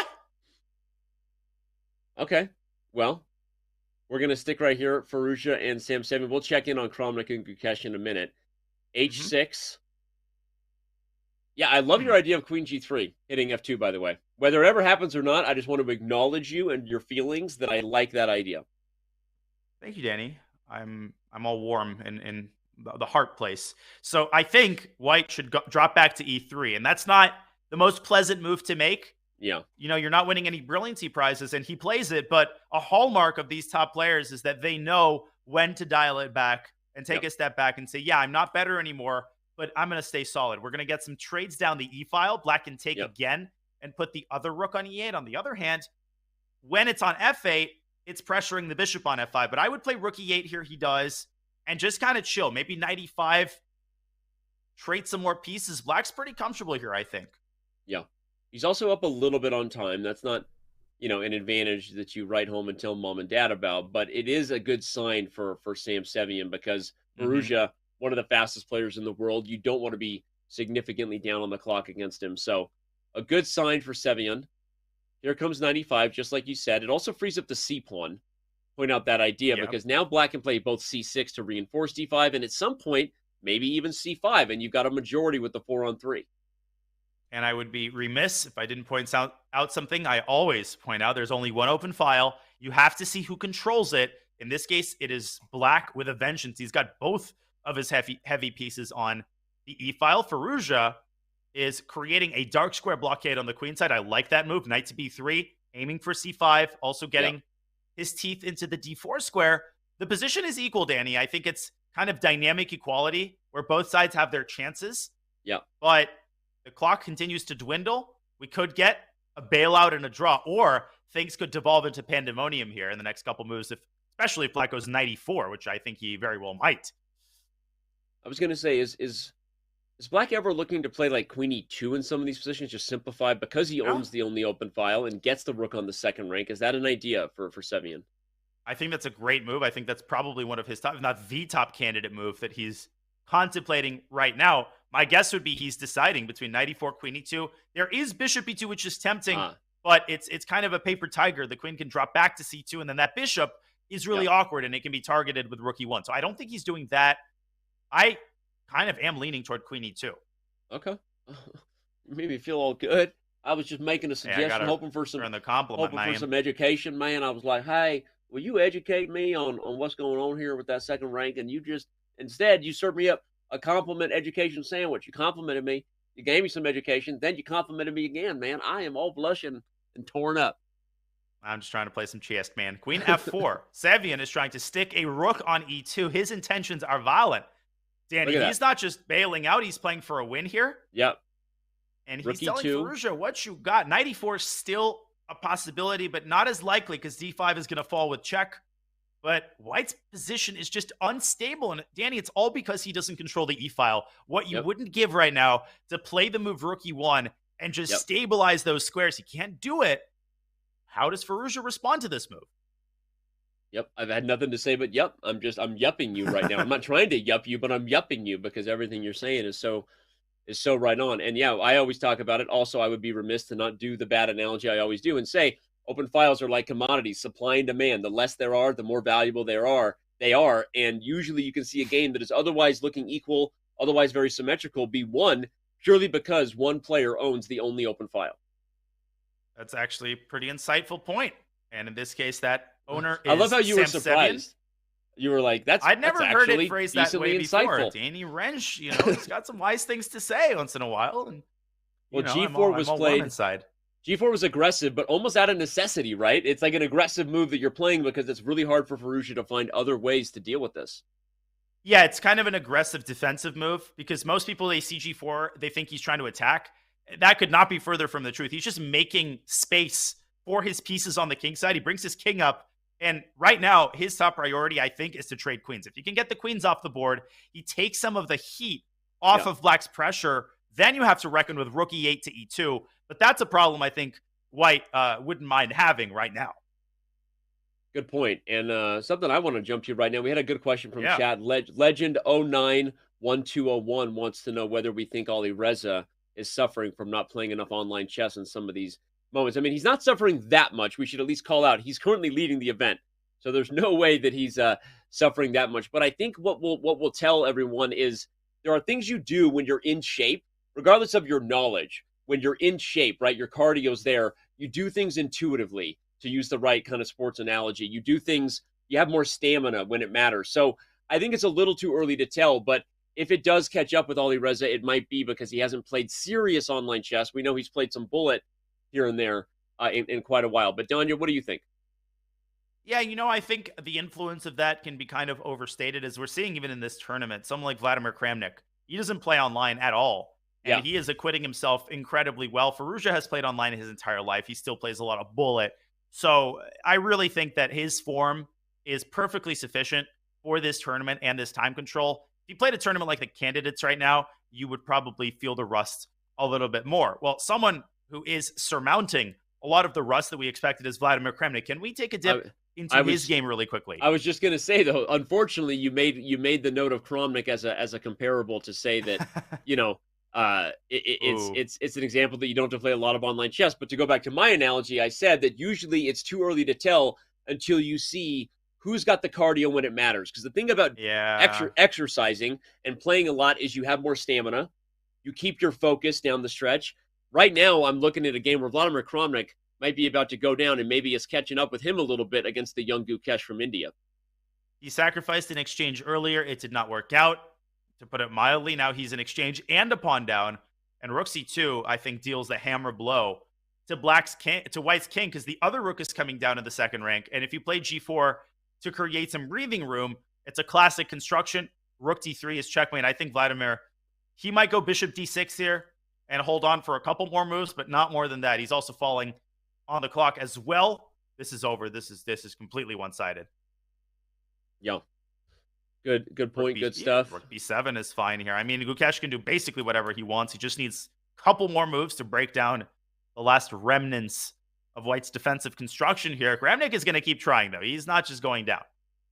As he should. He's also down on the clock, though, unfortunately, while he tries to play tickle here and maybe trick the young opponent into repeating the same position a few times. But I don't think Gukesh will fall for that.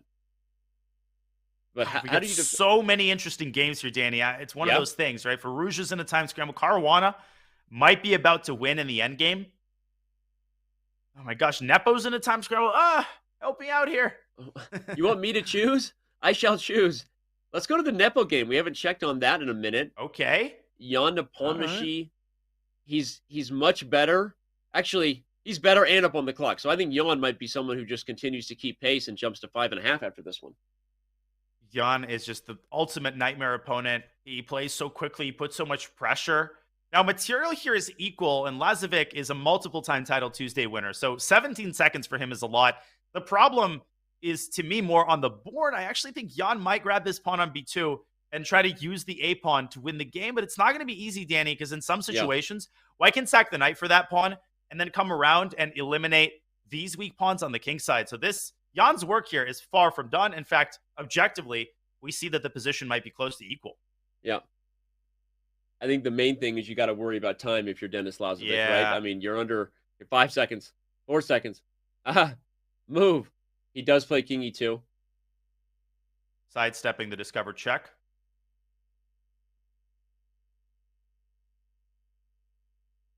Knight b2, knight c5. Don't do that.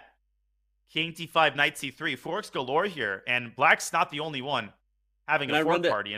Can I run to f5? Oh. And go toward the king side?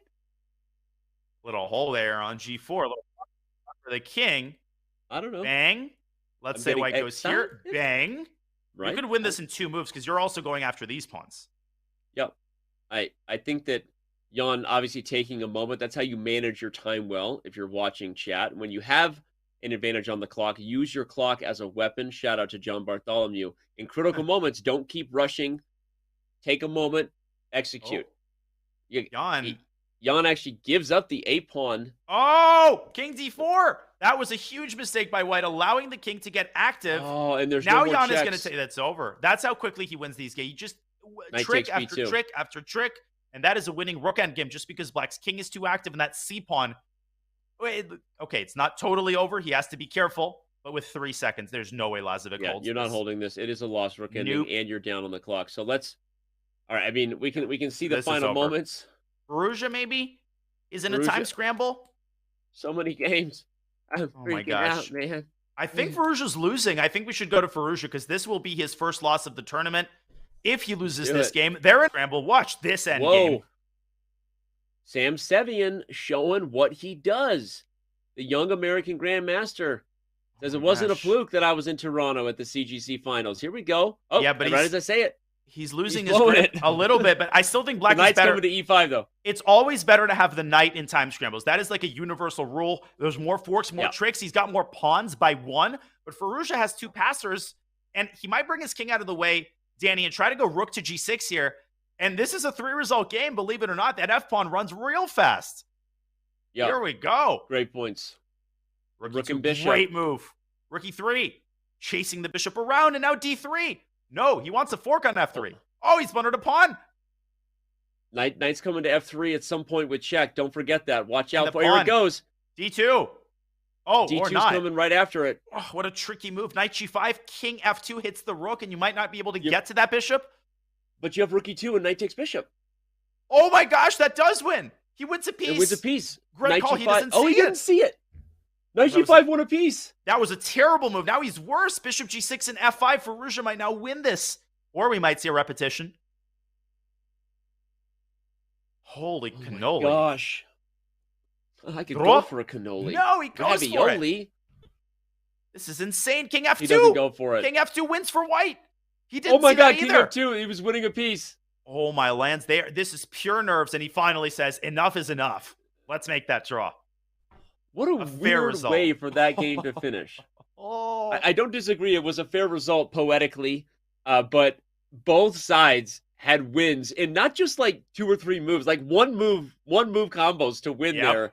And neither of them seem to be keeping their nerves. And again, these are chess gods. I'm not saying I would do any better, but it does seem like they both lost their nerves a little bit there, because normally we see them execute, I would say, at a high level, even with that much time pressure. No, they certainly did. I mean, they know it's on the line, and those positions are just so tricky. There's minor pieces in close proximity, forks everywhere. You're just trying not to lose on time. Speaking of not losing on time, a couple more games still going here in round 7 of 9. We actually only have one more game still going. And it's on the screen. One more game still going. And it is Jospin That is Martinez versus Robson, the Caterpillar, whom is spicy. After this game, we are going to send it to our last break before we know who wins the play-in segment of the Airthings Masters. So stick right here. We got to see what happens in this game. Looks like Spicy Caterpillar has a chance. I think we know who's winning this game. Ray is zigzagging his way, and a rook trade is good for white because he's got both pawns protected by the bishop. Josman has 2 seconds here. Still trying to hold. The advantage of having a G pawn instead of an H pawn. Ugh. This is a nightmare to defend in a time scramble. Ray needs to find that opportunity to go rook f6 and force the king away and then start pushing the G pawn eventually. Yeah, I'm surprised he's waited so long. At some point, you can play rook f6. You could have moved the light square bishop to b5 once the king isn't attacking the G pawn, but he doesn't go for that plan. No, he does not. Now he can give a check on h5, but he's delaying it. He doesn't want to blunder that pawn. Yeah. Oh, you might have blundered a pawn. Where's that bishop going? It has to choose a diagonal, and then you lose a pawn. Rook takes e2 and rook a2. What? That was an instant draw if he took the bishop. Oh 2 my seconds. gosh. 1 second. He Rook made that d5. move with 1.2 seconds. Oh, Ray's gotten his bishop on the best square. Now g5 is coming, and the king is going to see the other pawn through to promotion, I think. King f7. It's over. No, this is winning. He's got it now. It's over. And you got the bridge set up with the rook protecting the king from checks. That means there is no a7 perpetual coming. Oh, a7. That is a sick win. g7. And it's Rover.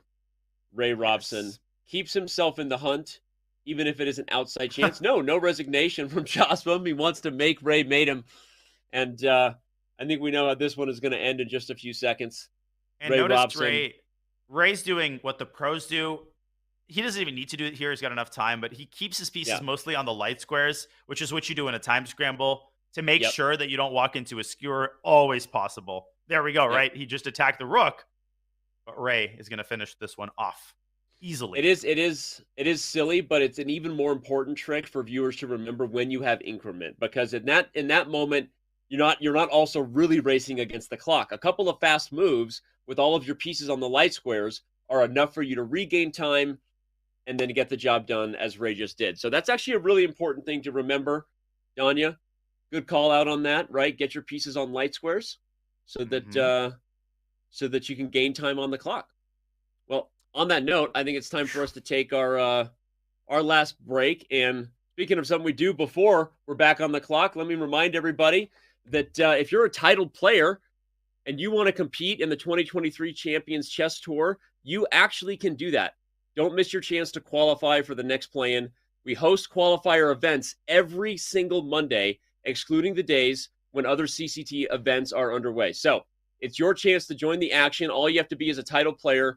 Compete this Monday, February 13th, the following Monday, February 13th, not February 6th.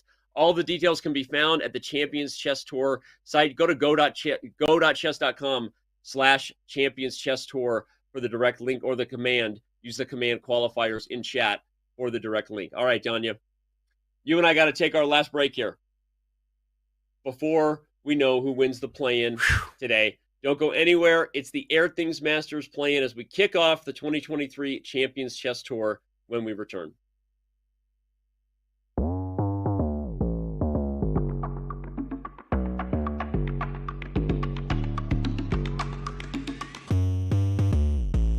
Welcome into our new video lecture series here with the one and only, the 14th World Chess Champion, Vishwanathan Anand. If you have to explain that you're world champion and it's taking longer than 2 words, there's something wrong with your title. And that's how I felt at this There's point. something wrong with it. But I believe when we're talking the 60s and 70s, even the 80s and 90s, you could see that the match format produced something unique.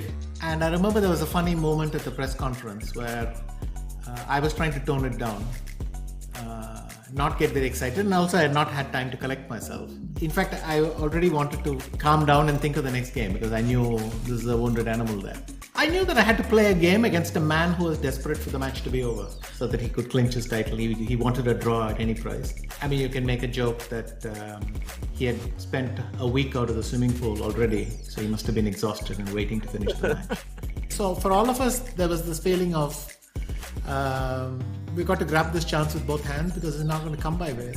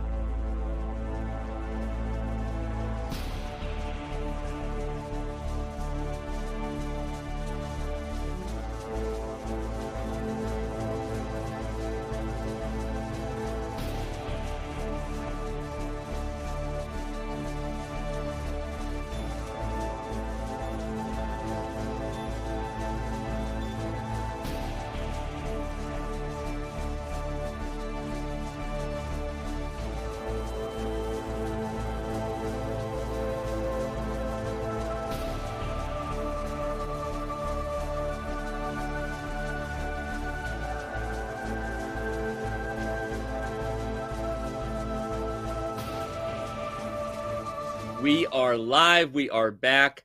The 2023 Champions Chess Tour kicked off today with the Airthings Masters playing. We are getting down to the stretch here with just a couple rounds left before we move on to match play. So, Danya, let's remind everybody quickly what's at stake in the Swiss. How does this format work? 76 of these top Grandmasters are going to be moving on to match play, respectively, in 3 divisions, with the top division being for the top 12 finishers that are currently competing in the play-in that you and I have been covering. The next 20 in Division 2, the next 44, obviously, they're all competing to join the Airthings Masters knockout, which will start next week after a weekend break on February 6th. So, Danya, on that note, we want to talk about the person who's now leading, who kind of came from behind and is actually in clear first with 6 of 7. That is Damaraju Gukesh of India. Danya, he didn't have a great Speed Chess Championship that we held in December. He didn't have a great Tata Steel, but he has shown up, and he's playing great right now here to kick off the CCT. And I think Gukesh might be a victim of what I talked about a little bit earlier, which is the sort of recency bias that often pervades the chess community, where you look at the last two tournament performances and his Olympiad performance kind of is already in the shadows. I mean, the guy had 7 out of 7, I think, against all GMs. He beat Bobby with the black. Gukesh is still very much having an amazing 2022. This year is just getting started. So I don't think Gukesh's confidence is shaken in the least. But Danny, this tournament, I can't believe he's in clear first. He lost an early game. I think that's why he flew under the radar. So he did do a Swiss Gambit, except it's a Swiss Gambit where you have to beat Vladimir Kramnik in the previous round with black, which of course he did. And now he faces an on-form Sam Sevian, which is a pretty terrifying prospect. And Sam, he gets a double black. That's a tough pairing, but I think he embraces the challenge. Agreed, totally. Sam embraces the challenge. If you're just tuning in, what is Nanya referring to? Sam just drew Ali Reza Firouzja with black, a game where he was better throughout most of the battle. So Sevian is playing some fantastic chess today. Nanya, before we talk about the X's and O's on the board in this battle, I also want to just highlight the standings to our left. Look at that list of names, a who's who of some of the best chess players in the game. And again, I'm going to call attention to the fact that there were a couple players who took early draws, Yanda Pomnishi and Vladimir Kramnik, and then Kramnik lost the next round, right? Ali Reza Firouzja and Fabian Caruana had an early draw, but it's not guaranteed that they're going to be in the top 12 yet. So a lot is at stake here in these final 2 rounds. Oh, absolutely. Everything is yet to be decided. I mean, the top 12 can change completely. And you've got some players who, like Gukesh, have kind of been under the radar. I mean, look at Kusenov, Denis Lazovic, who did lose to Jan Nepomniachtchi, but still is very much relevant. You don't necessarily need, 8 out of 9. A score of 7 might actually get you in if you've got good tie breaks. And right now, Gukesh and Sevian, they top the tournament standings. Gukesh has a chance to solidify his place with a well-timed win here against Sam Sevian, and I think he's off to a pretty good start in this game, Danny. Yeah, so let's talk about this particular one in action. It was a London system. Don't fall out of your chair when I say that, because it kind of just became a traditional sort of reverse QGD kind of structure. But your thoughts on why you like Gukesh's position here? I love this move 95, unleashing the discovered attack of the queen on D1 to hit the knight. Talk a little bit about what you see White doing over the next few moves. Well, White's just more active. And, what I don't like about Black's position is that he's cramped on the queen side. That pawn on A5 is really controlling a lot of key squares. It's not letting the queen move out to B6. It's making it hard for Black to create pawn play on the queen side. And of course, the knight on E5, if White can find a way to support it, or even if White grabs that bishop and maybe follows up with A6 and bishop B5, White's just having more fun in this position. Not saying that he's much better or anything like that, but Sam needs to proceed very cautiously the next couple of moves. Yeah, and if the light square bishop falls after knight takes d7, as you've highlighted, not just bishop b5, White has the bishop pair, which is a long-term advantage. 2 bishops are better than 1. Hey, the bishop pair brought to you by Double McGum. Oh my gosh, that just worked out. If only. But all right, it's up now for Sam Sevian to think about how he wants to deal with this. Driving that A pawn down so aggressively, what a thorn, right, in Black's shoe. That kind that you thought you checked your socks, you get them on. Now you're already mid-run. You're running hard. And you're like, what is going on here? Something's poking me. Oh, it's a pawn on A6, and it's poking my big toe. Very sensitive. Yeah, that pawn is just a destructive force on the queen side. You might be wondering what Sevian is thinking about here. B6 is often automatic, but he is not a fan of the resulting position and the weakness of the C6 square. And White could pile on by opening up the queen side later on with a move C4. That's a pretty terrifying prospect, given how weak Black's knight is going to be on C6, unsupported as it is by a pawn. So Sevian is trying to find a way to avoid that. There's moves like queen C7 here. Even taking on A6 could be a way to stall White from playing bishop B5. The problem is the rook could take the pawn's place, and that could be even worse. Yeah, let's show it. Let's show the options here. So if Black takes E5, let's say, because you can't take, either one. Okay, if you take E5, just want to show you lose B7. Okay. Oops, sorry. So, take E5, now, White takes back, and then takes B7, and then takes A7, and this is out of the question. Yeah. Right. So you got to deal with A6 first. That was the point I wanted to show now that we established E5 can't be dealt with. You got to either play B6 or B takes A6 first, kind of. Yeah, and if you take, this is what I hinted at Nope, that is not where the Oh, rook is going to land. no. The rook Mouse appears on left. a6, and then the bishop on b5, and the knight on a5, and this is where you regret not having a pawn on b6 to at least keep the knight confined. But what Right. we're expecting, and I am expecting the move b6 with through clenched teeth, yes, but still, this is the position Sam is trying to evaluate and trying to assess how bad this is. But Right. this possibility, Danny, of rook c1 and c4, it's such an easy plan. And you don't want Yeah. to allow positions where your opponent has all the low-hanging fruit in a Yeah. rapid game. Tough stuff. No, I love it. And that's what I'm glad we showed it on the board, because at the end of this line, again, even if white isn't winning something right away with the bishop on b5, it's that the position's going to become open. White's going to get c4. When you have the bishop pair, it's much harder for your opponent to keep a position closed. It's much easier to slowly pry open diagonals and files. So that's why we often say the earlier you get a bishop pair advantage in a game, often the better for you, because now you know your plan, you know you can start to pry open diagonals. And I think that Sam is using his time for a reason. This is actually a very tough moment where the rest of the game might be set in motion from whatever he decides to do right here. But he's got to make a decision soon. He's down to 5 minutes, and he He does take on takes. a6. Radical takes. measures, desperate Okay. situations, desperate measures. And I'm almost certain that Gukesh is going to eliminate that juicy bishop on d7. The bishop itself doesn't look like a good piece, Danny. It's more about the squares that it's controlling on the queen side. Giving white the monopoly over b5 and c6 gives white the enduring queenside advantage. Maybe knight takes c6 and rook takes a6 because it comes with tempo, is calling Gukesh's name as well. But I would take that bishop and, cash in my chips here. I liked it the first time you said it, so I'm not going to disagree with you now. Take on d7, take a6. You've got the bishop pair. He agrees. Gukesh doesn't need a lot of time to go for it. He's just big fans of our commentary. He's like, I like these guys. I'm going to go with what they said. You know what? I'm in.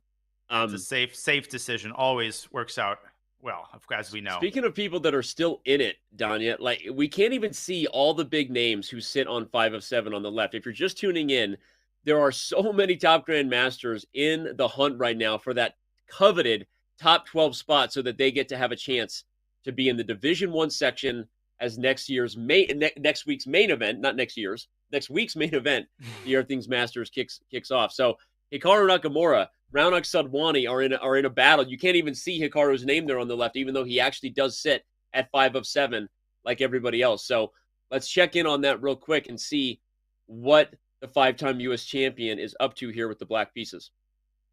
Well, his opponent is the formidable Raunak Sadwani, which should be a familiar name to everybody. Not quite a star that shines as bright as Gukesh and Aragaisi, but still an incredibly talented, exciting young player from India.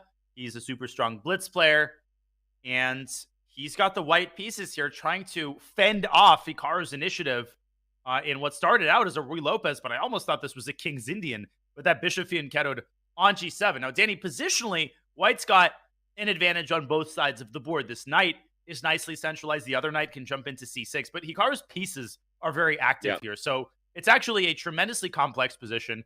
Eval bar gives a tiny little pull for black, but I could see this going either way in the next couple moves.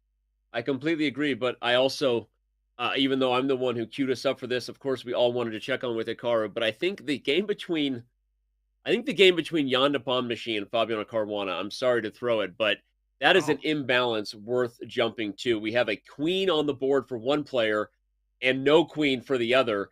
It's the battle as old as time. Who will be better? The centralized queen and the potential mating net against the dark squares of the g7 pawn, or the 2 rooks and the passed a pawn? What is going on here? I think only one side has all the chips here, and that's Jan Nepomniachtchi. And it's Okay. a lot of it is because of the placement of the bishop. It's not the queen per se. It's the way that it combines and cooperates with the bishop to, first of all, attack g7. Second of all, the bishop itself is incredibly stable. Jan might very well lose the c2 pawn, but he's definitely, and he just did, but he's not going to lose the c3 pawn. Fabi, on the other hand, is going to lose a5, which I would take if I'm in Jan's shoes. And as usual, Danny, he's up 4 minutes. He's got somehow 7.5 minutes. That might be the death sentence for Fabi. He takes the other pawn, does Jan. He says, I'll get back to the a5 pawn when I'm ready. I was going to say, that's a sign that Jan definitely knows he's playing for a win, not just because of the centralized bishop and the potential threats against g7, like you said, but the time advantage on the clock. He's like, look, I don't want to take a5 and have this peter out. let's get a race. I'll let you keep your A pawn. I'll keep my C pawn. I'm going to use my queen to attack G7 and irritate the bleep out of you. Yeah, the more I look at it, first I took that quick peek. I'm like, oh, 2 rooks for a queen. Could be anyone's game.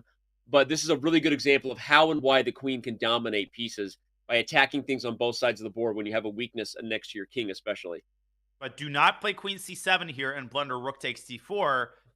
Jan's not going to do that. And Jan is just terrifying to play when he's in this kind of form. Now, it's not all bad for Fabi, and Fabi's rooks are active.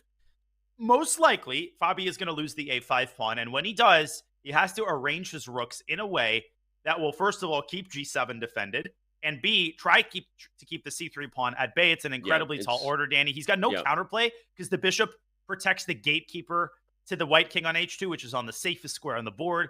Tough job for Fabiano, but he's obviously not going down without a fight. As you're describing what he has to do to hold this, I'm sitting here shaking my head. It just seems like too tall of a task. That bishop on d4, you'd almost love to give up one of the rooks, Danya, for the bishop and the pawn. The problem is, even if you do that, the queen has 3 pawns, and you're probably still losing. So, like, there's no real way to simplify the pressure, and that queen is just going to poke and prod. She'll go to a7, and how are you dealing with this stuff? I don't like it, yeah? I do like some things, right? I don't like this thing right here. I like some. I don't like this thing. 1, 2, 3 times I told you. I don't like this thing right here. I would reciprocate, but that is one of my, shamefully one of my weak spots. As an impersonator. Now, Fabi might have just hastened his demise with the move a4. I actually like that decision practically. He's allowing queen a7, Danny, and I think he's preparing to give up the exchange and pin all of his hopes on that pass pawn on a4. It should not work. I think Jan's got enough time to refute this, but we know that Jan can sometimes get sloppy in these situations, and I think this is what Fabi's hoping for at this point. Queen takes a4. I thought you were talking about, I thought you were saying we know Jan can get sloppy sometimes. He doesn't always make his bed. I mean, that too. Evidence on camera. If you tried to tell mom that you already made your bed, you just got caught on camera, buddy. Because not good, man. It's not a made bed. And the blankets and we can see to his toilet. This is wrong on many, many levels. And what he just did there might have been very wrong. I think I called it into existence, Danny. I just think he's made a huge misjudgment.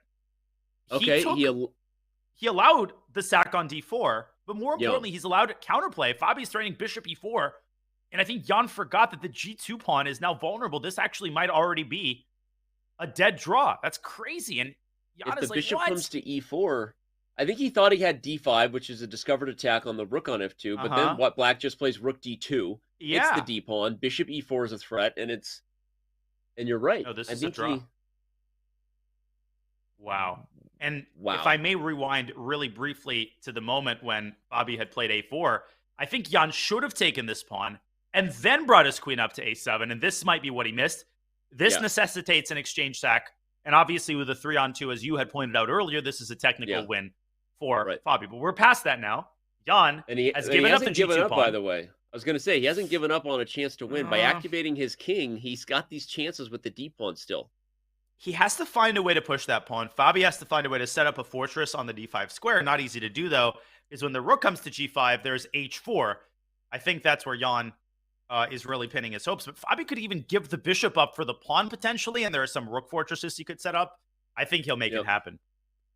Shout out to Fabi, though, for kind of spotting that trick, right? That's what good players do when they're losing. He kind of baited Jan into that, right? A little bit of a trap there, recognizing his chances to hold with the rook and bishop versus the queen. We've talked a lot about rooks and bishops today. A lot of long-distance relationship references you didn't see coming. There's another one. D5. Here he goes. Rook D2. No, maybe, yes. By the way, so many games, so much at stake in this round. We're not going to be able to cover all of them. Just pointing out that I think Dmitry Andreikin already got a win. Fair chess on YouTube. Wow. Maybe not. I'm just trying to track the standings here. So much at stake. Dubov Kramnik. He's 6 of 8. Oh my gosh. That is a huge win. Sevian is still playing and still suffering at the hands of Gukesh, where we can go at any moment. Okay. But we can also stay here. You've got Hikaru trying to come back against Raunak Sobwani. You've got Ali Reza Firouzja in this round, still going against Liam Lei. Looks like Hikaru will not be able to win. I think that game is likely to end in a draw. Yeah, Which is bad news for Hikaru. He is flirting with not making it to Division 1. We can go there briefly. Let's do it. Let's flash Hikaru's game versus Raunak Sadwani. Yep. I agree. It looks like he could still lose this. You have to be very careful. This is actually a very sharp position. He's just played Rook B8, and he's trying to keep winning chances alive. This is what he does. A6 would be a horrible blunder. Well, would it actually? A6 Rook B1. White's bishop controls the promotion square, but I wouldn't dip my feet in that toxic swamp. If I'm Sadwani, I try to find a way to keep the pawn at bay. Maybe Rook to A2 here would be more wise. Yeah, well, if you end up trading the C2 pawn for the A5 pawn, depending on how that goes down and where the pieces are at the end, even that isn't over. I mean, White has this advantage that all of Black's pawns are stuck on dark squares. Highlight those for me, baby. They're targets for the white bishop. You know what I'm talking about right there. Look at that. Look at that. It's the white king done yet. The white king gets in from F3, G4, H5, or F5, and it's a very tough position for Hikaru. You have to be careful. You do, and I think they might be repeating moves if White, in fact, plays Rook A1. At that point, Hikaru is pretty hamstrung. He has to repeat. With Rook B8, will Raunak play something sharper? A6 here would be a blunder, not because of promotion, because White would win the bishop back, because of bishop to B6. Just deflecting White's bishop by force. Don't do that. I think Raunak should repeat moves here. I don't see a need for him to be brazen. Maybe bishop C1 is a more prudent winning attempt that Hikaru would definitely play if he were White. That would be a gutsy move by the Indian Grandmaster. Yeah, Hikaru, I think, knows that if Raunak plays... Oh, he goes for it. He does it. Plays bishop C1. I love it. Love to see it. Hikaru is frustrated, not sure what he's calculated there, but a very emotive player, as we know and love. But he's in a tough spot, because if he pushes this too hard, he could lose, and that would definitely crush his chances of making Division 1. There's probably still some awkward outside chances of making it if you draw at 6.5. I don't know if that'll be enough out of 9, but it's already getting down to the wire here. Fantastic move by Hikaru. So hard to see. He strikes on the other side. Now, he's not attacking with the pawns. He's making space for his bishop, trying to smoke White's bishop out of C1. That might have actually been the only way for Black to stay alive. That's actually huge. What does White do on that? A6, bishop G5, Rook A1, I think, but we might get a liquidation there in a drawn Rook endgame, potentially. Well, if you play King E2, bishop G5, you're too slow. You can always play Rook A1, I guess, if you're Raunak. You can protect with the Rook, so... Yep. Wait, he goes A6. We've got bishop G5. Rook A1 is forced, I think. Don't take the bishop, because then you can't stop the pawn and promote your pawn in time. Right. And he plays it. Forced. It doesn't feel to me like White is risking here, Danny, but it's a Hikaru game. We know anything can happen. No, I think you're right. I think it's getting closer to a draw. I think Hikaru will have to settle on Rook A8, and we will ultimately see a trade. Yeah, he goes for it. A trade of the A for C pawn. And that is what we have in store. Bishop takes G5. Black can't take on A6 because the bishop still controls the promotion square. If I had to bet, I'm not a betting man, but I think this one's going to end peacefully. Probably to the chagrin of both players, because the draw might not be sufficient for either. But it's tough all around for some of the biggest names. Let's let this one peter out to a draw. Liam Lei might actually be taking down Ali Reza Firouzja. Let's go there. He's up 2 minutes to 30 seconds on the clock, and better to go with it. Liam Lei is pushing an advantage on the queen side here with that passed B pawn. I will interject briefly and say that Gukesh is still very much in control against Samsevian. That's our other big game. But let's briefly unpack this endgame. How significant are White's winning chances? It looks completely winning, Danny, but it's not. That knight on B2 is actually very well placed. It's pretty unassailable. It's supporting the pawn. And the situation on the other side of the board is pretty symmetrical. Perhaps Lim could try creating a second pass pawn, but that's kind of risky in its own right. Here he goes, pushing his chips into the center of the table. Liam plays knight d5. How do you meet a3 though? Are you just popping the pony back to guard a2? Like, what was the point? How do you? Or pop the tower back to c3. Okay, rook c3. Now the knight on d5 guarding b6. c7. No, he He's wants stopping more. it from behind. I think Firouzja should push and then drop his own pony back to c4. I think that might liquidate both passers, and then black can breathe a little bit more peacefully there. That might be the only way to draw, actually. A2, rook a7, knight c4.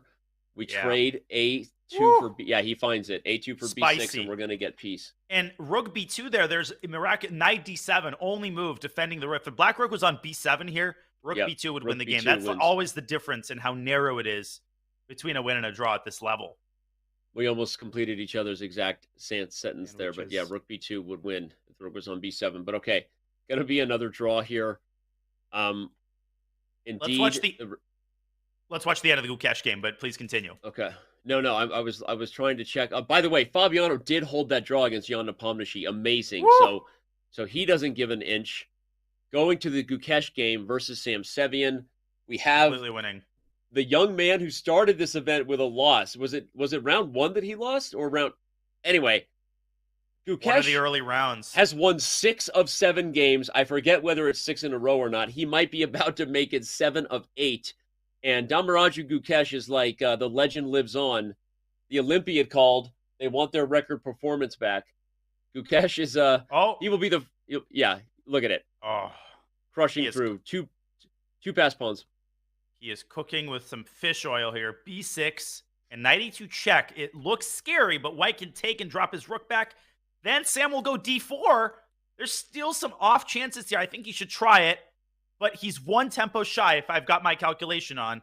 And he is. Yep. B7 and white promotes first. He's going to go d2. But queen takes h8 comes with check. You ain't going to fool Gukesh. That's it. Rook a6. And you ain't going to fool Gukesh. Ain't nobody got time for that. Ain't nobody got time for that. Gukesh, 7 of 8. You can pretty much clip it and ship it. He is the first one who has punched his ticket into Division 1. I'm not saying others probably haven't with tiebreakers, but I went to the school for kids who don't do math good, and I'm not going to do that. But Gukesh, he will be dancing in match play for Division 1 for sure. He will indeed. What an incredible performance. I mean, he just gets so hot when he's on form, and he did that in the Olympiad. He's doing it again here, and here's like a refutation, Danny, of the idea that you can't play regularly online and succeed in a tournament like this. He's doing it. It's true. And yeah, he got crushed by Magnus in the SEC, but Magnus is Magnus, and he will meet him again in the Airthings Masters pretty soon. Vladimir Kramnik, he's not out of contention, but he's got to win this 4-on-3 against Dubov. And white's pawn structure is ideal. I don't think it's happening now for sure.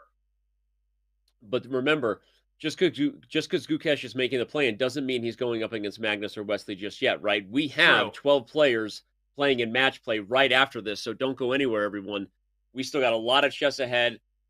Don't worry. I'm jumping the gun. He's the first into Division 1, but he still needs to make his way into the top 6. He needs to win a match in Division 1. And he will get to choose his opponent, most likely, but we will get to that. And it looks like the game between Raunaq and Hikaru ended in a draw. Excuse me. Daniil Dubov and Vladimir Kramnik also still throwing down in this round, if we want to check out that one. Yep, I've got it pulled up here. Kramnik has a 4-on-3. The bishops have been traded off. Obviously, this is a draw from a theoretical standpoint, but how many times have we seen players lose control in time pressure? G5 here is a very dangerous attempt. Vladimir Kramnik knows all the tricks, Danny, and he's known them since the 1970s. The guy has played hundreds of these endgames in his life. He's been around the block. That's what you're trying to say, all right? Be kind. Yeah, Vladimir Kramnik has been around the block there. Yeah, he's whoa, he goes for mate with king h3, and the king puts his running shoes on. What? He might have to take his running shoes back off. I was going to say, it wasn't even the best way to do it. Now he loses e4 with check, and it was like, oh, I was just kidding. Kidding. Little. Okay, Nietzsche. Okay, very nice. What we have here? What we have here is round 9, around the corner. Okay, don't forget, Daniel.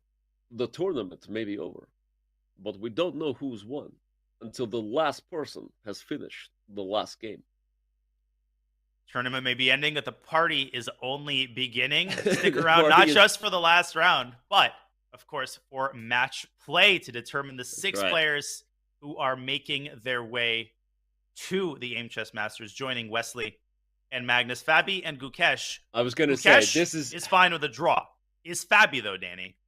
I don't think Fabi is, because I don't think that 6.5 is guaranteed. You're really throwing up the tie breaks here, right? I mean, as we look at the standings, there's so many people with the potential to end on 6.5 right now.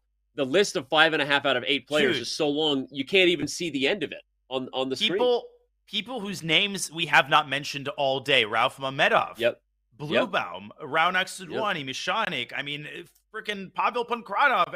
Everybody's on 5.5, and their tie breaks might not be that bad. So most likely your tie breaks are going to be better if you've been at a higher place in the tournament throughout, but that's not guaranteed.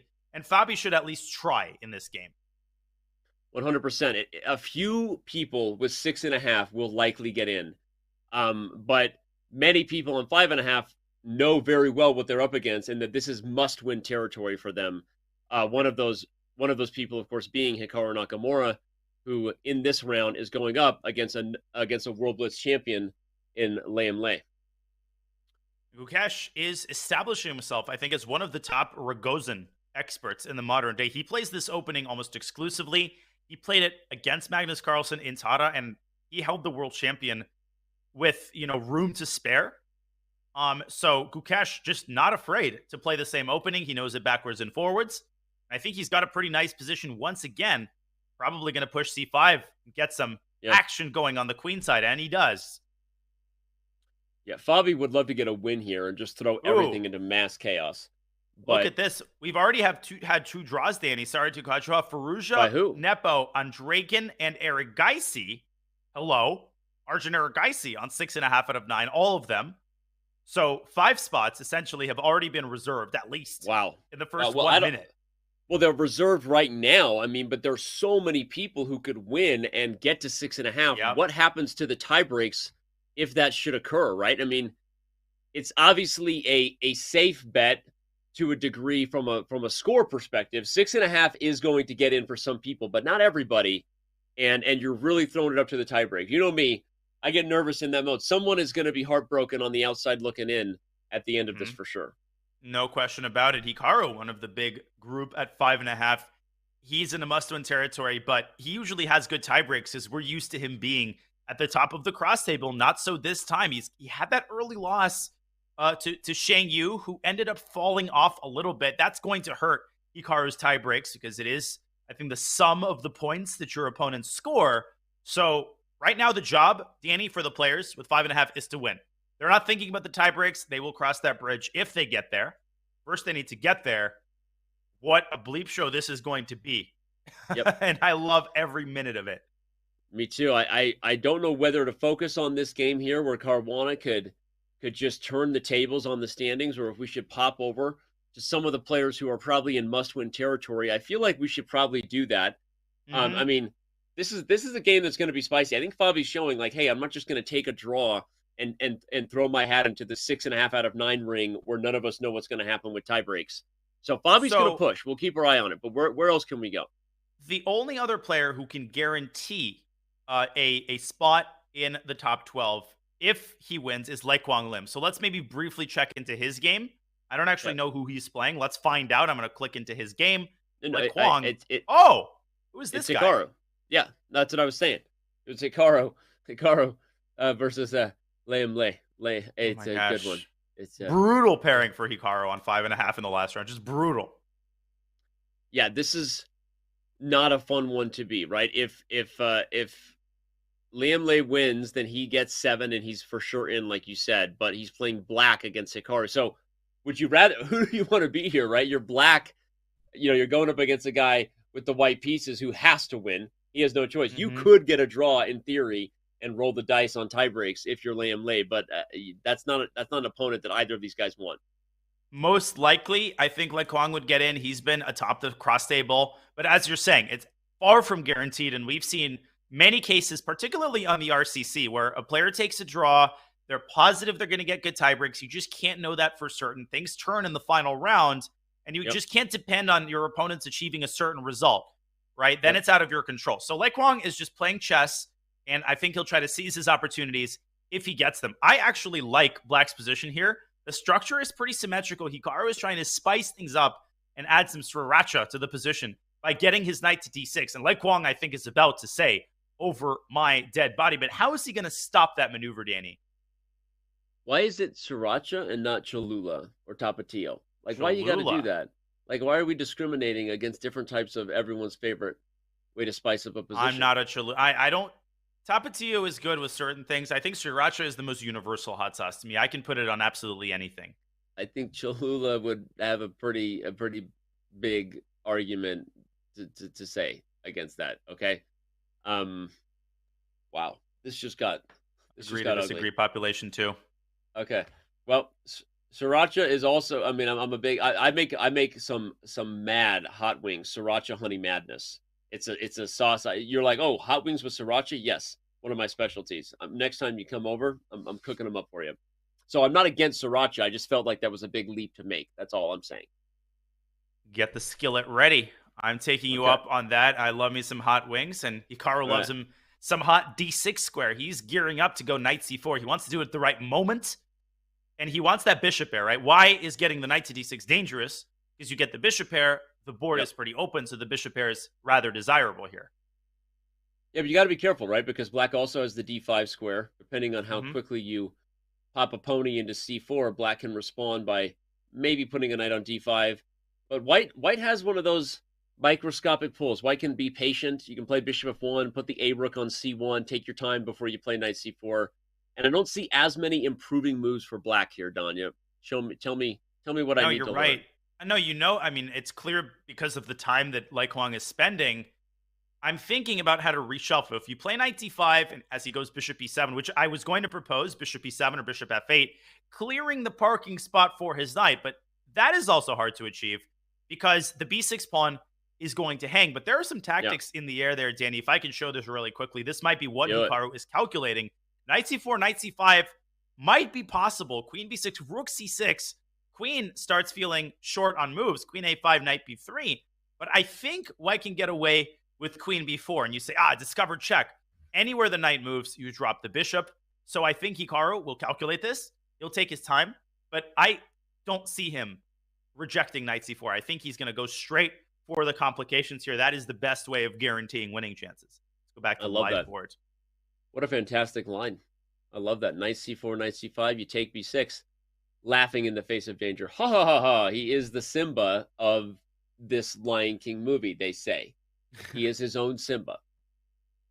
Well, Hikaru, he hasn't done too much laughing this tournament. He's had a pretty rough go of it, and the standards we hold him to are so high. I mean, 5.5 out of 8 is a score a lot of players would kill for this tournament. Danny, but that early loss, it really set him back. He's still in contention, which is crazy because he was losing to Jumabayev. He could have been totally out of the tournament. So he's kept himself in, but wasn't able to win that game in the last round with black. And now, even with a win, might not be making it into the final 12. But oh boy, will those in Division 2 feel sorry if they have to face an angry Hikaru Nakamura. For sure. And it would be the one thing, normally we'd be focused on Division 1 solely, but if you've got an angry Hikaru making his way through there may be something we have to check in on. By the way, speaking of things we need to check in on, Fabiano Caruana is pushing against Gukesh. Like, this is not. He's not just gonna say that I'm. Like I said, he's not rolling the dice on the 6.5 tiebreakers. I think it's a very smart move. And I've been critical of people earlier today and in previous events when we've done Rapid Chess Championships, which had a similar kind of Swiss day and then a match knockout day. I don't think it's good to leave yourself as a victim to the universal tiebreak system. And I like what Fabi's doing. Yeah, Firouzja, and right now, I should remind everybody this was a point of confusion for some in the RCC. You should take the tie breaks you see on the left side with a grain of salt because they will update after the final round. They will change after the final. And you might say, well, can they really change that much? Yes, they can. We have seen some crazy reshuffling. The top tie break could become the lowest tie break. So Alireza Firouzja isn't sitting and chilling, sipping his Frappuccino and saying, I'm in Division 1. He is watching nervously for the final tournament standings. Okay, so H4, the last move by Fabi. He is trying to drive that pawn down, use it as a battering ram, and crack open Black's incredibly vulnerable kingside pawn's construction. I love every bit of what Fabiano is doing here. Cariano. Yeah, exactly. All right. F5, played by Gukesh. Feels like that's, well, it kind of works out here. It's definitely a move you don't take lightly because pawns don't move backwards, Danya. Pro tip. And that's a big commitment to your entire kingside structure. I have something crazier to tell you. I'd like to thank our amazing team working hard to provide all the facts. Gukesh actually did not lose in early game. I think everybody and their brother was under that impression. He actually drew two games against Jan and Reza. Not the worst people to draw against, but he was just a little bit below the top guys, Danny, for most of the tournament. And so we didn't have our eyes on him until the last round. But Gukesh has not lost a game yet. Shades of his Olympiad performance, honestly. But right now, he's in big danger. Fabi has a big decision to make, though. He can take the knight with his bishop. Tempting, but you give up the light squares. Or you can keep the tension with bishop f3 and really try to sneak in h5. Okay. And he takes. Fun fact. Good to be corrected by the team. Thank you for that. If you're going to draw two guys, Jan Nepomniachtchi and Ali Reza Firouzja are probably two of the best guys to draw. So there you go. Gukesh really has had the best tournament of all. He is the belle of the ball so far. And will he finish that way, or will Fabiano, make that pumpkin go splat at midnight, huh? How's that for a reference completed full circle? Make the pumpkin go splat at midnight. At least tell me, is it a movie or is it a song? Is it a band? You're kidding, right? You're kidding. Oh, oh, God. What did I just do? Oh, God. Is it one of those limp biscuit moments again where chat is just going to explode? It's like when you stub your toe and the pain is coming, but there's that one delicious second where you don't feel the pain yet. That's what happens when I look at the chat. It hasn't exploded yet. You don't know what a pumpkin, like at midnight, is referring to. Is it a horror movie like Halloween?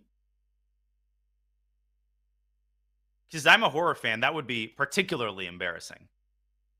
Now you got to tell me. I mean, chat's probably going to scream it, so... We're gonna wait. We're gonna let chat handle this one because I got some chess to focus on. What have I done? So Fabiano bringing the pressure, hitting g6, maybe h5 comes. I like that move, rook b1. He's playing both sides of the board here, poking on the b5 pawn, poking on g6. I know you're waiting for chat to say like, Danya, are you kidding me? I'm kidding. I'm keeping my eyes nervously on chat. The turbulence is about to begin. We also should probably check into Hikaru's game at some point. But just to complete the picture here, Danny, Fabi is in control of this game. He's calling the shots, but will he be able to actually deliver? Yeah, we're gonna find out. But Hikaru is on his way to delivering something. Talk about a 3-result position over there against Lei. But it's one that Hikaru looks like he's in control over. What? But with every piece hanging, what is going on? He's down the exchange. Let's do the math. Oh my! The queen is hanging, and it's black to move. But 97 check is coming. And A8 is hanging, and C8 is hanging, D5 is hanging, B4 is hanging. Black. Dude, the last move he played was queen takes knight on D2. Oh my God, look at this sequence. Knight D5, bishop B4? What? He plays bishop B4 because the knight on D5 was pinned to the mate on G2. But the queen takes D2, and Lei forgot that the bishop had to guard E7. He just blundered it. Actually, in hindsight, it was just a blunder. It was a blunder, and here's the thing. Let me spell out what's likely to happen. If you take the knight, that's out of the question because Hikaru wins more material. I think Lei Kwang has to bite the bullet here, take the queen. I'm going to just show the likely line. Take the queen. It's not actually that hard to follow the rest of the line. Black has to take the knight back. And actually, there's worse things waiting for Black on the other side of the endgame, Danny. He's down upon a B. White could bring the rook in. White has this move to trade off the bishops. I think Hikaru is going to finish this one off. And he at least is going to give himself a chance. This is incredible tactical eye by Hikaru, who has withstood his subpar form and, again, has given himself a fighting chance based on the tiebreaks to make his way into the top 12. I'm blown away. Plus, especially because of how we got here. While we have the big board up, let's show it again. That bishop b4 was played to guard the knight on d2. If you back up just a couple Cinderella moves. run here. Yep. Yeah, on a real bippity boppity boo. Since you know your references. Queen takes d2, expose the bishop on b4 for being overloaded. Just like, it's an easy blunder to make because who sees that coming? we can see on the live board the exact line Danya pointed out a few moments ago. And Right. Hikaru is going to be playing for a win in this endgame.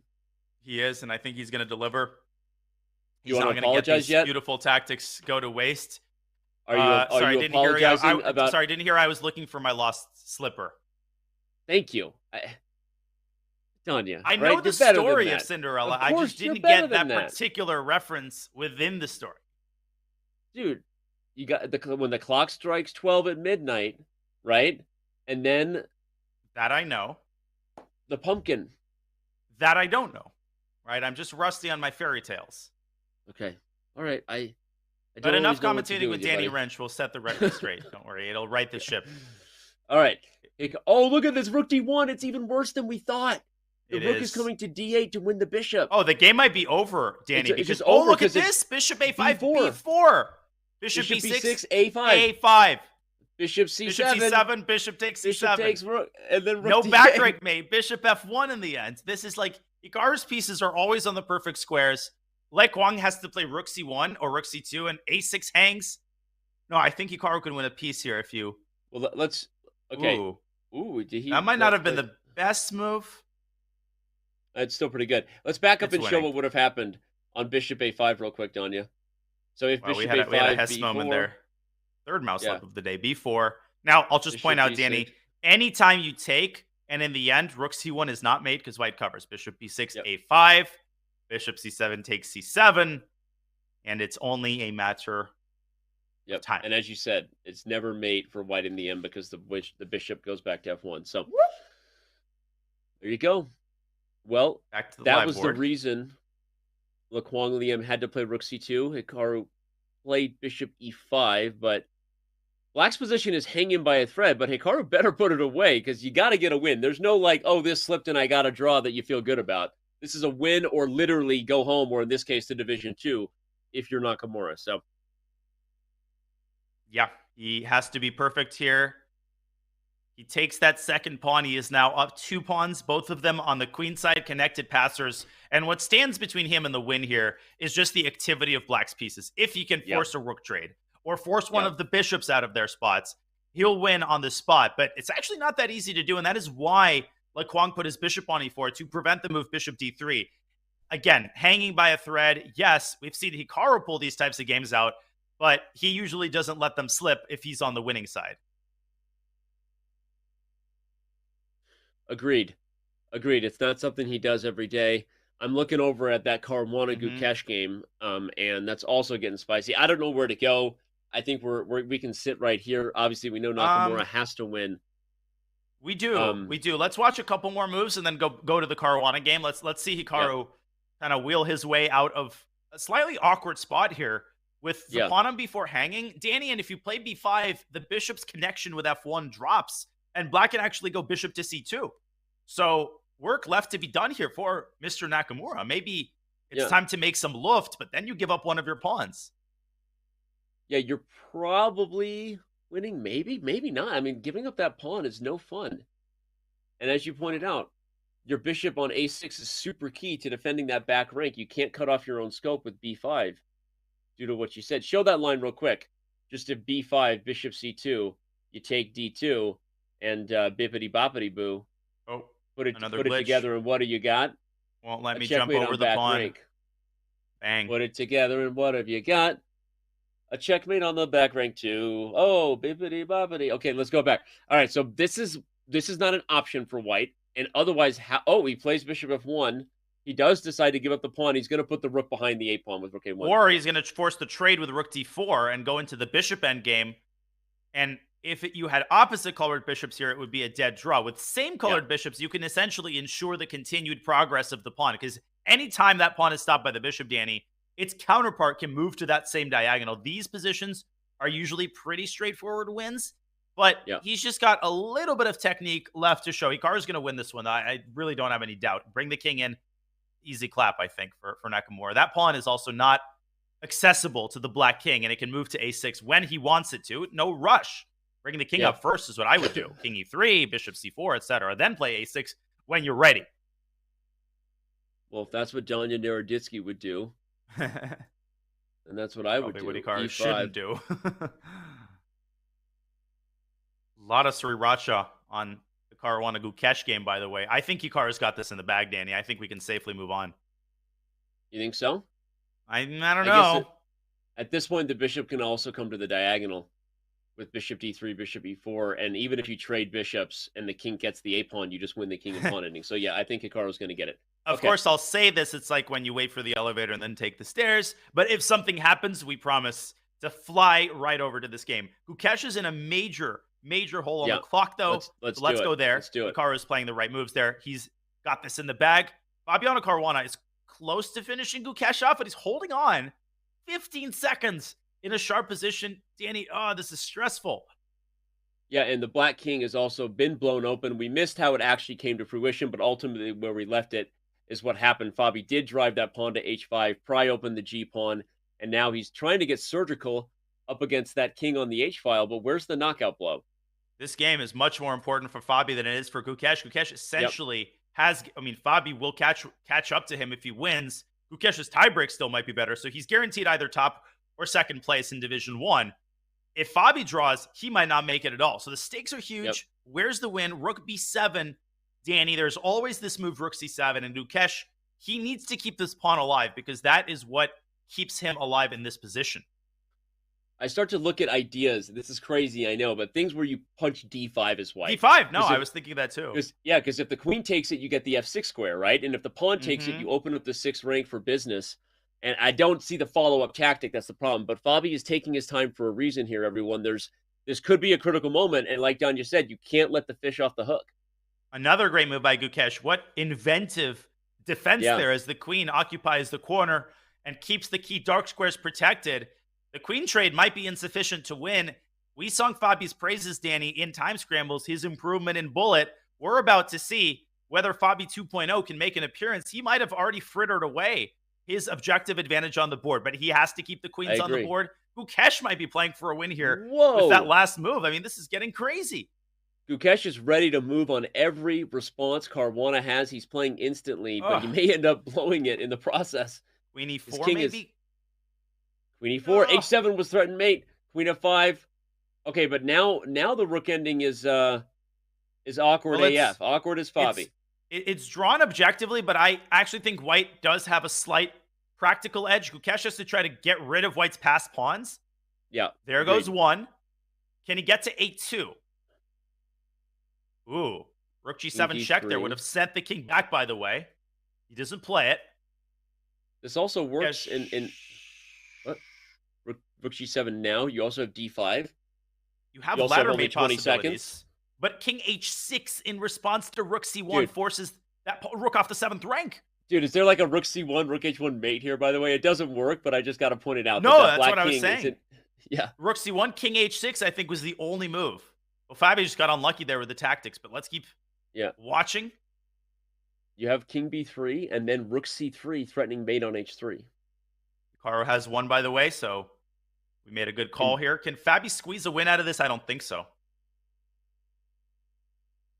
Well, if he wins, he probably ends up taking first on tie breaks, tying Rakesh with the score of 7 out of 9. Ooh. But all right, Gukesh is simplifying it out. I think that was a very nice move, f3, actually. I don't know. No? I mean, in a time scramble, that could, probably objectively it's correct. He keeps his king active. I guess he is, because Fabi just can make no progress. And Fabi shouldn't lose, right? He shouldn't get wild here, because 6.5 gives him a chance, and we know he's got good tie breaks. Yep. Game is not over. Gukesh is going to win f3. You were right. f4 was an excellent call. Gukesh is in a fantastic form. Fabi not giving up chances. He's got to move. 2 seconds. 1 second. Okay. Don't go king c2 and get mated. Oh my gosh. Would that have been the... Rook d3. Rook d3. It's going to be a draw. A for f. Still not over. King takes f3. Wait. Rook b3? Okay, I thought there was a rook b3. No, this is a draw. Fabi would get behind the pawn, but Gukesh will sack his rook for the... Oh, not yet! What is he doing? Too early! Too early! He's going to lose! Or is he? No. King b2. No, that wasn't the move. What was the move? move? Was not yet. I don't know what the move was. Let's take a look. There was a win there. It was rook f5, You force king g4 because then the king isn't ideal. Then when you go to f8 and on f3, king b2. Well, this is the human move, I think. Oh, you buy a tempo. Yeah, How is this? you buy a tempo by forcing the king backward. I did not find that. I just quickly broke the cardinal sin. I didn't even try. I just turned on the engine. You're rook forgiven. f5. Rook f5. That's a fascinatingly instructive point. You force the king to g4. Show it, Donya. King g4. Yeah, rook f5. Because without it, black pushes the pawn straight away. Yeah. And then you go down, and now you gain a tempo. F3, king b2. This is where you gain that tempo, because the king has to burn another move. Yep. And then you get to e2 in time. Just enough time. Fabi just kind of assumed that was a draw. And if he doesn't make it, Danny, he will be kicking himself for a while. Although he will have a chance to make it to the next tournament. But man, oh man, was that a potentially big moment.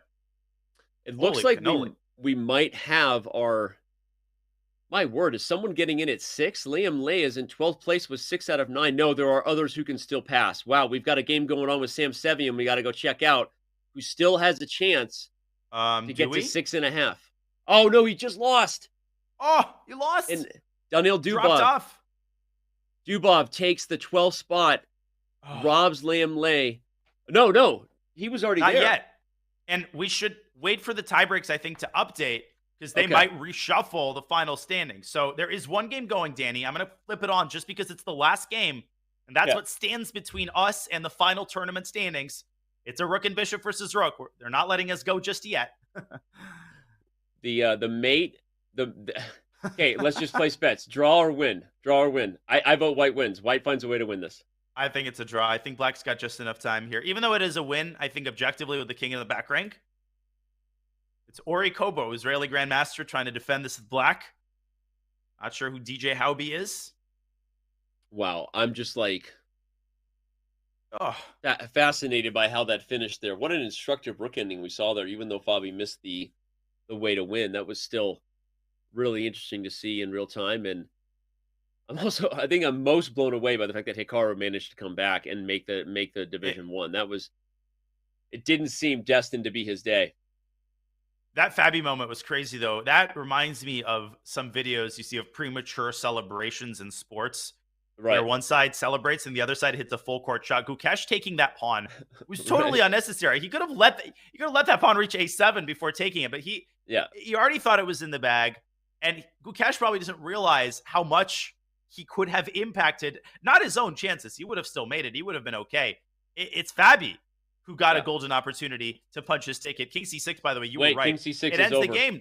Or this, and King c6. No, but now he makes it complicated again. King c6 was better first. Rook now c1. Rook c1 check comes. And black is still alive. There should be mate. Rook c1, bishop c5. It's winning. And rook e7, rook d8. Yeah, that's it. No way to deal with it. Yep. I would try rook h1 here. But just to catch the mouse slip. Okay, I believe white wins. H8 is mate. Hello. All right, there we go. And now we have the final standings. And Fabi makes it, thankfully, for him. Hikaru has made it. Just unreal. Just Vladimir barely. Kramnik made it. Kramnik is in? Danny. I didn't see it. Oh my God, Vladimir Kramnik is getting 12th place. 6 out of 9. He's the one lucky guy who got 6 and had amazing tie breaks. Oh my gosh. Unbelievable. I love to see it. I started doing the math and saw that someone 6 out of 9 was going to make it, but I thought it would be Liam Lay, Laquang Liam. Nope. But no. Oh my gosh. Vladimir Kramnik, the 14th world chess champion, is still dancing, boys and girls, and he will be a nightmare for someone to play in the next round. Going to pick him. That was unbelievable, Danny. What a finish. And this is why we love the last round. Yeah. What a wild situation. We've got 3 divisions that will be going down in match play. Again, we will be focused on the top division of 12 players, obviously, because we really want to find out which of those 6 will move on, join Wesley So and Magnus Carlsen in next week's main event for the Airthings Masters. But let's not forget that if we look at the standings right now, I can't even remember the names. So many of those players have so much to play for, not just 10 grand for first in Division 2 and 5 grand in Division 3, respectively. But of course, an automatic bid. If you win Division 2, you end up getting a better second event here in the Champions Chess Tour than a lot of other players because you're automatically in the KO stage. So there is so much ahead here. I think we're getting pretty close to knowing how they finish, but we'll give the team just a second. We don't want to go for a break until we know who has punched their ticket into all 3 divisions. Oh, is Kramnik out? It looks like the standings have been updated. Oh no. Is he out? Kramnik might be in 13th. He might have been surpassed by Lim. I'm looking at our screen. I apologize if I spoke too soon. I assumed those were the final standings. I guess they're not. Hey, they're not updated yet. No, I was just so excited, Danny. You. I was so excited. I thought it was Liam Lay originally too. Hey, it's okay. It's our job to just keep going. Who knows? We're not even going to say it's not Kramnik yet. What I do want to clarify for everyone, the reason we're going to be announcing the players and each division that they've qualified for and not the pairings before our break, then we will come back for match play, is because one of the really fun twists of this event is that the top 6 actually get to choose their opponents in the order of which they finish. So Gukesh gets to choose his opponent for those who finish 7th through 12th. Now, why is that interesting?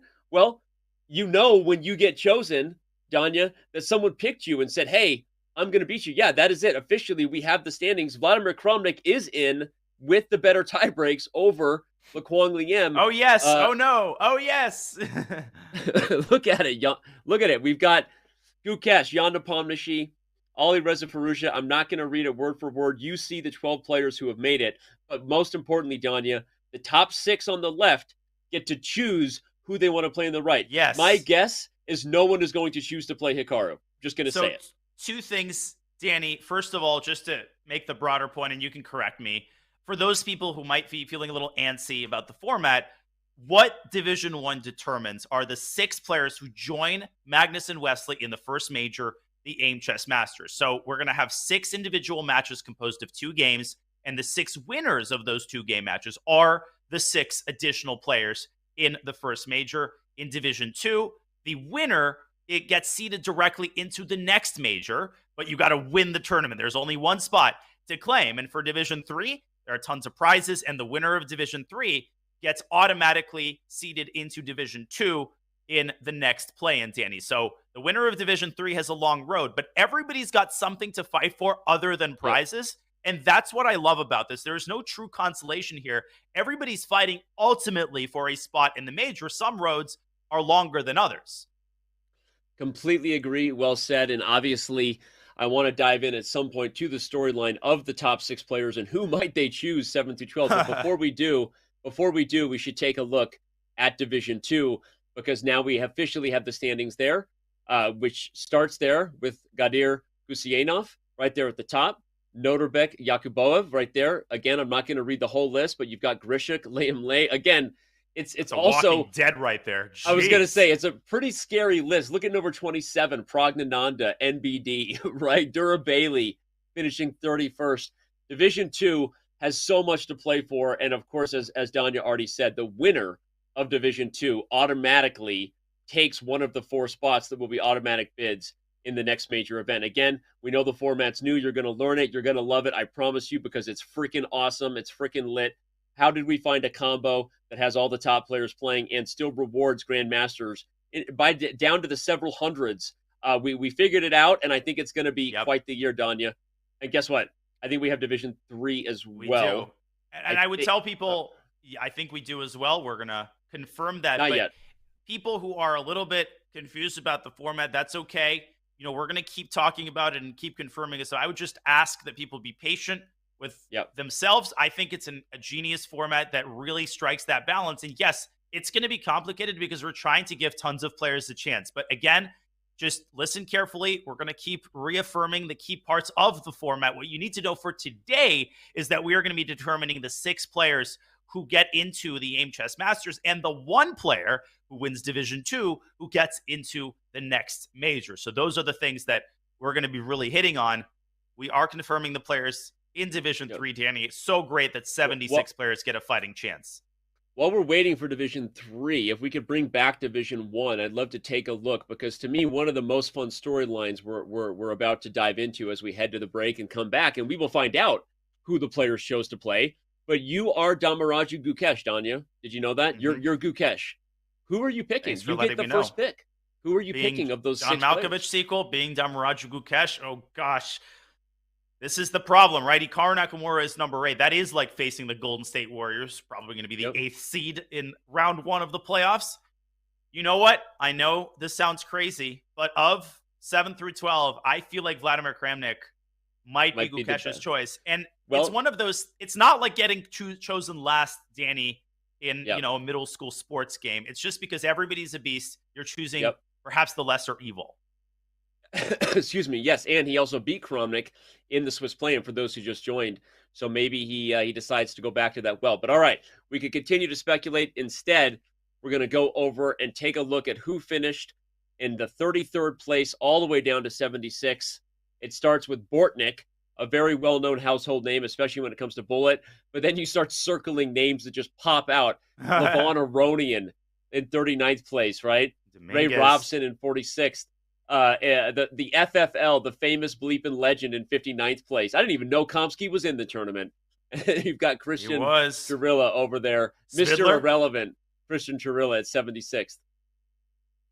Wow. Svidler in 70th. I mean, just an unbelievable. This is Division 3. Talk about the Walking Dead. I mean, these players are going to be at each other's throats for that coveted ticket to Division 2. And more spots in Division 2, Danny, will be taken up by those who lose in Division 1. So the 6 losers, they're not out entirely. They get big prizes, and they get an automatic ticket to Division 2 in the next play-in. So they've guaranteed themselves a pretty cushy spot. Who can actually make it into the first major? That's the big question. Oh, you said it. You said it well. We've got so much ahead, so many names there. Vida Gujrathi in 51st place. But I mean, we could just continue to go down the list.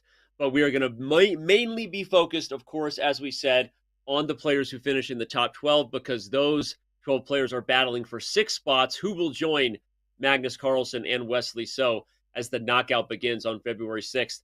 We're going to find out, but not until we take a very, very quick break, because we're all exhausted. The players are exhausted. Get up now, grab a snack, or sit right there and watch whatever awesome content we're bringing you at the break, because the Airthings Play-in Masters has moved to match play when we return. Chess Kid is fun. Chess is great for the brain, but it's also fun to play. And Chess Kid makes it easy to have fun. Whether your child is a total beginner or a prodigy, they can hop on and find a well-matched opponent from around the world at any time. Chess Kid is the safe, parent-approved way for your child to play chess online. Chess Kid is educational. To kids, it feels just like playing, but chess is a great way to learn patience, strategy, and critical thinking. Chess Kid features a comprehensive training program that guides kids to level up on their way to mastery.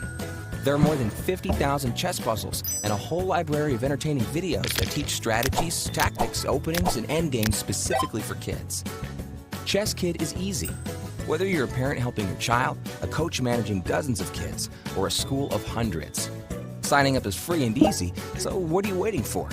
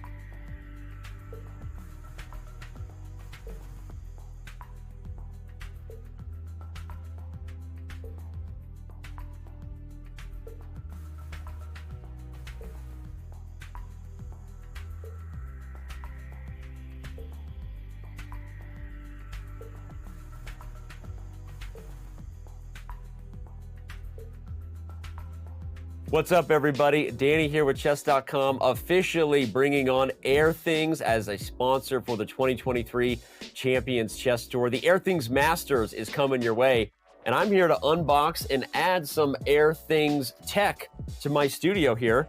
I've got the Airthings View Plus in front of me right now. The most advanced air quality tech, improve overall health, sleep, and comfort. I mean, who doesn't want all of those things to be improved? I believe I do. What? Okay, this is where I normally start just like breaking things when I unbox things at home, because but then if I unbox it, we better get it in one take, because I'm just gonna rip it. I'm like a kid on Christmas. What's inside? Here we go. So we're opening the Airthings box. Pretty cool stuff. And inside the Airthings tech, which we really are gonna set up here at Chess.com Studios, we have the Airthings tech that's going to read for us our air quality and keep us going. We've got some chargers. Obviously, you need that. You need chargers to make your stuff work. It's pretty simple. And well, we've even got some sticky things, which they know that you might struggle hanging things on a wall, and so they give it to you so you can just do bloop, bloop, bloop, right? And then you do that thing where you stick it right on the wall. I love people who are thinking ahead on that, because I can never find a stud, right? I mean, you know, you got to be a stud to find a stud, and I am not a stud. We all know that. Okay, well, there we go. We've got an empty box after that. Very well packaged, very neat. Not an unnecessary waste of cardboard. I will appreciate that for the environment and give them a shout out. So pretty simple stuff. We open it. Oh, we're gonna download the app. We'll do that in a second. First thing I'm gonna do is I'm gonna do what it says, which is rip open the tag, and it says to pull up the Airthings app, which I'm gonna do in a second, and we're gonna test the air hand waver quality in just a moment. It's already blinking. It's gonna come on. That's fascinating. Oh my gosh, that literally happened in real time. It says breathe better, live better. I'm fascinated and frightened all at the same time. I can add a device, and I'm gonna plug it in. Getting started with my View Plus. Placement, we recommend that you place your View Plus in an area where you spend the majority of your time. Well, that's right here in the studio. Okay, continuing. Calibration, know that it may take up to 7 days to fully calibrate. Makes sense. I'm TLDRing this. Yep, the radon will fluctuate throughout the day, week, month. Okay, makes sense. I'm not judging you. You don't even need to explain all this to me. I like to be educated, though. The hub is on. Anytime you want to know the air quality, you just wave your hand in front of it. It's like a magical air genie. Watch this. Doing it, right? I flash a light, and then it absolutely tells me the air quality in the room, yeah? I've got pretty good 1272. I'm gonna learn how to read this. If you don't think that air quality is important, did you know that human beings will spend 90% of their life inside? I read that fact from Airthings, and first of all, I was frightened, because what are we doing? Why are we not outside more? That's a different conversation to have, but 90% of our life seems like a lot of time to care about the air quality in our rooms. Also, how much time do chess players spend inside? If the average human spends 90% of their time inside, how much time are we spending as chess players? I don't have a fact check on that, but I'm gonna look into it, and I'm gonna assume that Airthings makes sense as a sponsor for our chess event, because we want to know that we're breathing high quality air, especially because, fun fact, the ideal carbon dioxide levels will increase your cognitive function by more than 100%, 101% in cognitive ability improvement. That's a fascinating stat. Also, a 288% increase in strategic thinking with the right air qualities, 299% increase in information usage abilities. First of all, I don't even know what that means, because I probably don't have good enough air quality to consume that information and regurgitate it for you. But I'm going to say it again. A 299% increase in information usage abilities when you have the right air qualities, the right carbon dioxide levels in your room. Well, actually, looks like all this talking I'm doing, this is a fun fact, is increasing the carbon dioxide in the room. We went from 1272 to 1365. That's because I talk so fast that I'm decreasing the amount of oxygen in the room and increasing the amount of carbon dioxide. That's a special ability that I have. I don't know what special abilities you have, but that's the special ability I have. Anyway, so shout out to Airthings, shout out to chess players spending way too much time inside, and shout out to knowledge of good air quality. Hope you're enjoying the show on chess.com.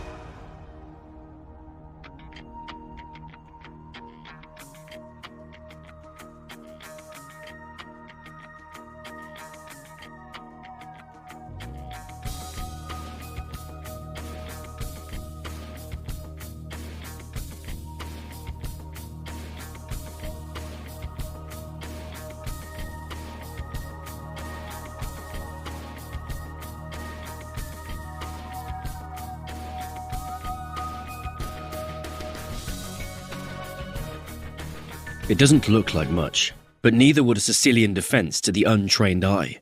This is a performance enhancer. You don't see it? How about now?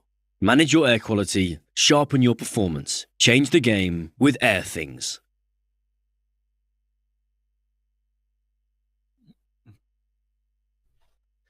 We are back. The day continues to roll on. International Master Danny Wrench, Grandmaster Daniel Naroditsky. We have moved past the Swiss portion of the Airthings Masters play-in stage into match play. Danya, I know you're tired, but you're not that tired. We're pretty excited about what we have in store.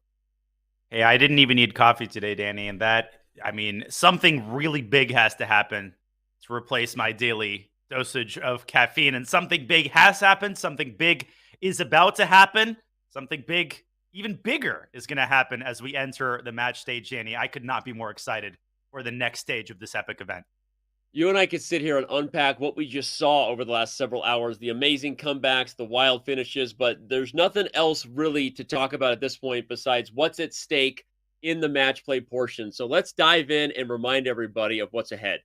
54 players are about to secure their spots in the Airthings Masters 3 divisions coming up. 6 spots will advance to Division 1. They, of course, will join Magnus Carlsen and Wesley So. 16 spots will advance to Division 2 of the Airthings Masters. 32 spots advancing to Division 3. And 10 players will be eliminated and have to rejoin the play-in in the following event. Reminder, $235,000 are at stake if you make it to the February 6th through 10th schedule where the knockout begins. So you really want to make it, Danya. You most certainly do. A couple of clarifications, Danny, as we look at this very informative slide. Those 6 spots, that's what the fuss is about. Those 6 players are the ones who will be joining Magnus Carlsen and Wesley So, who already have their tickets by invites. So that will make a total of 8 players in the top group. Those who lose, Danny, in Division 1, the 6 losers, they drop down. They still qualify for Division 2. Same process. Those who lose in Division 2 make it to Division 3. So only 10 players, those who actually lose in Division 3, only they are pushed out of the the Airthings Masters. Well said. And so, again, it is, as we said, a new format you're learning, but it's pretty simple. If you win prizes and you move up. If you lose, you still have a great chance unless you lose in the bottom of division. And don't forget, what's at stake if you win the whole thing come February 10th is a direct spot into the championship, which has $500,000 in prizes. So, quick reminder, that's what we're playing for here. And who is still left playing for it? Who are the 12 players who made their way through the gauntlet? Go ahead, Danya. Not really recognizing any names here, Dan. You're putting me in a pretty tough spot. I don't have anybody to talk about. I will pat myself on the back. And you know why? Why? Guess who Gukesh, who came in first, has chosen for his opponent? Indeed, the former world champion, Vladimir Kramnik. Will he regret his choice? We are going to see. I can't wait for that game. Of course, Hikaru Nakamura, lower right. He made it through, Danny, with a clutch win in the last round. And he will be facing Daniel Dubov with the black pieces, one of the most difficult pairings in any tournament. We've got some juicy games to play for Ruja Sadwani. My goodness, you got something for everybody here. It's crazy because obviously Gukesh did choose to play Vladimir Kramnik, the 14th World Chess Champion. Again, if you're just tuning in, Gukesh beat Kramnik with the black pieces in the Swiss play-in. So Danya did predict it, and it kind of makes sense from that perspective. But also, objectively, you could argue that Ralph Mamedov and Raunak Sadwani were both, I'm using this very, very lightly, weaker opponents, Dr. Evil quotation fingers, just in terms of rating and experience. And so Gukesh really going after his thought that he plays faster chess. He's a younger player. He's more accustomed to the online format than Kramnik, I guess. That's what he's saying here. Gukesh is actually going to be simuling Fabio Caruana and Vladimir Kramnik. I missed. There was something on screen. I missed something. No, I think Gukesh's name is listed twice, but I'm pretty sure I wasn't even noticing. Okay, I'm focused. He's on playing Gukesh. a simul. That's what you do. That's the hidden twisting. I already know who's missing there. That name is going to be Alexei Serrana, but I already know who was missing because I saw the list and knew that was who it was. So Gukesh said, "Hey, Alexei, I'm going to put you into the finals. Let me simul these two incredibly weak players. Playing Kramnik is not enough of a challenge. Let me take Fabio with the black as well." That is, in fact, Alexei Serrana, who will be black against Yeah. Fabiano We're Caruana. getting that updated. We're getting that updated right now. But while we get the graphic for Division 1 fixed here, everybody, of course, let's highlight that the players who made it into Division 2 are no slouches themselves. As we said, 16 of them will remain and play in Division 2. Of course, the ones who drop will be in Division 3.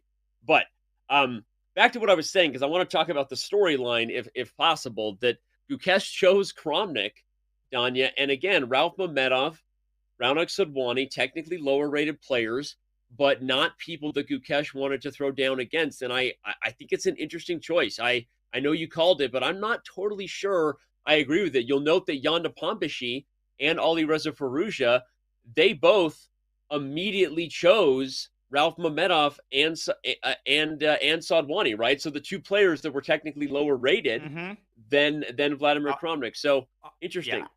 I was opening my mouth to say that. I mean, you can basically go several ways. You can choose the lowest rated player, but if you're familiar at all with how Alexei Serrano has played in the RCC, then you know that he's not necessarily the wisest choice. Ralph Mamedov is one of the trickiest Grandmasters out there. He has defeated just about everybody in rapid play and in classical chess. So you're essentially choosing, between 6 incredibly difficult opponents. Gukesh already defeated Kramnik.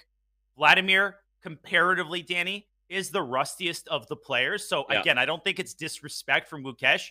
I think he's in a tough spot and he's making the wisest decision given his options. Yeah. Okay. Well, all right. So we're going to come back to Division 1, of course, in a second. We previewed for you the players in Division 2. Let's also remind everybody that there's a who's list of a ton of very, very good chess players also competing in Division 3. We noted a few of the notable names, Danya, before we went to break. I'm going to ask you to do the fun thing. Tell me who finishes on top of Division 3 at the end of today. You got a big list there. I feel like the Final Jeopardy. Da, da, da, da, da, da, da. If I had to choose one name, and I do have to choose one name, I am going to choose. Give me 10 seconds to acquaint myself with the full list. You know who I'm going to choose? I'm going to go with Ray Robson, number 46. I'm gonna call Ray. I feel like Ray is just one of those players who can step it up in any moment. He doesn't play a lot, but I mean, he's just a beast. I think he's going to bring out his best opening prep. That's my prediction, Danny. Okay. Imagine if I'm right. You better be. Wait, that better earn me a bonus. You're choosing one of a lot of players. So if you're right, we will throw you a bonus. That's a pretty bold pick. I mean, it's just hard with the odds. But I'm going to do the same thing and try to pick. And I'm going to pick Timur Rajabov. Look at that. Are you now? Yeah. What a bold choice. It's not like he came in third in the candidates tournament. Yeah. And by the way, he played in this play-in qualifier. Just announcing, Timur Rajabov got some super GMs thrown in there. Levon Aronian. We got Ledger Dominguez. Oh God. Again, we're also overlooking some of the younger guns there. You've got Christopher Yu, obviously a super talented, not quite Ray Robson level in terms of puzzle prowess, but for those who don't know, Christopher Yu also one of the absolute monsters. I use that term just completely intentionally, an absolute monster when it comes to puzzles. So absolutely. That's one to watch out for sure. Theodoro, by the way, who was leading. Anyway, I mean, we could go on and on about this, but let's bring it back to what we started with, the chessboard in its initial position. Of course, Danny Wrench on the bottom of your screen. That's all you need for a happy life. Chessboard and Danny Wrench. I'm not sure about that other guy. We're going to be getting going here in just a second. The games will begin. That's what it means when you see a chessboard on screen. And looks like our first match is starting. Yanda Pomnashi, Ralph Mamedov, E4 on the board for the challenger to the World Chess Championship title. Fasten your speed belts, ladies and gentlemen. Ralph Mamedov is going to meet Yanda Pomnashi at the top. I love seeing, I was going to say, he is one of the only accelerated dragon proponents, Danny, at the top level, and he also plays the regular dragon. This is a ridiculously bold choice, and I'm going to make a bold prediction. Nepo likes the line where he takes c6 and goes bishop h6. I've seen him play that. Let's see if he essays that rare line here, or if he goes for the main e takes d5. Well, D5 is on the board. For those who don't know, we'll go back to that game here in just a second, Danya, if you can. Yes, I can. Kramnik's there you game has go. begun as well. We'll go there in due course. Yeah, D5 is the main idea for black in the dragon when you face the 9 castles long variation of the Yugoslav attack. For those who don't speak this theory, bishop to C4 is the option for white that prevents D5. Okay, E takes D5 on the board. We're seeing the main line. Where will it go from here? Bishop to D4. Okay, indeed. Now, interesting theoretical update. After E5, bishop C5, the kind of de rigueur forced move was bishop B6. He plays it. Rook E8 was Anish Giri's recommendation in his Dragon Chessable course that made waves. I played Rook E8 in the U.S. Championship. Didn't get a great position. Ralph going old reliable, Danny. Black is considered to be worse by modern theory, but obviously we're talking about the Sicilian Dragon here. Things can go either way, and I think Ralph is making a bet that Jan is just rusty on his theory. This is not an opening which occurs at the highest level anymore, ever. So Ralph may be thinking that Jan is a little bit rusty in some of the weeds. And it doesn't appear at the highest levels anymore ever. I just want to leave nothing to the imagination there. It's because with all other things being equal, this line is basically a forced win for white. I'm just going to say it. And that's someone who used to play the dragon religiously as black. Like, this is not a fun time for black if white is deeply prepared and ready to bring it. And that's why Danya's making the point that Mamedov is playing a line that is, while interesting in blitz and a practical shot, objectively, if white is prepared and remembers their theory, this is just a bad line for black. That's the truth. And I really... Oh, bishop C4, though, Danny, might be confusing the moves. I think I called it 94. 94. That's why. And there you go. I was going to say, why is Ralph thinking he stumbled into this? What, now he's thinking? No, it's because Jan mixed up the move order. 94 is the move here. And how do I know he mixed up the move order? He's starting to think. And Danny, after queen C3, I think there's a check on G5, and this might have frittered away the sort of theoretical advantage that white is supposed to have. E4 could also come with a discovered attack. And you might have frittered away your chances to use fritter again because you've now used it 3 times on the show. So let's move forward. Have I frittered away my commentary spot in further I'm just kidding. Airthings but the point is, you weren't wrong that the gamble kind of paid off. Mamedov plays a line, a dubious line in the dragon. Jan Nepomniachtchi stumbles a little bit in terms of his theory. Now we're in a position where black is already on a slightly better footing than you would normally get should white have remembered to play the 94 move order. So this is fun. There are a lot of games going. We can go wherever the journey wants to take us. If we want to check in on the matchup we were talking a lot about, which was, of course, Dalmaraju Gukesh versus Vladimir Kramnik. Yes, we can, and we shall. Can check on that. I think we have cameras for both those guys, so we can head over there. Let's go ahead and do it. Another look at that purple chair, Danny. Yeah. And I'm just going to say one of those things that people say about athletes. Anytime Vladimir Kramnik plays, that's just a moment to savor. I mean, this is just such a great moment because you just don't know how many more times we're going to see Vladimir Kramnik make an appearance, essentially still very close to the prime of his abilities, as he has demonstrated in this tournament. Every time he plays, he does a great job, especially when there's a 2-second increment. It's true. And again, the fact is he got in. He was number 12, by the way, if you're just tuning in. He got in by the skin of his teeth. But now that he's here, I know Gukesh picked him, but I don't know. I feel like the 14th World Chess Champion, it might take that personal. I don't know that he's gonna go full MJ here and drop the cigar and grab the whiskey, but I think that he might take it personal. There's a great Russian expression in this situation, Danny, which is Kramnik will show him where the lobsters spend their summer, literally, which essentially means I'll show you where it's at. You picked me. All right, you picked me. All right, I'm going to show you what happens when you pick me. And right now, I think Kramnik is off to a great start. It's a hedgehog structure. He has eliminated white's Fianchettoed bishop. Never a good thing for white. Black is chilling here. I like black's position. And again, if you were in that spot, Danya, regardless of the the hype and the reference to The Last Dance, spend their winter, by the way. Sorry, not their summer. I misspoke. Okay, where the lobsters spend their winter. But let me ask you, like, how would you take it if you were picked? I mean, obviously you remove your emotions if you can, and be objective. But if you were picked to throw down and someone said like, "Hey, I think I can take this guy," how do you take that? I mean, you take it as motivation and you just lean on what you have accomplished in the past, right? I think Kramnik is under no illusions. Like, he knows that he's probably going to be Gukesh's choice. So I don't think he's taking it personally to the point where he's just, I'm never talking to this guy again. I hope Gukesh doesn't succeed. In fact, Kramnik was one of two players, the other being Boris Gelfand, who traveled to India and conducted a high level training session with the top Indian juniors. So he is very well familiar with Gukesh. And so I actually think he's embracing the challenge. He maybe even appreciates the chance to show Gukesh where the lobsters spend their winter. And Gukesh trying to show Kramnik what happens when you put a knight on e4 prematurely. Look at the tension there between the knights.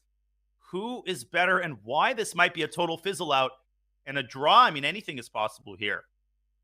Yeah.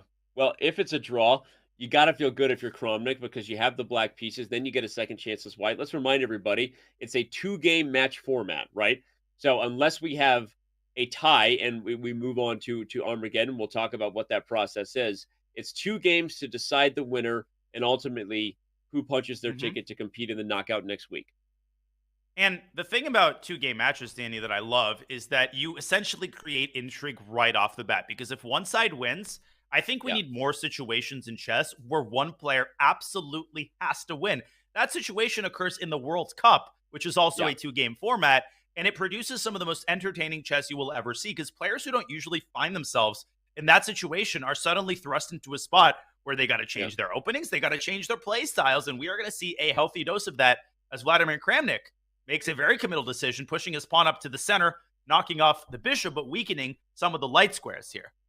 Yeah, that's a big commitment, and maybe he thinks all the knights are coming off. One of the points is that if I just grabbed my mouse like I was going to highlight something instructive. You're in control. My point was, let's say knights on d2 are traded and the knights on g4 are traded.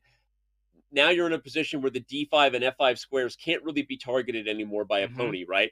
So suddenly it's a little bit harder for white to really expose those advantages regardless of how they look. I'm not the biggest fan of e5 because while I agree with you, what I want to show here really quickly is after knight takes d2, rook takes d2, takes first of all, crucial detail, bishop g5 would win the game were it not for the move e3. And yes, you can occupy it with a pony. What you can do is attack d6 with the rooks and the bishop, and you can put a rook on d5. It's the next best thing. You want a knight on the outpost, rook on the outpost ain't too shabby either.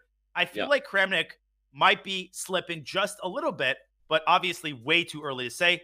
Still a lot of fight left. h4 would be a grave error because of knight to h3 check, and then you could get mated on h1. Not desirable for Gukesh. Or lose the f2 pawn. That would be funny. Yeah, white has to play the move king to h2 here. Or not. I wasn't even thinking the queen could slide across. Adding some Cholula to the position, if you will. Spicing it up. And there you go. The queen comes to f5 and guards h3. Just like some needed Cholula. Speaking of Tapatio, Firouzja has some Tapatio going on in his game. If with your permission, we can jump to his affair against Sidwani. I'm all about it. As soon as we can, we will make the plan. But right now, we'll flip it over. Here we go. What's going on? Firouzja's looking fantastic. What happened here? Yeah, sorry to pull everybody away. The Kramnik game is very rich, but Firouzja is completely winning game one in 17 moves. It was a very bad opening for Raunak, who played a weird Dutch. I mean, he was stumbling around while Firouzja was developing his pieces, and that king is on its last legs, but Firouzja is also getting a rook to e7. So whichever way you slice it here, this looks totally lost for black. But Raunak, he's a tricky guy. Firouzja needs a little bit of precision here to finish him off in game one. Yeah. I love that move. The Guess what, Danny? Pair, what? Knight e6. He's going to go knight f4 anyway. Trade and get the G file. I love it. I was going to highlight the bishop pair is the problem. The dark squares are the problem. Knight e2 was a great way to execute, but the truth is black's problems weren't going to fix themselves, and now you're just really tough. I mean, you could probably also meet knight e6 with just bishop to c3, and black still has struggles. We see Raunak, speaking of struggling, he is head in hand focus. Firouzja given a little bit of a bob there. But knight f4 check is going to be devastating, whether it forces the trade and opening of the G file or not. Yeah, this is very impressive play in the early going by Alireza Firouzja, who I've been saying for a while now is one of the top endgame players in the world, has already established himself as a technician. I think Magnus Carlsen has the top spot, but of the young players, Alireza Firouzja's endgame prowess is very underrated, and I think will be the subject of a lot of praise as he builds his chess career, if of course he ever, plays an OTB tournament. But he is making a case right now that he is not just not rusty, that he is ready to fire away, and fire away he will at Black's king. The evo bar going up even further. Yeah. And where's the crusher? We're announcing some sort of knockout here for the computer. I just don't. Okay. Knight f4, king h6. Bishop e3. There is the move g5, intercepting the bishop. You gotta be careful. Mm-hmm. And Firouzja, you can sense the wheels turning. He gives that check. He takes What that is it? rook. He takes. Just gets the rook then- d1. Play it simple. Rook Okay. e7 coming in. I think Black is just overwhelmed. Black's rook is not playing. White is playing this literally up a rook and a bishop. Yeah, this is over. fascinating. If bishop d7, rook e7 just wins a piece. Like Orktown can't defend both. Draw in Nepo Mamedov. By the way, Jan just had to bail out after that opening mishap. Yeah, played bishop to c4 instead of knight e4 on move 12 of a well-known line in the Yugoslav attack, Nine Castles Long Dragon. So he just kind of, the gambit paid off for Mamedov. We talked about there. We'll talk about it later because right now, Firouzja's picking between. I thought he was going to take f6 and play rook e8, but then maybe there was knight d6, right? So he's just going to keep the clamps. Why part ways with the bishop pair? This is horrible. This is terrible indeed. I think we can entrust the rest of the winning process to Alireza. We've got a bunch of other games. Hikaru, we've got Andraken against Aragaisi. Fabiano Caruana is a crazy position. Can we go there? Unless Let's do it. And then Hikaru has a pretty stable equal endgame. So that might bail out. We'll check into him. But I want to show you, y'all, this position. Fabi has the white pieces. Alexei Sarana is threatening checkmate on g2. Yeah, Help me out here, Danny. Happened here? This is a big pawn chain, and somebody knows how to use it. He's got a pawn on d6, but a pawn on c4 to meet it. Threats on g2. White's better, according to the computer, but I feel super scared if I'm playing white. I'm terrified. Rook takes d6 looks like it wins a pawn because you can't recapture. What you can do is play rook to e2, hitting the queen, putting the rook on a defended square, and then I think you can recapture the rook. This has to be carefully considered, though, by Sarana, and he's not usually down on the clock. If he's down on the clock, it's a pretty bad sign. He adheres to the Jan Nepomniachtchi school, where he will play very quickly, even in complex positions. This position, though, complex is a huge understatement. Yeah. Although, I like that you highlighted the d6 tactic, because even if it doesn't work right now, that back rank is a problem for Fabiano. So he's using his time, partly because he probably knows that there may be something sensitive and tender right now, and he doesn't want to let it slip. Although he doesn't know, the computer says, no, white's fine. Firouzja has won, by the way, as expected, just a couple moves in. And g6 here might be the way for Black to douse the flames of White's kingside attack. You create a little luft. You blunt the influence of the bishop. There's no doubt in my mind that White is better objectively, but the things can turn around instantly here in one move, one little mistake. Yeah. Jeez Louise. Jeez Louise. Jeez Louise. You get nervous when one move could lose a chess game. Is that why you're nervous all the time? I am nervous. I mean, I'm nervous on behalf of the players. My heart is beating. I can't even imagine what they're feeling in this two-game affair. If Fabi loses this with White, I mean, beating Alexei with Black on demand. I know of a couple easier things. And rook takes d6 here, Danny, as I always like to say, just because a move doesn't work in one position, doesn't mean it doesn't work in another. You have to keep reevaluating the same tactic over and over again. I still think that White's got rook e2. My goodness. 3 minutes for Alexei. That might be a problem. Is there also rook f1, I guess? I think both moves get the rook off of the square, and then you can take d6, right? Oh, yeah, that's even simpler. You're absolutely right, because it keeps the rooks connected. Yeah. Oh, so rook takes d6 isn't possible. Is Fabi going to play for h4 and h5? Is that just like, that's a little too much, right? Like, come on, Dan. Like, calm down. I think you're right that he's going to play with his pawns. I think f5 is probably the likeliest, trying to smash through on g6. You could sack a bishop there. Alexei, though, e4. reminding Fabi that two can play at that game. He's got some pawns of his own, but this might be a little bit too slow.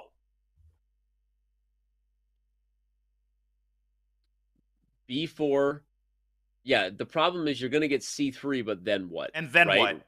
Yeah.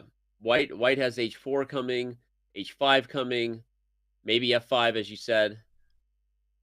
Rook F1 probably worth throwing in at some point. Probably now. Just get the queen off of your back. Get a little breathing room for your king. I like your idea. I think F5 might be even stronger, paradoxically, with the rook on F1. Because you can imagine, Danny, after the F takes G6 happens, that rook is aiming at F7. The tactical potential here against Black's king is unreal, but if Fabio doesn't unlock it properly, it could easily backfire. Yeah, well said.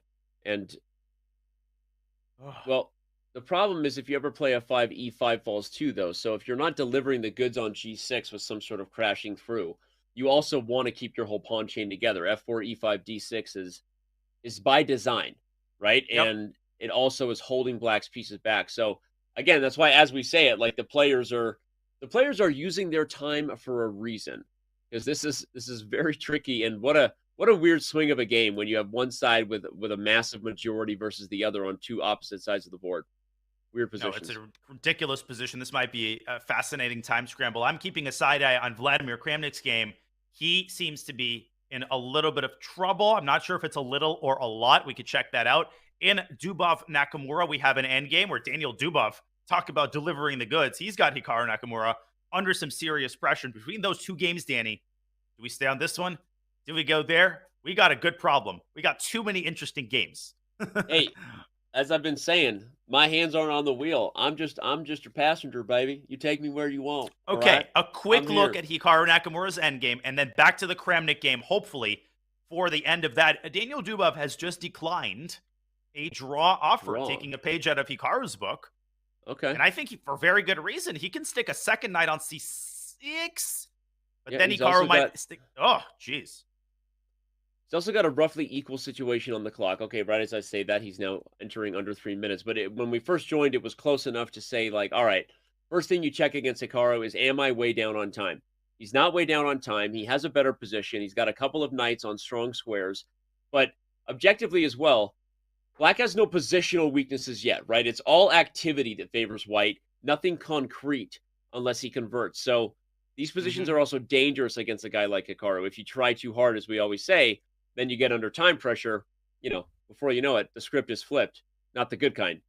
The bad kind. I did commit the serious transgression of consulting our Silicon Fiend, but the best move apparently was knight 8 to b7. That, talk about inhuman. How do you not put your knight on c6? Not just because the knights are arranged in kind of cool fashion, because you're controlling all the squares. Knight a b7, though, prevents Black's knight from jumping out to its most active square on c5, which I think is what Hikaru should do to exploit knight c6. It was an inaccuracy objectively, but you take everything with a grain of salt. I mean, Black is hanging by a thread in this endgame. Tons of forks, tons of threats. And I think knight c5 might actually be the only way for Black to keep the sort of defensive flame burning here. And he plays it. You don't have to tell him twice. Yeah. Of course he sees it.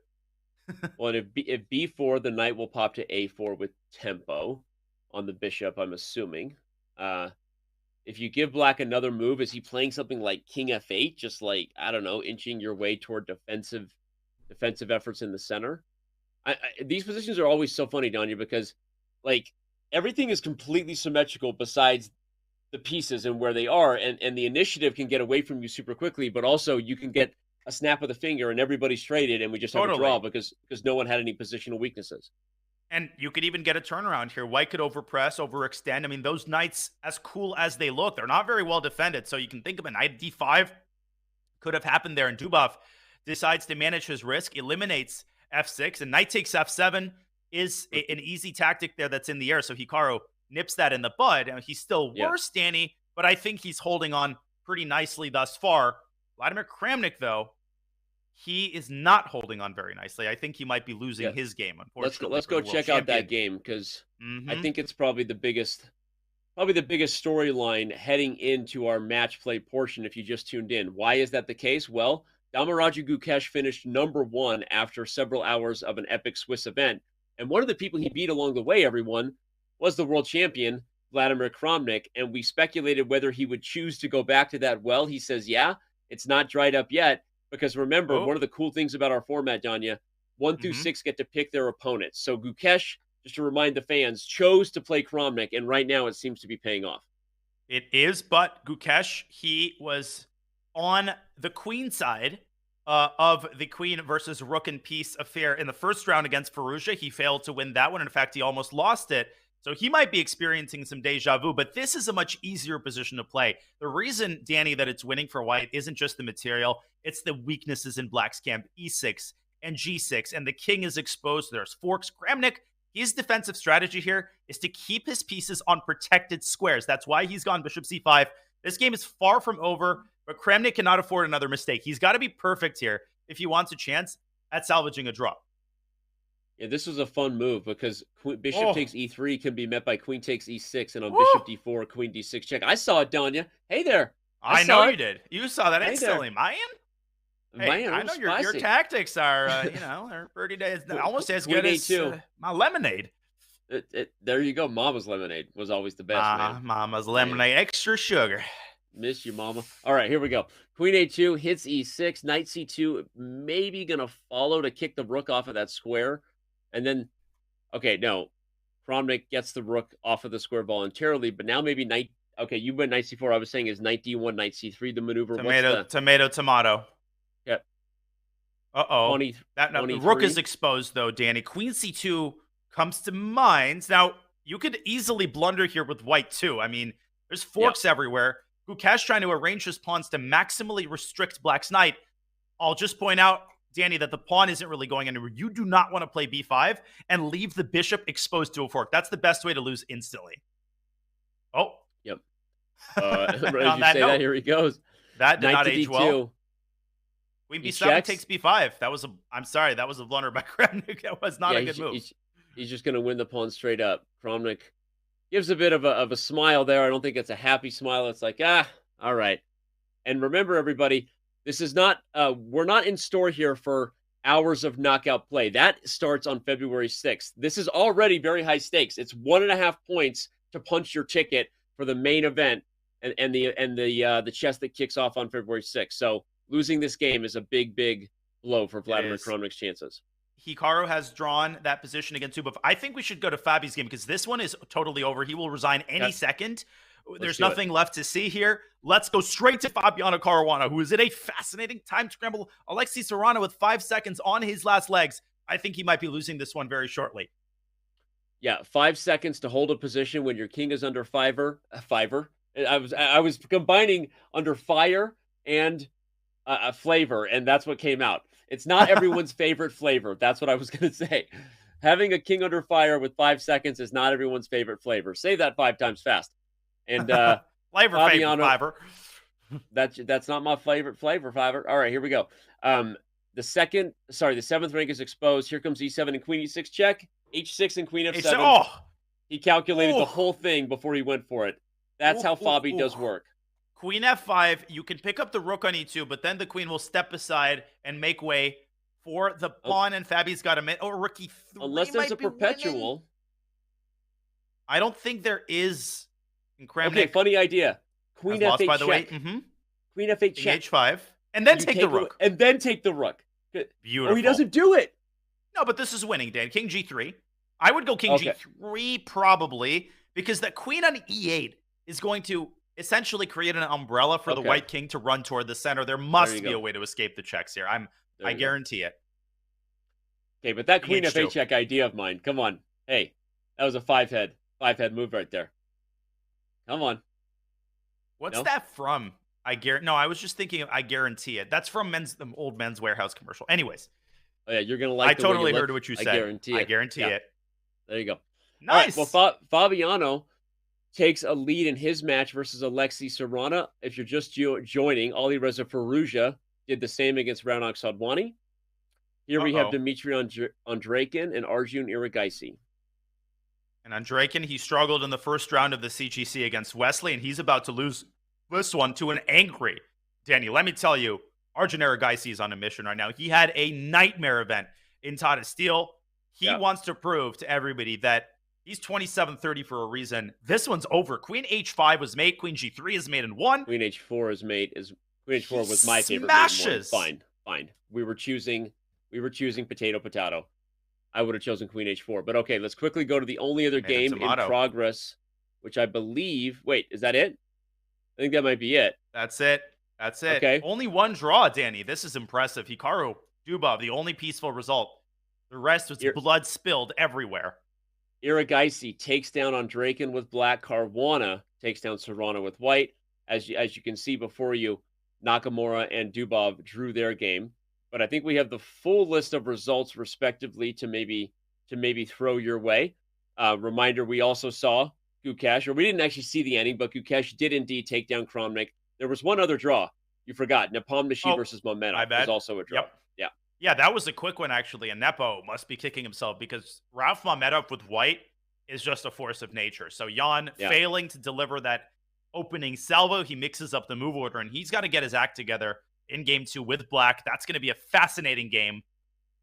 And if that game ends in a draw, then the silver lining is that we'll get an Armageddon. So it's a win-win for the commentators, but the players got to be feeling the nerves. Well, I mean, if we look at those trailing, who has the best chance to come back? You know that Kramnik lost, but he was black, so now he gets white. Andraken's in a tough spot because he just lost with white. That's not everyone's favorite thing to do. Raunak Sadwani also gets white, but I have a feeling that Perugia might just be too much today for the other young rising star from India. There are 3 of them on the screen. The other rising star from India in Raunak Sadwani. So, well, I think the Nakamura-Dubov game is also an interesting one we'll be focused on right away because Hikaru getting white, having held with black, that's going to be a tricky one. It is, and actually a big miss for Dubov. You know, that game could have gone Dubov's way. He had a big advantage at some point in the end game, but Hikaru, one of the premier defenders, especially in Blitz and Rapid, it almost seemed like he held it easily, even though it was far from easy. Alexei Sarana, Danny, another guy to watch who's so dangerous with white. He's got tons of preparation, so he ain't going gentle into that good night either. And neither, of course, is former world champion Vladimir Kramnik. Yep, here he goes. Back to his old vintage, opening repertoire for white, according to Vladimir Kramnik. Not written by Vladimir Kramnik, contrary to popular belief, written by Alexander Halifman, FIDE world champion. If you remember the old days when we had the FIDE world knockout giving a world championship title. Shout out to you, Halifman, a great book series. And here we see Kramnik's repertoire in action. Yeah, he's going for a little B4 action early in the game, even before developing his knight on G1. Just going to pause here for a dramatic effect. Sometimes you just let it breathe. Sometimes you say something. That's the best way to tell a joke, Danny, yeah. And then you look at the camera, smile, look at the baby, back to the chess. Easy. Okay, E6 by Gukesh. He's not waiting. He's the one guy who said, I'm not waiting for you to play B4. I am counter-striking in the center with D5. This is the type of unbalanced position you want to have if you're Vladimir.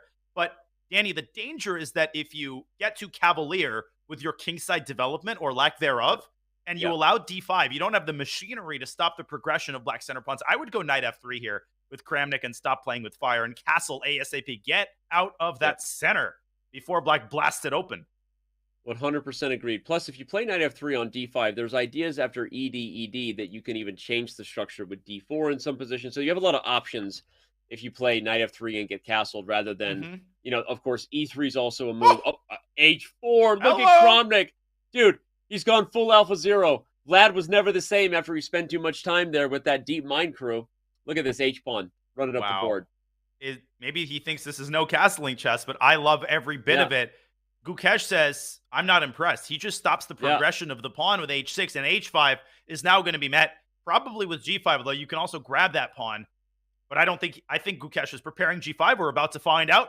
Maybe he doesn't know what he wants to do here. H5. You got to love this. You know why? Because it's not like Kramnik is looking for a boring game. Look at the scoreboard. He has to win this game or it's over. A draw is all Gukesh needs, right? So he's literally playing for 2 results. And Big Vlad. F4. Let's go. This is how we play when we have to win. I love this move. Danny, I hate to be the Debbie Downer here, But I don't believe in this. I think Gukesh is going to play d5. And Dude, I feel like White's just too unsound in the center. Whoa, every move dude, is surprising me. in the words of Clint Eastwood, believes Mhm. got nothing to do with it. Okay? Deserves got nothing to do with it. I'm not saying this is good for White. I'm saying let's go. H5 and F4 is epic. That's how you play when you're down and out. He's just going all in, man. I love it. True, and I'm the first person to approve of this kind of play. This is what I've made my living on. But when Vladimir Kramnik plays it, it's a little bit scarier than when some obscure commentator plays this kind of. Again, I'm surprised he plays GF. Danny, this is incredibly creative play. He opens up the G file. So what he wants here, Knight F3, Rook G1, and let's King not forget F2. the Black's pawn structure also damaged. So he could potentially play positionally as well on the queen side here. No, let me set the record straight. I love this. I'm just a little bit worried for his own king safety. He's gonna play Knight F3. He's gonna put the rook on G1. He'll play E3. He'll play King E2 or King F2. He'll get the other pieces to the king's side. I don't even know. Oh wait, no, he's going E4. Hit the knight. This feels like a game that Mittens would play as White. Can I just Yep. say that? That's how this feels. This feels like a game that you're like, what is going on here? And then suddenly the neural net machine learning engine known as Mittens goes, he, and White's winning. I feel like I joked about this earlier, but maybe Kramnik has a side bet with someone that he can win a game without castling. He's playing no castles chess.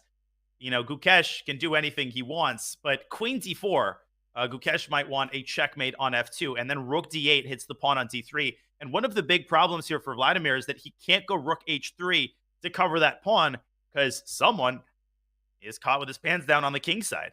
Maybe Queen F3 and King E2 is what the doctor ordered, but then there's some crazy tactics with the Knight F2. This is going to get incredible very, very shortly. I wish I could just play King D2, to be honest. I can't for a number of reasons you don't need to list out. But if I could put my king on C2, I'm just going to finish the thought and deal with the fork. I'd be happy. But not easy to do. You're right. Probably Queen F3. But yeah, even this, I'm just going to make the moves here. And I Yeah. thought this worked for a second, but then I realized there's no mate on D1. The knight covers that, and it covers the rook. Yeah. So Sax on E5, maybe B5, throw some more oil onto the fire. I feel like this position might actually arise, and this is where I'm really, really afraid that Kramnik could just get checkmated with all these monsters sitting around the center and the king side. Yeah. Well, if it Back to was the a live no board. castles chess bet, then at least he'll win his side bet. Whether even if he does go home, it was pretty epic to see him throwing down today. But all right, there's some other games that have also gotten started. Janya, we can go Whoa. anywhere, but you're in charge. Choose the adventure, Hikaru. sir. Hikaru has already drawn. He drew the opening, getting straight into the Armageddon. He offered a draw with white, and He we wants saw the him do Armageddon. this in the RCC. This is his MO in a lot of these 2-game matches. He believes in his ability to pull out the Armageddon, and his record does and has often proved him right. But what a risky call. Jeez. Yeah, when you get the white pieces, normally you push a little bit, but Hikaru is that confident and likes himself some winner-take-all chess. That's what Armageddon is. It's winner-take-all. We like to use that phrase in sports, but in chess, there's always been a caveat. Nothing is really ever winner-take-all because you can draw not so fast when it comes to Armageddon. The most exciting event in sports, of course, right behind sudden death dodgeball. Absolutely. I'm going to go to Mamedov Nepo because the other 2 games, they're both in an IMSO Indian, but they have just started. So we're going to let Sarana Caruana and Aragaisi Andre can develop a little bit, and we'll go there in a while. Here we have an opposite colored bishop middle game, so it's not a draw just yet as long as the queens are on the board. Danny and Nepo kind of deciding, do I want to implicitly offer a draw, or do I want to keep chances alive but potentially give white pressure on the F7 pawn? That actually looks a little bit unpleasant for black. Yeah, I mean, at this point, because Nepo got to this position facing potential Armageddon different than Hikaru, where he drew a game with white, not in a fashion he wanted, he'd probably be happy to draw this position as black, and he is a little worse here. Knight E5 is coming, as you said. F7 is tender. We're not sure what exactly Nepo's thinking. We'll find out soon, but I have a bad feeling about this, Danny, on Jan's behalf, because that knight is coming into E5, and you've got Rook C1. You've got this weird maneuver, Bishop F1 to C4. Mamedov One of his strongest suits is his ability to play with the initiative. He is so good at continuing to create problems. And right now, he's got exactly what he wants, a relatively risk-free position with more active pieces and clear tactical chances. Mamedov's got a risk-free position. I'm looking at the risk of that fan spinning super fast above Jan Nepomniachtchi's head. He's moving the air around, but speaking of air, by the way, we got an air quality check, by the way. Did you know that I have an Airthings set up here in the office, Danya? I did not. I You find wonder out what new things every day. What my air quality is? Right there on screen. Doesn't look all that good. I think I can see the word poor there. Wait, it says poor? Damn, girl. No wonder you need to I'm step feeling up your so game. tired. Maybe that's why I'm lacking cognitive thinking. Maybe that's why I lack strategic thinking. Maybe that's why I'm not playing chess very good. It's because the air quality in this studio isn't improving the brain waves of this guy. Can we get a full-scale investigation to get to the bottom? Can I get a full-scale investigation? Bird Give me perpetrators of this will be brought to justice. I'm actually not kidding. It does get a little stuffy in here when you've been in the room for 6 hours. But shout out to Airthings. Thanks for bringing us that air quality measurement. You might literally be improving the quality of my life if we start taking these stats to heart and improving the airflow in here. Now I'm going to be so conscious about it. Top priority. Yeah, this is this ain't good, Danny. This has to be gotten to the bottom of ASAP. Well, I think we should go. Yeah, go ahead. I was going to say the only thing worse than this is that we haven't checked in on all the games yet. So let's dive over and you take us to the next beautiful chessboard to look at. All right. Well, the next beautiful chessboard to look at, and we've got two games competing for my attention. Obviously, Kramnik Gukesh is continuing to go haywire. We'll go there soon, but we have Arjun Erigaisi against a must-win Dmitry Andreikin. And let me tell you, Danny, this is going completely the other way. Dmitry has really dropped the ball in this mini. Oh, he's losing a pawn here. No, this might just end very quickly. It's we knew he was in trouble because he lost with white in the first game, but it looks like he also might be feeling a little disheartened because this one is just getting away from him fast. That was hasty by Arjun, by the way. F takes c4 was a lot stronger. Yeah, get a big pawn center. Shake what your mama gave you, I always say. If I may, really quickly, F takes c4 might have just ended the match. Not trying to be dramatic, but if I'm calculating correctly, e5 might be what he missed. Queen h5 is coming, baby. I see it this, or queen h5, forking the knight and the pawn. This would have ended it. Yeah, okay. But, I mean, he takes to the bishop, and obviously what appeals to him is knight takes c4. You can take h7, and I'll show this as well. Queen d3, pick up c4, and from a practical match perspective, this is perfect. Opposite colored bishops with an extra pawn. Arjun is not going to lose this in a million years. Word. Yep. Word. Not looking good for Dima at all. Phew. Well, we got Mishanik against Caruana, Sarana against Caruana. That even rhymes. And we've got Kramnik's game, which has subsided a little bit in the sense that the queens are off the board, but Gukesh is sitting pretty. Shall we check into Fabi's game and then go back to Kramnik? Let's do it. Fabi first, then Kramnik, and we'll see if the 14th World Chess Champion can pull a miracle or if he is headed home and back to the drawing board. Remember, Caruana up a full game now with the black pieces. Okay, B6, looking spicy. The pawn is pinned. The rook on A8 is undefended. White has queen B3 coming and then rook to D1. No? You know, it's one of those positions that looks very impressive because your eyes are drawn to that pawn chain, but pawn chains don't win games. Good moves win games. Knight B5 to D6 might be one of those good moves. So black has the equivalent outpost on D3, and Caruana is just salivating at the prospect of sticking a knight there. The opposite colored bishops aren't doing any favors for Alexei either. Black has potentially C6, a nice little parking spot for the bishop. Yeah. I like Fabi here. I think Alexei needs to whip up some tactical action pretty quickly, and knight b5 is the only way I see to do that. Well, especially because black is playing for two results, right? A draw, and Fabi is dancing on Monday as the main event kicks off. So, yeah, I don't like this. The more we talk about the position and remind ourselves of that fact, hard to see how Alexei Sarana is drumming up real winning chances here. Yeah, no, he's Yeah. taking his time. He has been struggling with the clock uncharacteristically in these two games. And Fabiano Caruana, I mean, we've talked about his rapid improvement, Danny, and that's one of the narratives really of his online play the past year. And you can't say it enough. I mean, he is just, this is Fabiano Caruana 2.0, who matches his opponent's speed on the clock, who plays his best preparation. But Alexei, he ain't ready to give up just yet. Knight b5 on the board, and he's going to continue trying to whip up some chances. But I think we should go to the board of Vladimir Kramnik, because that game might be reaching its climax. Okay. Ukesh and Kramnik, I see you chat. You're asking for us to check out the Fallujah game. We'll feed you, baby birds. Just sit there. Mama's going to feed you, and we're going to be there soon. I don't know why I said it like that, but well, Fallujah's not going to lose, I think. So that game has been in an endgame for a long time, but we'll get there after this one. Let's just evaluate the position and evaluate Vladimir's winning chances, which I don't believe are very high. Aren't great. They're not great. You're right. They're actually close to 0. I mean,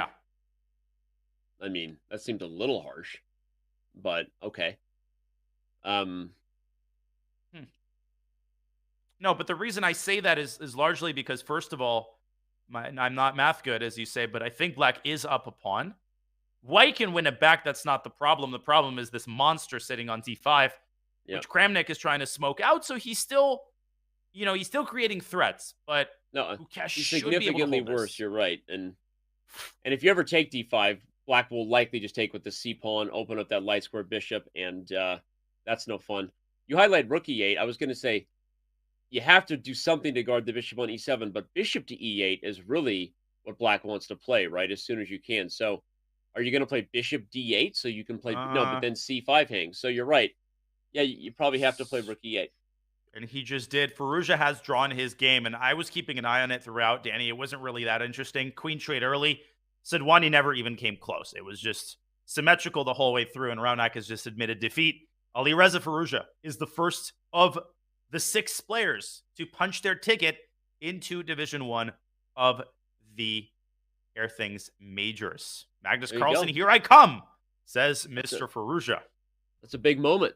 A big moment. Alireza Fallujah is the first person to punch his ticket for the knockout stage of the Airthings Masters, which, as we've been saying all day, will start on Monday after everyone gets a bit of a weekend rest. February 6th kicks things off, and the crew from Oslo, our studio there, will have the coverage, including Grandmaster Robert Hess, Grandmaster David Howell, International Master Jovanka Huska, Kaya Snare, and I think Tanya is in studio. I don't know if Tanya Sachev's there. I apologize.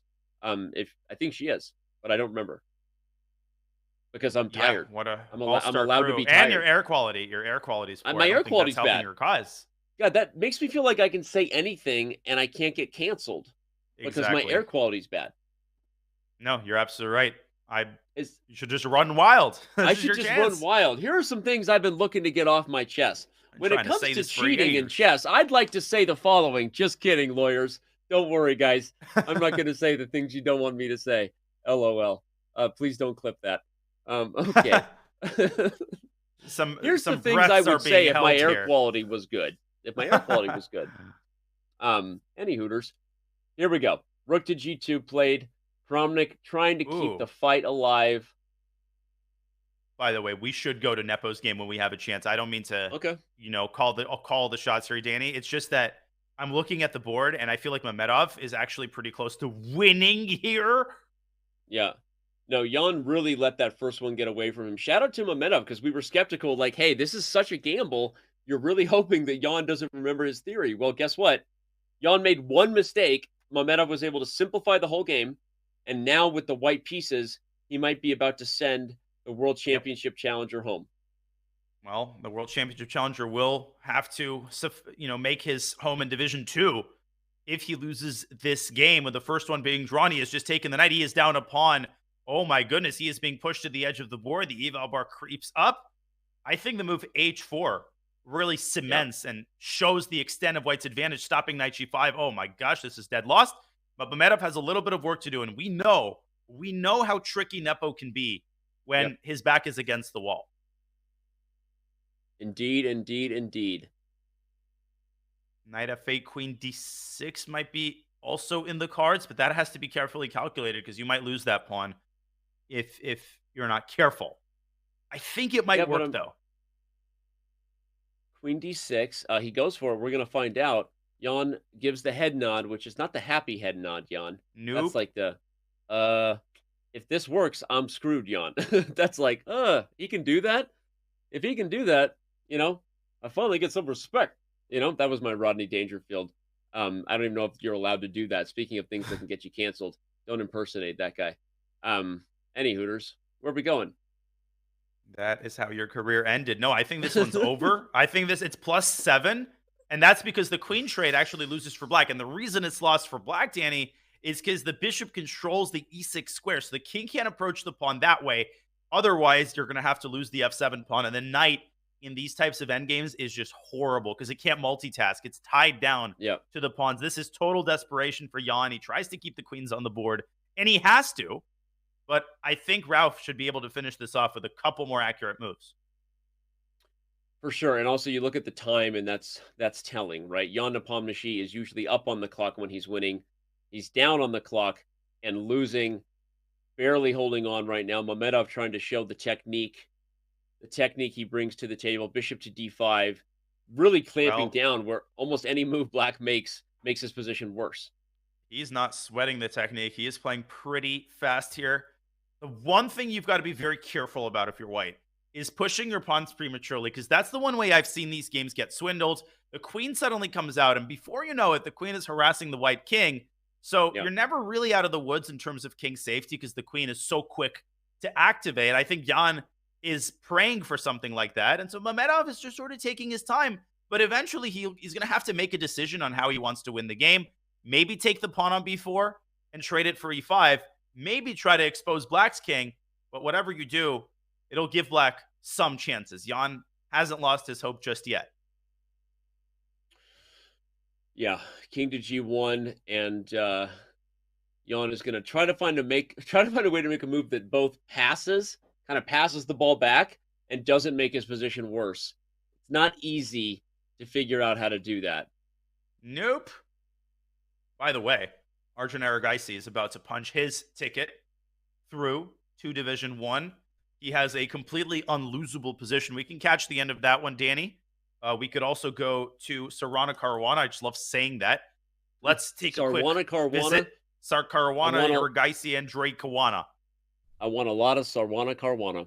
I want a lot of Sarwana Caruana. Let's do it. I want a lot of say that 10 times in a row, Sarwana Caruana. Lions and Tigers. Should have Yasser Bears, say that. Yeah, exactly. You know, I was listening to the chess.com show. Those guys are so entertaining. It was Danya, and I think it was Danny that day. And they were doing impersonations of me. It was funny. And you know, Chen, they said, I wonder what Yasser would sound like if he said Sarwana Caruana 10 times. Tilburg. Here we go. 1876, and King Louis XVI is actually playing in that tournament. Of King course, Louis before they XVI. unseated him. And Robespierre came in and had a problem with that. Anyways, rook to a5. Speaking of heads getting chopped off, I think Dmitry Andreikin's run here is about rover. Yep. He gave that kind of look right there, like, all right, this is frustrating. What to do now? Remember, he has to win. It's win or go home at this time. These are two-game matches with Armageddon tiebreaks awaiting. We already know that one match is headed there. That is, of course, Hikaru Nakamura versus Daniil Dubov. And interesting things to unpack there about how Hikaru approached that strategy. He's done it before. Will he do it again, improve what he's capable of in Armageddon? But will any other matches join them is the question.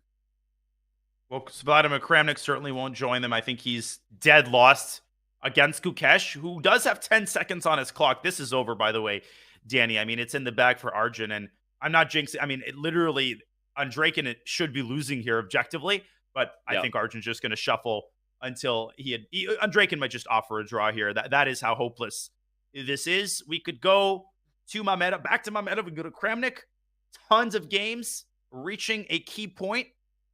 All right, let's go to Vladimir real quick. I think he might be breathing his last breaths here in Division 1, but he's still trying. He's still trying. He's trying his little heart out, man. Mom always said he'd never give up, and he's all in, man. What a move. Danny, Bishop what a move. He E7. sacks the rook. Bishop C5. It's still a game. Yeah, but look at this. Knight F6 check. He wants to win H6 and then go to the 8th rank. I love it. Cold-blooded assassin. Rook takes F6 and Bishop C5 takes G1. Kramnik runs out of moves. It's over. Yeah, Gukesh is finding these moves, by the way, with less than 10 seconds. He's all over it. Oh, King F7. This is what I knew was going to happen. Pack Vladimir your was going to bags. go all in, and then it's it. Unfortunately for the 14th World Chess Champion, he will not be playing in the main event starting February 6th. But that doesn't mean he didn't show up in force today, make his way through a gauntlet of a Swiss.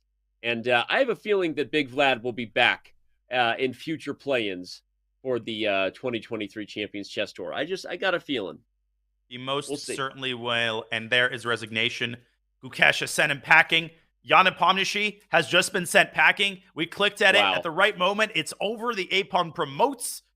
What a win for Ralph Mamedov. This is huge. Yep. And that's the first person to win who was chosen, right? Jan Nepomniachtchi chose to play Ralph Mamedov because he finished in the upper half. And Mamedov says, hey, you know what? Maybe rethink those choices in the future because at this point, Ralph is showing that he is ready to play next week.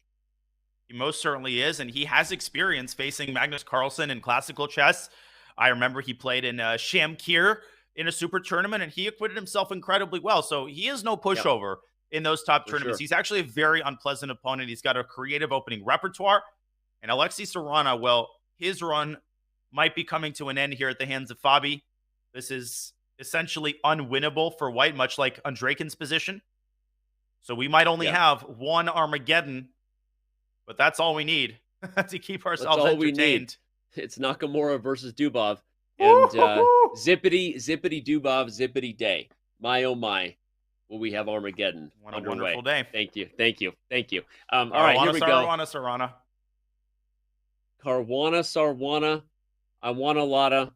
It's not a position that's giving White a lot of chances. As we said, Fabiano not only in a great position to draw, given that he's already up a game, he's probably winning this position if this momentum continues. So, yeah, no other games with chances there. Again, huge shout out to Ralph Mamedov. It's one of the cool things about the format is you'll get these matchups we're not going to see every day. You get Mamedov, a creative player, aggressive player, throwing down next week against some of the world's best.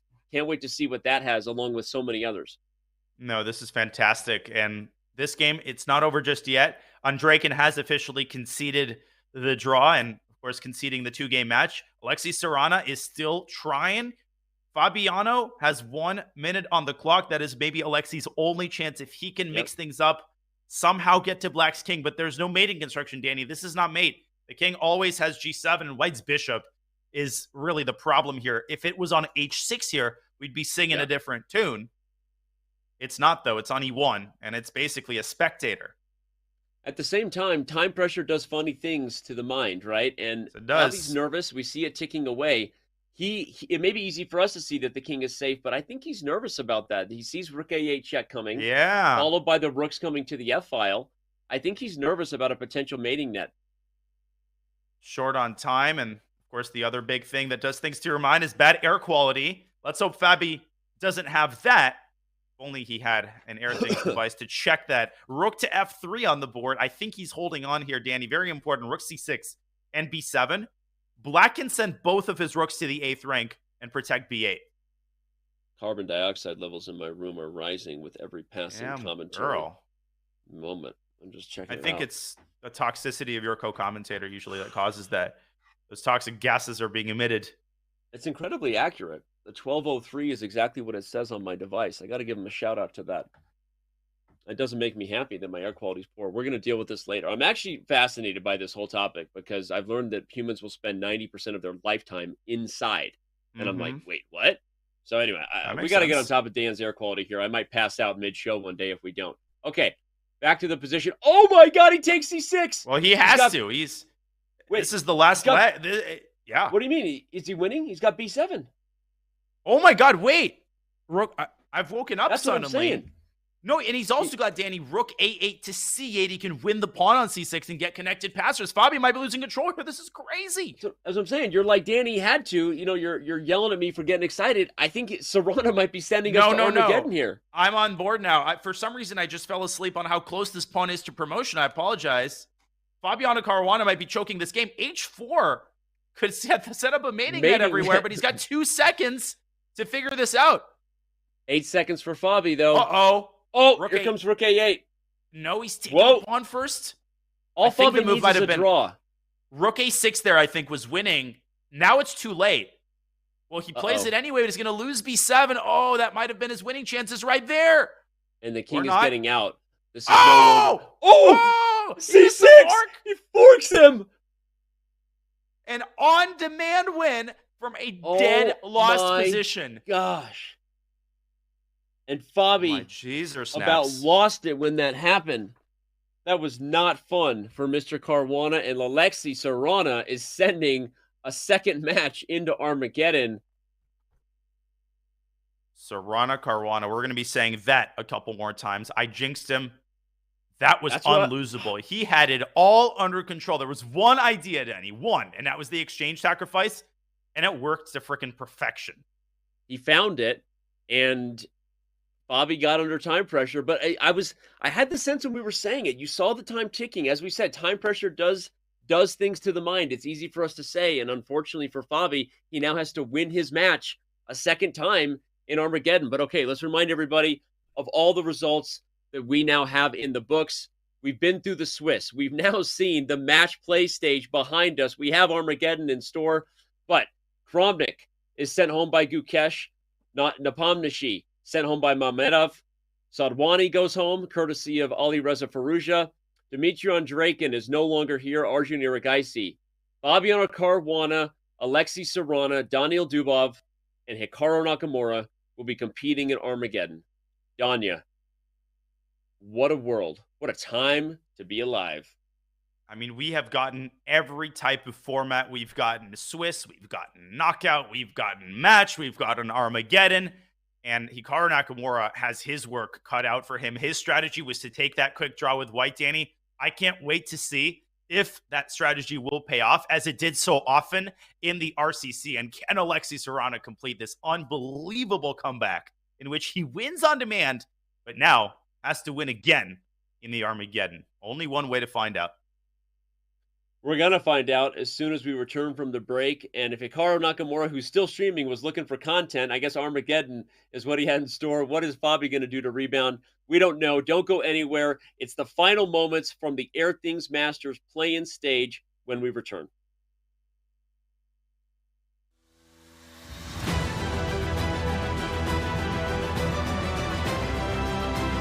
He's going to win the tournament.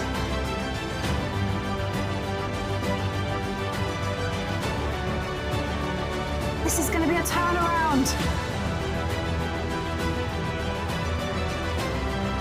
Whoa. Oh. 3 seconds. 1 second. Make a move. Wow.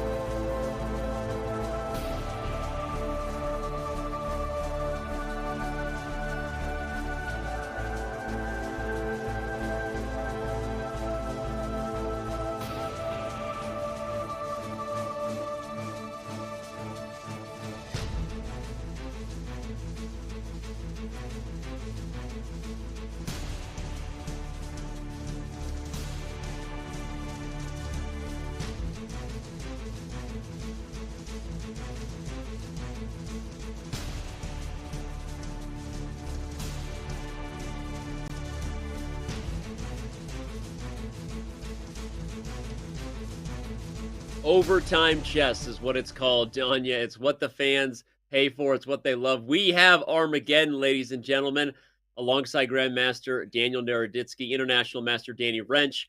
We made it through the Swiss play-in. We had match play. Let's check out the results, Danya. And, okay, we're going to be diving in to the two Armageddon matchups, of course. But before we do that, as we look at the results, who are you most impressed with who punched their ticket to the knockout starting on February 6th? Well, I'm not hesitating at all. Rauf Mamedov. I mean, Jan Nepomniachtchi is the world championship challenger. He has an unimpeachable track record in these types of rapid events. He always seems to come through clutch. I mean, RCC, anywhere you look, Jan delivers, and Rauf Mamedov holds him down with black and then crushes him. One-sided game with the white pieces. I can't wait to see Rauf playing at the top. He really deserves all of these invites. He's one of the most fascinating players. But Erigaisi defeating Andreikin. Firouzja, smooth win against Adwani, and of course Gukesh sending the former world champion packing. Everybody had impressive performances, but these two Armageddons, Danny, it's like we had a great dinner, 7-hour dinner, and now we've got the tiramisu. Some world-famous tiramisu coming your way. The world-famous tiramisu being served up by Fabiano Caruana versus Alexei Serrana, Daniil Dubov versus Hikaru Nakamura. Those Armageddon matchups are going to go down simultaneously. Danya and I are going to have our hand on the volume mixer as a good DJ does, flipping the script back and forth, doing what we can to stay in touch with both. But right now, let's do what we can to tell everybody how the Armageddon rules work here in the Champions Chess Tour. The tiebreaker is played, obviously, if the score is tied after 2 games in a match. The players bid for their time, as traditional Armageddon bids go. But the cool thing about this format is that the lowest bid gets to pick their color. Normally, the lowest bid just automatically takes black with that color, Danya. But in our format, the lowest bid will get to choose whether they want black or whether they want white, designed to really show that the lower bid can be a strategy depending on the style you're playing. Maybe you want white and more time in those situations. But your thoughts, Danya, on the Armageddon format? Yeah, the side selecting color is a nice little twist. I would say that the actual occurrence would happen if both sides bid very large, like 950 versus 940. And then even though technically you'd have less time, you could still choose white. It won't happen in most cases, but I like that. I'm a big fan of Armageddon in general, not just because it guarantees a result, but because it really brings out the players' styles. I mean, the fact that black has draw odds and less time, it's a very elegant balance between a big advantage on the one hand and a big disadvantage on the other. I think it's one of the fairest forms, Danny, of guaranteeing a result. Well, we do actually have the results in of how the players bid, and I'll just read them here. Thanks to our production team who's crushing it behind the scenes. Let us know. So Fabiano Caruana bid 7 minutes and 50 seconds. Alexei Serrana bid 8 minutes and 20 seconds. That means Fabiano wins the bid because he bid lower and he chose the black pieces. So he will play black with 7 minutes and 50 seconds. Yes. Daniil Dubov, go ahead. No, quick. Just to interject, Serrana has 10 minutes. He doesn't have 8:20. So white always starts with 10 minutes. With 10 minutes, exactly. Yes.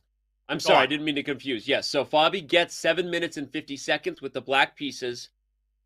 Alexei Serrana gets 10 minutes with the white pieces. Daniil Dubov bid 6 minutes and 30 seconds. Hikaru Nakamura bid 7 minutes and 59 seconds, which means Daniil wins, and he chose the black pieces as well. Maybe I'm actually wrong about that. Do they get the higher time? It's actually an interesting question. I didn't realize that. Does Fabiano get 8 minutes and 20 seconds because that was Serrana's bid against 10 minutes, or does he take the time he bid? So the winning bid selects color and plays with his time bid. So That's no, what I thought. I'm pretty sure they get the time that they bid. Unfortunately for Dubov, I really don't think that's a wise bid against Hikaru. 630. There is no increment. Danny, I can't stress this enough. There is no increment in Armageddon, which means that flagging is very much on the table. Hikaru Nakamura, and he's got that 3.5 extra minutes. Daniil better pull off some magic, or he's going to get flagged. Agreed. Whoa. Agreed. Speaking agreed of magic. so much I can't even say we're in the same town. We're like in the same city. We're an agreed town population universe.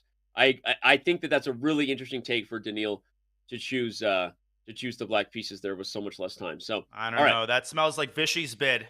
Vishy's famous bid. It was like 4 minutes. Anyways, we got a game going. Yep. And it's a reverse sort of pan-off structure here with black having that queenside extended majority. You're going to put the rook on b8 as Fabi does. He's going to play b5, a5, b4, crash through on the queenside is black's plan. But white will try to undermine the d5 pawn. It can be tender with moves like e4 and use the king side. And when you're on the white side of an Armageddon game, you don't want to become obsessed with your time advantage. You have to remember that the position on the board actually does matter. So you have to strike this very delicate balance. It's nice to keep that time advantage. You have to keep flagging in mind, Danny. You can't get a rook versus rook position with 2 seconds on the clock. You are going to get flagged. So Fabi, he's the one who has to be obsessed for the time being with his clock situation as long as he's down on the clock. He is definitely not down on the board. I love what he's doing on the queen side there. B4 is coming, and he's better. He's faster than white. And he can just ignore Alexei in the center, I think, and just play b4. I think he should. I love it. Nothing like ignoring my opponent's plans. Been doing that for years. b4. Love it. You have a 2-on-1 majority even after the A and B pawns are traded. And in this pan-off structure, if you just took everything else off the board, black is almost winning in the endgame because you're so close to creating a passed pawn. So the dynamic is interesting. White will play f4 and f5 and maybe even f6 and go all in for these attacks on the king side. Meanwhile, black will win an endgame if all the pieces are traded.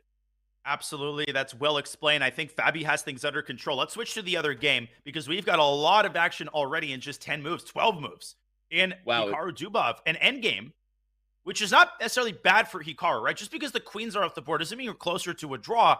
I do like what Daniel is doing so far. He's got a pretty simple position, and he can continue pushing on the queen side, almost echoing Fabiano Caruana's plan in a completely different opening. This was a Sicilian.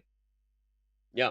And let's not forget, we haven't had a lot of chance to talk about it. Hikaru drew their first game in match play with black and had white, and we thought, is he going to push? But Hikaru instead immediately chose to let the game peter out. He basically forced the draw as white. Okay. Whoa. What did he take? The question is because whether Hikaru really believes in his skills in Armageddon that much, and it looks like he does. And if he takes b5, knight takes e4, bishop to c6 is looking pretty good to me.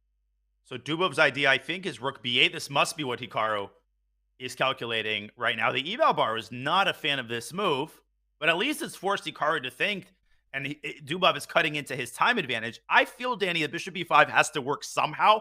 I'm not seeing the move after rook b8, but I feel that it exists. Maybe just a4. Secure the bishop and then go after black's crippled queenside pawn structure. I think Hikaru likes a knight a3, knight c4 could be real juicy here after castling to protect f5. I don't like what Daniel has just done at all.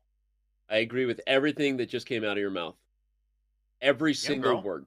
Took 7 hours, but it happened eventually. Damn, girl. Took 7 hours, but the bond is real. You spend this much time with someone on camera, you might as well learn to like them. That's what I'm hoping people will start feeling about me after all these years. It hasn't been working. But it was love at first seriously, sight. jokes aside, very well said, Donya. And I love this move a4. I love the plan of putting the knight on c4, highlighting that the a5 pawn was weak.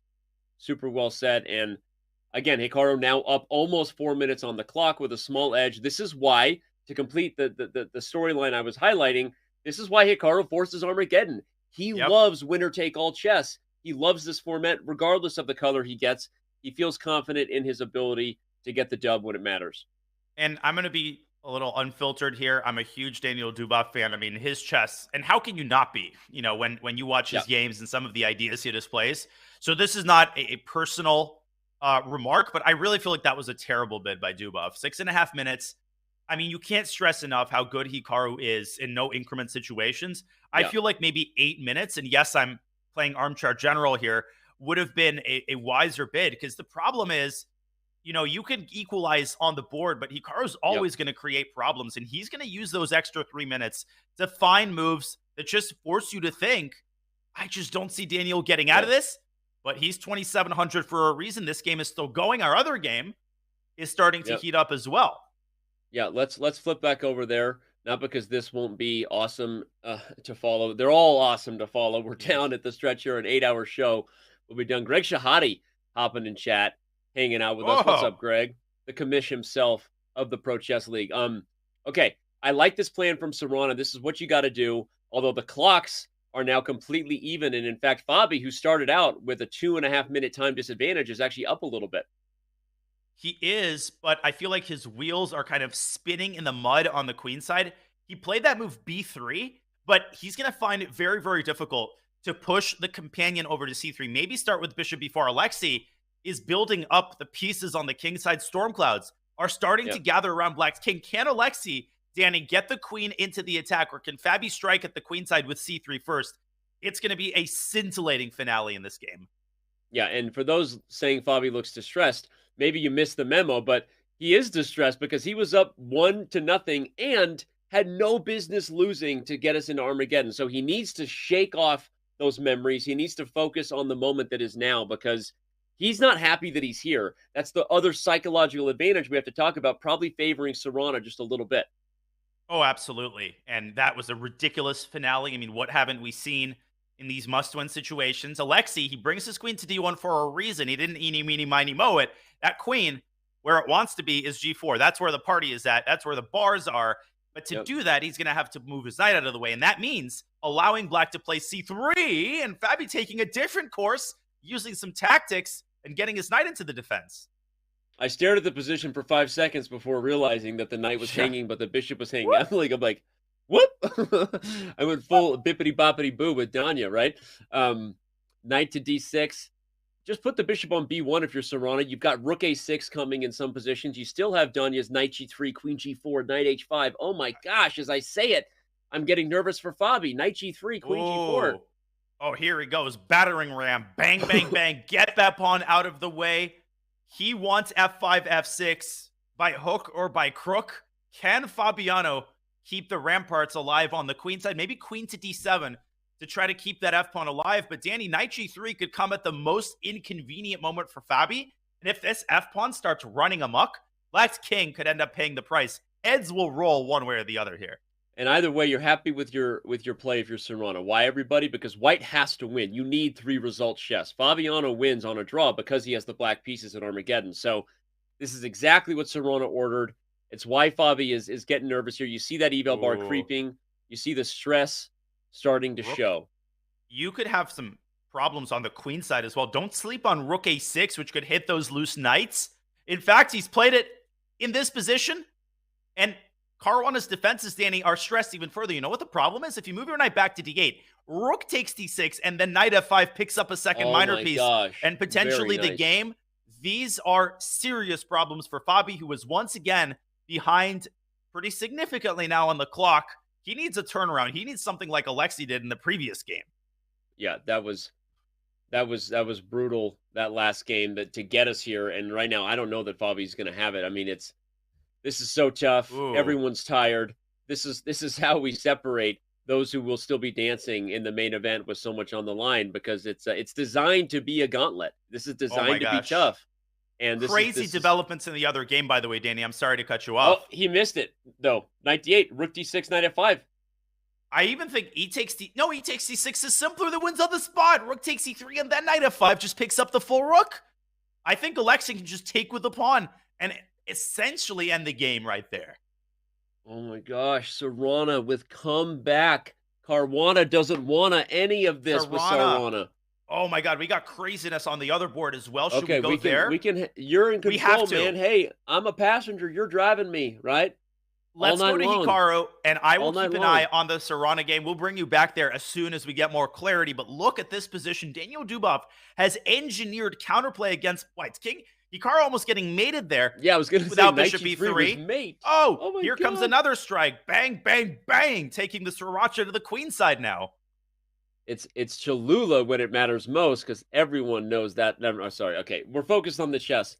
But look at Hikaru. It was mate on the board. It looked crazy in the end. What's going on? White's position is totally fine, and he's still up 2 minutes. So Dubov is running out of tricks. He is, and Hikaru is just going to play this until the crows come home to roost. He's going to play this for 8,000 moves, if that's what it takes to whittle Black's clock down to 0, and he is whittling his clock down to 0. Danny, I'm keeping one eye and 75% of my other eye on Dubov's clock. The board doesn't even matter. Hikaru will play rook and 2 and rook and 2.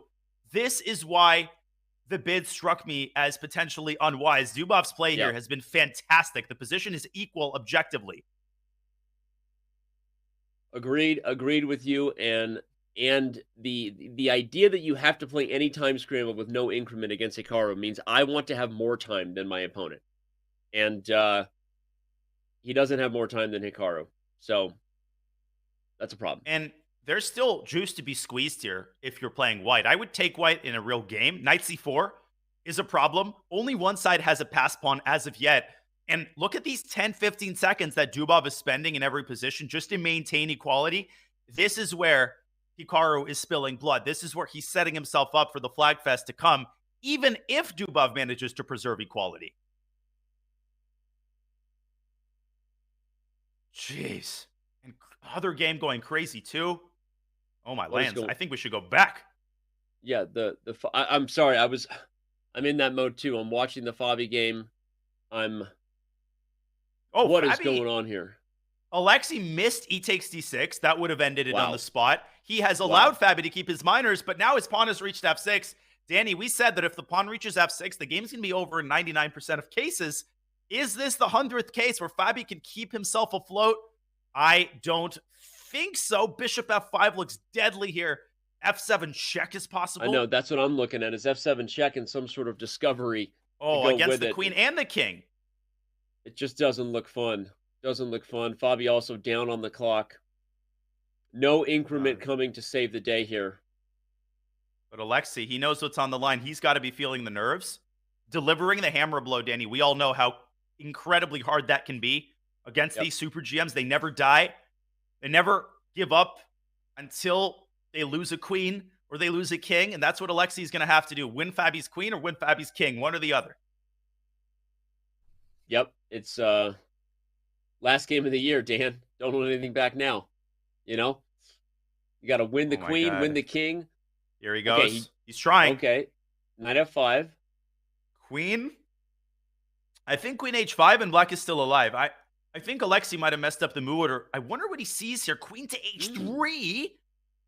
Fabi could give a check on f3, Danny, and take the queens off the board. That would be huge. Yeah, and if you don't get mate as white and the queens disappear, this b pawn on b3 is still very, very passed and close to queening. So you have to not mess this up if you're Serrano. You got to get something against the black king. Don't let it slip away. 2 minutes now for both sides. Same situation on the other board. Hikaru's time advantage is dwindling. Dubov has activated turbo mode. He has turned those afterburners on, and he has serious chances to hold that endgame against Hikaru. That's going to come down to the wire. This is coming down to the wire. Oh my goodness, this is all you can eat. Rook takes g4. The pawn is pinned. Fabi immediately played rook a8. He shakes his head. He doesn't like it. I like it. He's got the best position he's had in the last 10, 15 moves for sure. He's got serious counterplay down the A file. Don't sleep on that B3 pawn. Sacks his queen. But his queen was trapped. It was. It had nowhere to go. Oh. But is it over? It's not even that he sacked it. He had no choice. Take the knight and go b2 and pin your hopes on that pass pawn. Try to get rook a1. And I said if Alexei wins the queen, it's over. It's not. I don't know. I think it is. The knight on e6 is falling with check if you take f5, bishop f5. I think the king gets mated even if black gets a second queen. I think Fabi knows he's toast. That was why he shook his head on rook a8. It was. Yeah. I think it's over. I'm afraid you're right. Maybe he had a way to sack the queen in a better way. I didn't see it. It was very hard to defend. I think Alexei is gonna take this home. I agree. Yep. This should be over. Plays b2, knight e3, and it's going to be Alexei Serrano playing in Division 1. Amazing. We have to go back to the Nakamura-Dubov game. Flag city population, Hikaru Nakamura in the other game. It's all down to the clock. Alexei Serrano has this in the bag, Danny. Now safely. Look at this. It's a rook and knight in 3 versus rook and knight in 3. Dubov is not worse here. No, he's not. Can Hikaru flag him? And now the time situation is even. The time situation is even, and Hikaru could lose this if he's not careful, right? I mean, unlikely, but if the A pawn falls, Danya, black has an extra pawn over there. The thing is, even if it falls, Hikaru is going to keep chances alive as long as he's got mating material. As long as he has a single pawn on the board, he's got flagging chances. I don't see Dubov defending this. I just don't see it. I've seen Hikaru win too many of these situations. Remember, all Dubov needs is a draw. Right? All he needs is a draw. So Dubov just has to play fast enough to peter out the game. He has Oh to my force gosh. it. You can't allow some sort of rook versus rook scenario. You need to force Hikaru to make a draw or give up a rook. So use Yep. that passed e-pawn. Don't just trade knights and bail out because Hikaru will flag you. Yep. He's doing a fantastic job. He's Daniel Dubov. I am very impressed with the way he's playing right now. E4, and he should have enough counterplay. Rook E4, D5 check. Oh! Rook D5, and then he takes Rook C5, takes and he C5, wins Rook with takes 92. Rook C5. takes C5. Oh, we didn't see it. Rook takes C5. It's still no, he's going to find it now. It was No, Rook takes he didn't give C5. him No, a not second anymore. chance. He's still winning, Hikaru. Hikaru He's should still still be winning. winning this. King H5, E3. It's close. No, he had Oh my 96, I gosh. think. Black had 96 and knight F4. Holy He had. sh- Okay, Oh! he takes C3. What is going on? Oh, knight G4? Rook takes G4. No, then Rook king takes takes C4 is a draw. I think king F4, G7, and then there must be a move. Rook takes G4 and knight C7. There's tactics there. We might not have enough time. I He don't has see the 16 draw. seconds. Apparently, the move is Rook takes G4. It's the only move. He's not going to make it. He's not going to He's make not it. He's gonna make it. He calculating. He's doesn't got see 8 it. seconds. He's going to get He's got 8 flagged. seconds. That's it. Even if he Hikaru's finds the going to move, flag him, even if he finds it. unbelievable. 2, 1, it's over. There's no increment. King F5, and the knight is King trapped. dominates Can't knight. keep up with the pawn, and Hikaru wins. Oh my gosh. What just happened? What is going on here?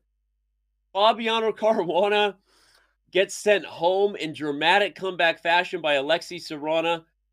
And Hikaru Nakamura is proven right, regardless of the skepticism and the questions. Should he have made more of an effort with white? He says, no, Oh, Armageddon's my jam. This is what I do. he always finds a way to pull through. And that final tactic, Danny, was absolute genius. Knight G4. It posed practical problems that Dubov did Yep. not have time to solve. Had his bid been 30 seconds higher, I think we'd be singing Daniel Dubov's praises right now, and he'd be thinking about what to play against Magnus Carlsen. As it stands, Hikaru Nakamura, what a day for him today. Unbelievable.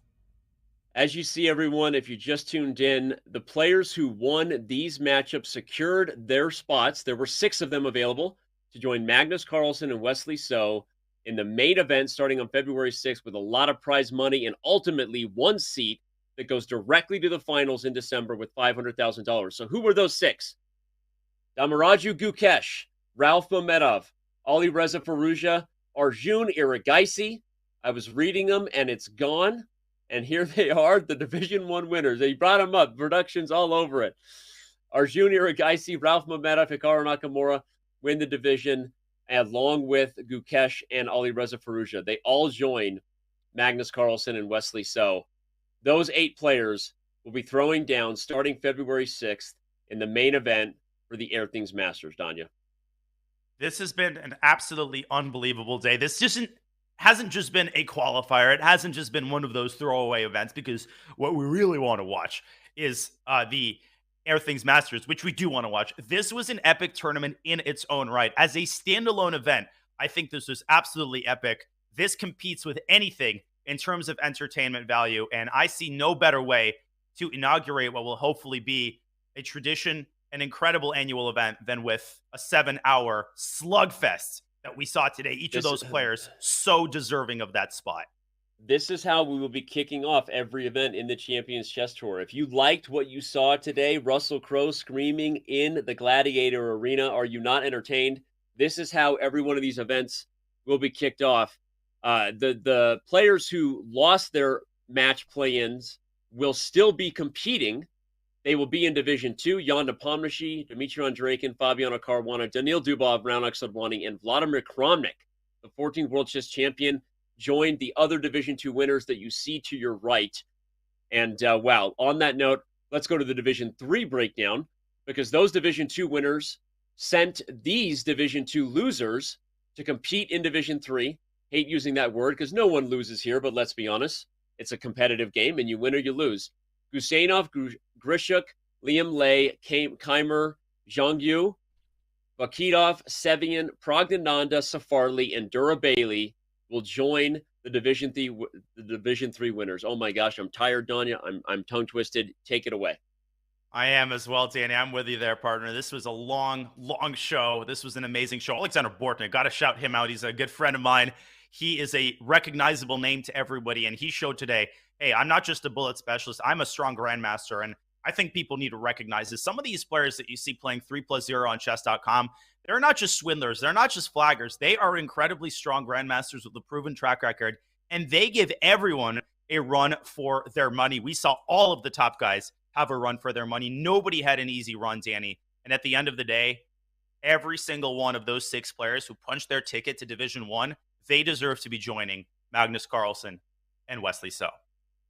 Well, at the end of the day, we often have an interview, despite how long this day has been, Danya. Hikaru wants to pop on and say a few things, and so we're going to do that. Why not be joined by the man who punched his ticket in the most dramatic of possible fashions in Armageddon? We're going to take a very quick break. Don't go anywhere. When we return, it will be Hikaru Nakamura and literally the final moments for the Airthings Masters plan.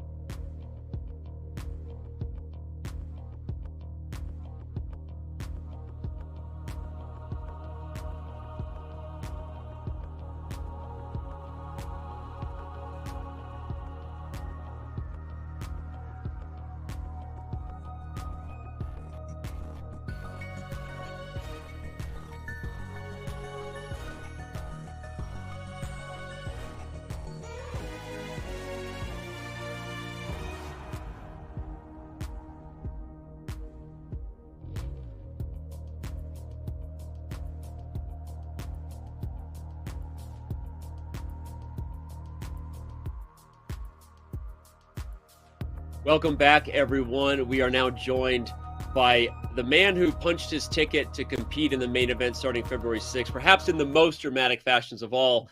Hikaru, a lot to unpack about today. I'm going to start by just asking directly, was there, getting out of the gate, it seemed like you were a little slow going. Was there a moment where you didn't feel your form was there and you eventually found it? Was there a moment that you felt like you got in rhythm? Yeah. Well, I mean, first of all, thanks for having me. I certainly, throughout the day, anybody who saw my camp saw me shaking my head a lot. It got off to a great start. I won this very, very nice first game against Evgeny Tomaszewski, but in the second round, I lost this very tough game to the Chinese player. And after that, it just seemed like a slog. I thought I was missing a lot of stuff. Even in the final game, there's a moment when I actually walked into this tactic, which worked against Laquan, but then after this rook c2, I just missed this bishop d3, rook b2, bishop e5, bishop b1, and of course half a second after I played bishop takes a6, I saw it. So, I think it was sort of just trying to keep it simple towards the end of the event, because certainly it wasn't going my way. I mean, I had many promising positions, but I also had many positions that weren't great as well. So, you take it as it comes. But luckily, at the end of the day, much like in the great event Arena Kings, there was a knockout. And I think in general, I do better in a knockout format than I do I do much better in a knockout format than just a regular Swiss. Mm-hmm. Hikaru, would you say that there's a case to be made that these types of events where the grind is tough at the start are more satisfying in a way when they end well than tournaments where kind of everything goes right from the beginning? Yeah, certainly. I mean, it's at the end of the day, if everything goes right, you feel really good. But of course, there were a couple of moments, the final game, or not the final game, sorry, the final game against Laquan, then of course, his final game against Dubov. I mean, things could have been very different, but certainly it's nice at the end, but you feel like you're going to have a heart attack in the middle. So I probably lost some years off my life today, but it's all worth it, I guess. Hikaru, let's talk about that Armageddon strategy you have, because me and Danya are sitting here just, singing your praises and also just calling attention to the fact that you had no doubts in your mind that you wanted Armageddon. It seemed that when you got the white pieces, you knew that you were ready to take it to Armageddon against Dubov. How confident are you in those winner-take-all chess formats, and why do you feel that way? What is it about that format that you feel good, whether you're getting black with the drawing chances or white? Well, I mean, I wasn't intending to do that, but when all is said and done, after we drew our first game, we weren't really sure what the format was. We waited a minute, then Dubov offers a rematch. I accept it. We start the game. Game gets aborted. Then there's we're told 5 minutes is closer to 10. Finally, I'm just like, okay, Dubov's going to send me the rematch. I don't care. I'm just going to accept the rematch and just get out of town. So probably ordinarily I wouldn't have done that, but I was just kind of annoyed about the situation in between the games. So that's actually the reason that I did it. I mean, well, then you could have just told out. Me and Donnie that. No, I'm teasing, but no, but we had no idea. I mean, we're like, why did Hikaru go ahead? Well, the point is, Dubov sends a rematch, I accept it, and then we get two moves and it gets aborted, and we're told 5 minutes, and 10 minutes have passed, and finally, I'm just like, what's going on? And I see that Dubov's rematch is sitting there, so it's like, okay, whatever. They're not going to automatically start the game, so let's just get this over with. That was actually the reasoning behind it. But that being said, I mean, I felt pretty good going into the Armageddon. I was actually I was impressed by Dubov's play, though, in that game. He had a very good opening that he came up with. And, I thought my bid of 7:59 was pretty decent, because when I think back to the Rapid Chess Championship, I think in the match against Jan in the Armageddon, he bid 10 minutes. I bid something I want to say 7:20 or 7:30, somewhere around there. And I mean, the game went into a long end game. I was okay, probably should have drawn, but I was kind of getting low on time, eventually blundered and lost the game. And so I thought that Dubov's bid was way too low, but he played very, very well. But luckily I was able to find just enough sort of counterplay or complications when we had about a minute or a little over a minute left on the clock, and things seemed to go my way. Hikaru, we have a couple chat questions before we let you go. First from Andrew for 48590. For newer players, in general terms, could you describe the rationale behind your rook sacrifice at the end, and how excited were you when you found it? Well, first of all, Daniel, you're a bullet player, and I would say it was actually a horrible decision by me. I was very fortunate that it worked out. The reason that I should not have done that is because we both had about, I would say, I had 30 seconds, and Dubov had about 25 seconds. If I keep rooks on the board there, and we get to some kind of endgame, like rook and knight versus rook and knight, or anything of that sort, I can probably flag him. But by playing that move, he actually should have just taken on G4 and then played knight e6 and then figured it out with 25 seconds. I think there's a good chance that he would have saved it if he had done it. But the problem is Dubov did the other order where he tried to calculate the draw and he didn't see the draw. And so then he had 5 seconds and it was just too much. I think that at the end, we both, well, I didn't actually calculate it, but I think when he was calculating it, what he missed is he missed that there's this line where he gets the king to f6, and I played g7, and you go king f7, not knight takes g7, h7, but king f7 to go king g8. And the other one was that instead of playing his pawn to h6 and king f6, I can also go g7, but then he takes, I play h6, and he has knight e8, f6, which also draws. But the problem with that was with 25 seconds, he should have just snapped the knight on g4 and then used his time, and probably he would have drawn the game. That was just a mistake from not having bullet experience. So while I'd like to pretend that it was some great decision, it actually was a really, really bad decision from a practical point of view. I feel like you're playing a meta game here, like 5 levels deep, and I'm just like, it's like Inception. I don't understand the dream anymore. But no, it's good. Well, but I mean, okay, like first things first, we all know that Dubov uses a touchpad. So in a pure time scramble, I should be faster than him. That's just simply the reality. I should be faster than him in a pure time scramble. But the point is, when I played that, the position's so simplified that he can just he can find those moves. And if I was playing your fellow commentator, I'm pretty confident he would have played rook takes g4 because of his bullet instincts, and then used his time, and it probably would be a draw. Danya, he was talking to you in that. He's saying if he was playing me. No, I know. Oh yeah, of course. I appreciate that on your behalf. I'm not talking about you, Danny. I'm not talking about you. All right. Well, let's talk about next week. A comment from chat comes in saying that, hey, you beat Magnus in the SCC recently. We know that Magnus is not your only opponent next week. Ali Reza Farouja, so many others there. But talk about how you're feeling, how confident you are about the format as it stands for the knockout starting on February 6th. Well, I mean, first things first, I don't actually know what the format is, so I'll probably go read what the format is once, like tonight or tomorrow to figure out. It's a knockout, double elim knockout. It's double elimination. Okay, so yeah, I mean, considering how poorly I felt like I played today at critical moments, I feel pretty good because I think I can only play better than I did today. I mean, like I said, anyone who was watching the broadcast saw me shaking my head a lot because I thought a lot of my decisions were not the right ones. So I really feel like I can only play better. If I play worse than I did, well, that's just life, and I don't deserve to win if that's the case. Yeah. Well, we wish you the best of. Go ahead. No, I'm out of questions. We wish you the best of luck, man. It is double elim. I think it's exciting. I'm gonna be watching as a fan, not commentating. So, dude, I know it didn't start the way you wanted, but watching you come back was it felt like impending doom for the rest of your opponents. And I know it probably didn't feel that way to you. It was nerve-wracking, but congratulations on a great day of chess, and good luck next week, man. Thank you so much, you guys. Appreciate it. Congrats. All right. See ya, man. There he was, the guy who punched his ticket in dramatic fashion. Let's remind everybody that what did he punch his ticket to? The Airthings Masters. It begins on Monday, February 6th. Like we said, everyone is going to recharge over the weekend. Oh my gosh, we are exhausted. The players are exhausted. That was nonstop, and it was chess of the highest level. We are bringing you a week of more chess at the highest level. The knockout begins on Monday. It starts at 8 a.m. Pacific time, and it comes to a head on Friday when one person is going to be punching their ticket directly to the championship at the end of the year. So don't miss a single thing. History is being made in every one of these events, and it's right here at twitch.tv/chess. Danya, man. We did it. That was a long show. I take a nice extra sweet iced tea.